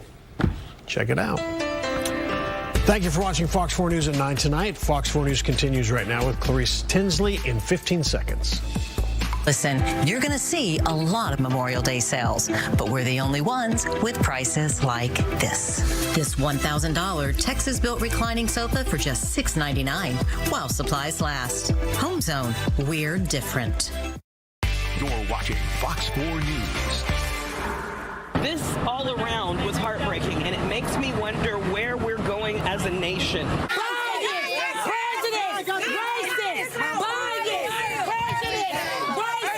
Here in 35 years, it's a step towards justice. This verdict sends a clear message. Violence like this won't be tolerated in our Collin County community. It was a murder and a case that captured and divided many in North Texas and across the nation. Tonight, a Collin County jury sentenced Karmelo Anthony to 35 years in prison for the stabbing death of Austin Metcalf. Good evening, I'm Clarice Tinsley. We saw raw emotion from every end of the spectrum at the Collin County Courthouse tonight. On one end, you have a grieving family who got justice for their son's murder. On the other, you have another grieving family, one that does not believe justice was served, one who will now have to see their son in prison. This is the new booking photo of Karmelo Anthony, taken just hours after that sentencing verdict. His hair shorter than his arrest. For now, he's in the Collin County Jail, but he will be transferred to a state prison to serve his sentence. There was a lot of emotion outside of the courtroom this evening. Our team coverage begins with Fox 4's Amelia Jones. Amelia. Clarice, it is just media out here now. I want to start at the beginning of this day. You had closing arguments this morning when court resumed at 9 a.m. and then the jury was given the case around 10:52. They deliberated through lunch and returned a verdict just before 2 p.m. The jury deliberated a total of about 3 hours before returning the verdict, guilty of murder. I was here outside the courthouse when that verdict was returned. You heard some gasps, some outcries, and some people stayed silent in the crowd, just processing the information. The jury then headed right into the punishment phase of the trial. They heard from 19-year-old Karmelo Anthony's mom. She was the only witness who took the stand in the punishment phase, and she pleaded with the jury for mercy. The jury spent 2 hours and 20 minutes deliberating the sentence. The jury sentenced Karmelo Anthony to 35 years in prison with eligibility for parole after half the time served, which would be about 17 and a half years, the age of Austin Metcalf when he was killed. When this sentence came down, people swarmed in large groups, many of them taking out their cell phones, appearing to live stream on social media platforms the reaction of others. Some people were visibly upset. We saw some cry in reaction to the sentence. Others told me they believe justice was served with that sentence. After the victim impact statements, Karmelo Anthony's family left the courthouse, and a swarm of people, supporters, and media followed them to their car. There were some very strong emotions and even strong words exchanged. We did see Anthony's mom hold up a heart in the window. Then we saw the Metcalf family walk out of the courthouse being escorted by law enforcement. There was some yelling, and they were approached by people still lingering in the parking lot, but things did not appear to escalate. The Collin County Sheriff's Office cleared the public out of the parking lot around 9 p.m. It is just media here, as I mentioned, wrapping up what turned out to be a very long, hard, and emotional day for so many. Clarice. Amelia, thank you. After the verdict and the sentencing, Austin Metcalf's family spoke directly to Karmelo Anthony in their victim impact statements. Metcalf's twin brother saying, "You still have air, while my brother is 6 feet under." His father saying, "My son's death made me exhausted emotionally, spiritually. A piece of me died with my son, but I'm expected to keep living." And his mother saying, "You may have been given sentence of 35 years. You should feel lucky. I've been sentenced to a lifetime without my son."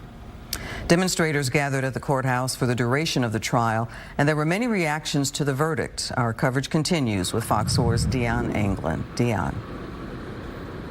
Hi there, Clarice. I have spent much of the day just paying attention to the folks and the observers who were here. Quite a different parking lot now compared to just a couple of hours ago. The judge ordered the lot closed at 9 p.m. Some deputies in patrol cars, in fact, are standing by now. They've allowed us some time to do our live reports. But throughout this day, the tension, the emotions have been all over the map. They were escalated when the afternoon guilty of murder verdict for Karmelo Anthony, it came in. A quietness and calm took over during the time spent waiting for a sentence to be announced. And from the moment it arrived, more tense moments. We have seen several clashes, one person arrested, another detained. Frustration and heated exchanges went on for hours. All of it underscoring one teenager whose life is lost, another going away to prison, handed a 35-year prison sentence. A couple of people I spoke to put it in perspective from their own point of view. I have kids myself, so seeing lives being lost as far as children-wise, it's a sad case all around. Everybody's angry. Everybody's upset. You know, we just lost 2 kids. I mean, you know, what more could we expect out of them? But I just feel like we got to heal. We all got to heal together. We got to save our country. This is a beautiful state. Justice was served, and we got to move on. And we, you know, I feel sympathy for the families. It's sad, but, you know, it's time to move on. So it was a very up and down day in terms of the range of emotions. So I have paid close attention to the actions and reactions of people who were out here earlier. And those 2 folks we heard from, they definitely seem to sum it up very appropriately. This situation is what it is, of course. And there are those who feel certain ways about both ends of the spectrum. It is now time to see about some type of healing, not only for this community, but beyond. That's the very latest. Live. Clarice, back to you. Dion, thank you. And we have more on today's verdict and sentencing, plus reaction from people in the courtroom on our website, fox4news.com, and on the Fox Local app. Duncanville police say a crash caused by street racing killed 3 people. It happened just before 9 last night at West Wheatland Road and South Cedar Ridge Drive. 2 people who police say were participating in the street racing were arrested. Keyshawn Copeland and Ronnie Coleman are charged with racing on a highway. The suspects were still on the scene shortly after the crash. Miraz Carlos witnessed what happened, and she described the scene to us. So I worked down the street, so I was pumping gas, and that's when I hear the impact, and automatic everything closed. I mean, and we were like, I mean, you see bringing flowers and everything because we were trying to help, and there was nothing we can do. Family members tell Fox 4 a 12-year-old boy, his 50-year-old mother, and 78-year-old grandmother were all killed. A 4th victim remains in the hospital. Police called his injuries life-altering. A Dallas County judge issued a temporary restraining order to block tomorrow's meeting on the redevelopment at Dallas City Hall. Council members Adam Bazaldua, Paula Blackman, and Cara Mendelson, filed the lawsuit asking for the order yesterday. They accused the city of not following its own rules and not giving enough notice for the meeting. The future of the IMP design building has been in question since March, when Dallas City Council voted to explore options to leave the building and redevelop the land. Last week, experts from 2 different firms presented options to City Council that ranged from $530 million to $610 million. The USDA says another new case of New World screwworm has been discovered in South Texas, and that brings the total to 5 cases in Texas and 1 in New Mexico. The new case involves a calf in LaSalle County, north of Laredo. 4 of the cases involve cattle, plus 1 goat and 1 dog. New World screwworm is a parasitic fly that can cause fatal infections in livestock. The United States carried out new strikes on Iran today after an Army helicopter crashed near the Strait of Hormuz. U.S. officials say an Iranian drone hit an Apache helicopter. Both crew members were rescued. No injuries were reported. Explosions were reported on an Iranian island in the strait. Iran says it will leave no attack unanswered and threaten the region with more attacks. Today's strikes come just days after Israel and Iran exchanged fire, and a fragile truce is still up in the air. Next on Fox 4 News at 10, the World Cup just 2 days away, and for a restaurant owner who moved to North Texas from the Middle East, he's really excited to see his home country play in his new backyard on June 27th.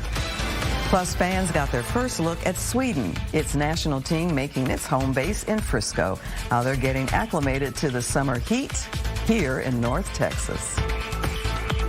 And we are getting an early taste of that summer heat here across the Metroplex. So we've got the heat and humidity that hang around the next few days before changes arrive. Spring reminding us it's not quite finished. I'll have your full forecast coming up next.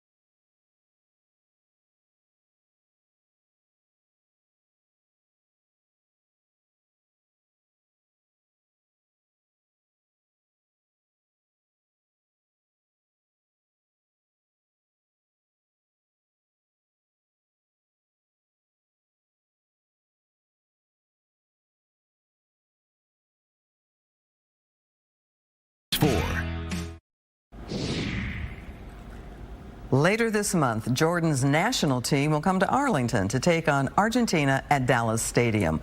A local restaurant owner says it's going to be a dream to see his team in the World Cup.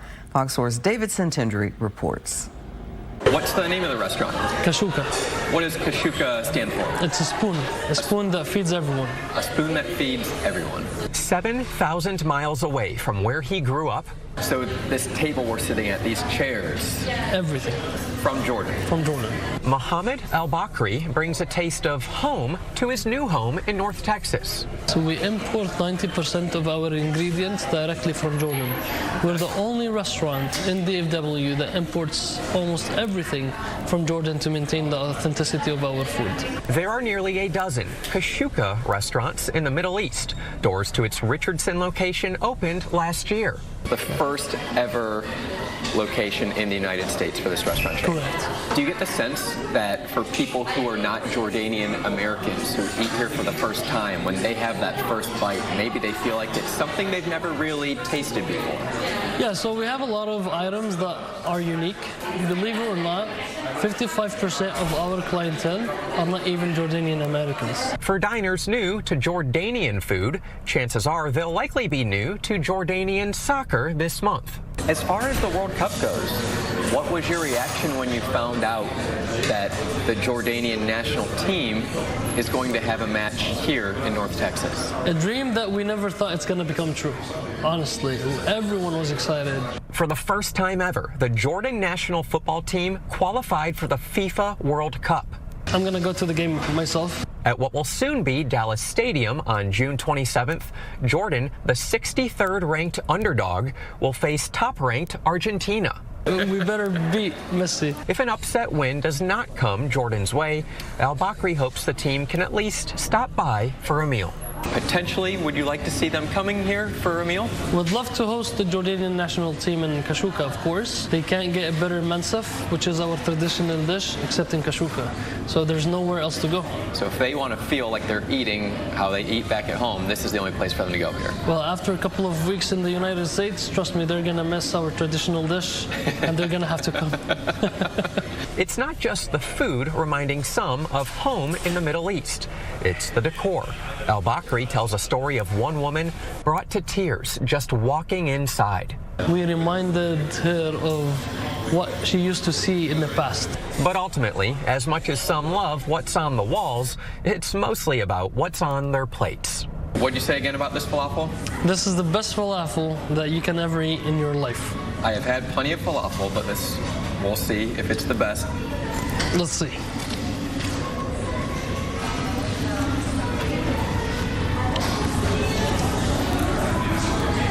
I can already tell that probably is the best I've ever had. Yeah. So we only use fresh ingredients. We import the spices directly from Jordan.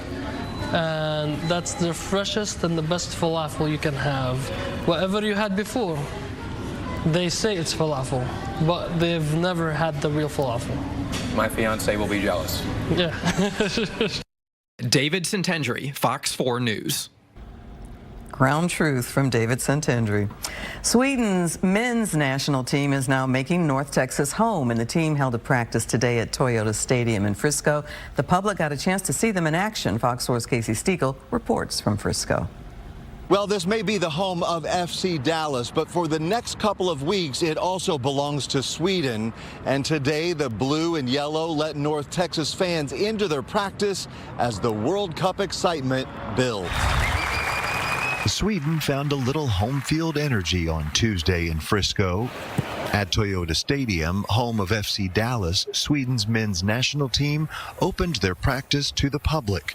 About 2,200 free tickets were handed out through a lottery system for Frisco residents and FC Dallas season ticket holders. I live here in North Texas area in Grapevine, but my mom is Swedish, so her grandparents came from Sweden. For Carita Westbrook, the connection runs through family. For others, it runs through travel, friendship, and allegiance to the team. Andy and I took a trip to Sweden in 2018 and got to visit Stockholm a little bit, and so hence we have the gear from back then, and so we're very excited to see the Swedes here. Sweden comes into this World Cup ranked 38th, and there's a familiar face for FC Dallas fans. Defender Herman Johansson plays for FC Dallas, but was recently named to his home country's roster. So this is his old stomping grounds. I recognize a lot of stuff here, so been able to give a little bit of tips for all the guys, so it's been good. He says he and his fellow teammates have been training at home in special environments to mimic the much warmer climate they'll be playing in. They prepared us for the heat, so we just been doing practices to manage the heat when we got here, so it's been good for the physio teams to just prepare us. This is also Sweden's first World Cup since 2018, when the team made a run to the quarterfinals. So this year has been a long time in the making. Really looking forward to it. It's been a long wait now. First the camp in Sweden, and then being here for a couple of days, and still a lot of days coming up, and then looking forward to the games. And although the team has had a chance to take in some Texas barbecue since arriving and have a little fun in their downtime, players say it is a delicate balance because they're here for a job, and that's to win. Right now, I still think, kind of in focus mode. Hard to enjoy everything, but so it's a lot more focused and really enjoying right now, but I'm trying to do both. Sweden's first game is this Sunday, where they'll take on Tunisia in Monterrey, Mexico. Then they will play the Netherlands in Houston on June 20th. But the match that most people will be waiting for here in North Texas is June 25th, where they'll play at Dallas Stadium against Japan. In Frisco, Casey Stiegel, Fox 4 News. Media got to take a look inside the FIFA Fan Festival site in Fair Park today. Concert venues, fireworks, and nearly 24 vendors are going to take part in the events going along with the World Cup. Soccer-themed experiences will also be spread throughout the venue. Large pavilions have been placed with fans to help keep festival goers cool from our summer heat. The Fair Park Fan Festival site will open Thursday when the World Cup begins. Those fans are going to be needed to check out our forecast. Afternoon high temperatures over the next several days will likely be in the mid-90s both Wednesday and Thursday. Maybe we shave a couple of degrees off of our afternoon temperatures Friday with some extra clouds and very low shower and thunderstorm chances before we soar again Saturday. And then our next front looks to be a little bit stronger moving through late weekend, finally knocking us back into those mid and upper 80s early next week. Yeah, well above average over the next several days. We were barely above average today. It wasn't as rough as what we saw yesterday as far as the heat and humidity is concerned, but it's still pretty warm out there tonight. Temperatures are only in those mid to upper 80s, and winds still fairly breezy and out of the south and southeast. I say this often, but when winds have those southeasterly components, that's helping to pull up more moisture from the Gulf, adding to the moisture in the atmosphere, which will continue to increase in the coming days. Today it was tolerable with dew points in the mid to upper 60s. The heat index still existed, but it stayed shy of 100 degrees. Outlying areas for some in those upper 70s and low 80s.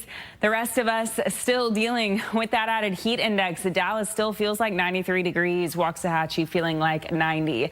Right now on satellite and radar, things are quiet across North Texas. There's a complex of storms up in the Panhandle. Those will start to dissipate over the next couple of hours. They're heading directly to the east, so they will not be an issue for us here overnight.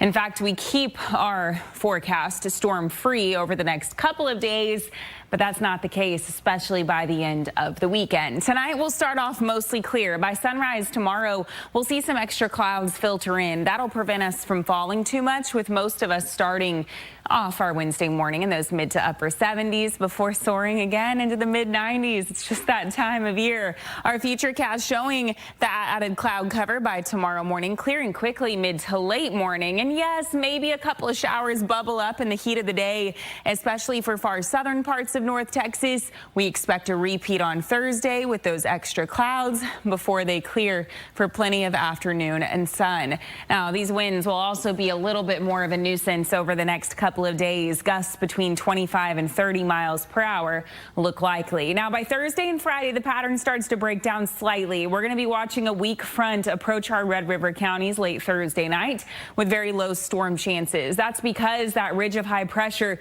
heads off into the northern Gulf, allowing for that next front to approach.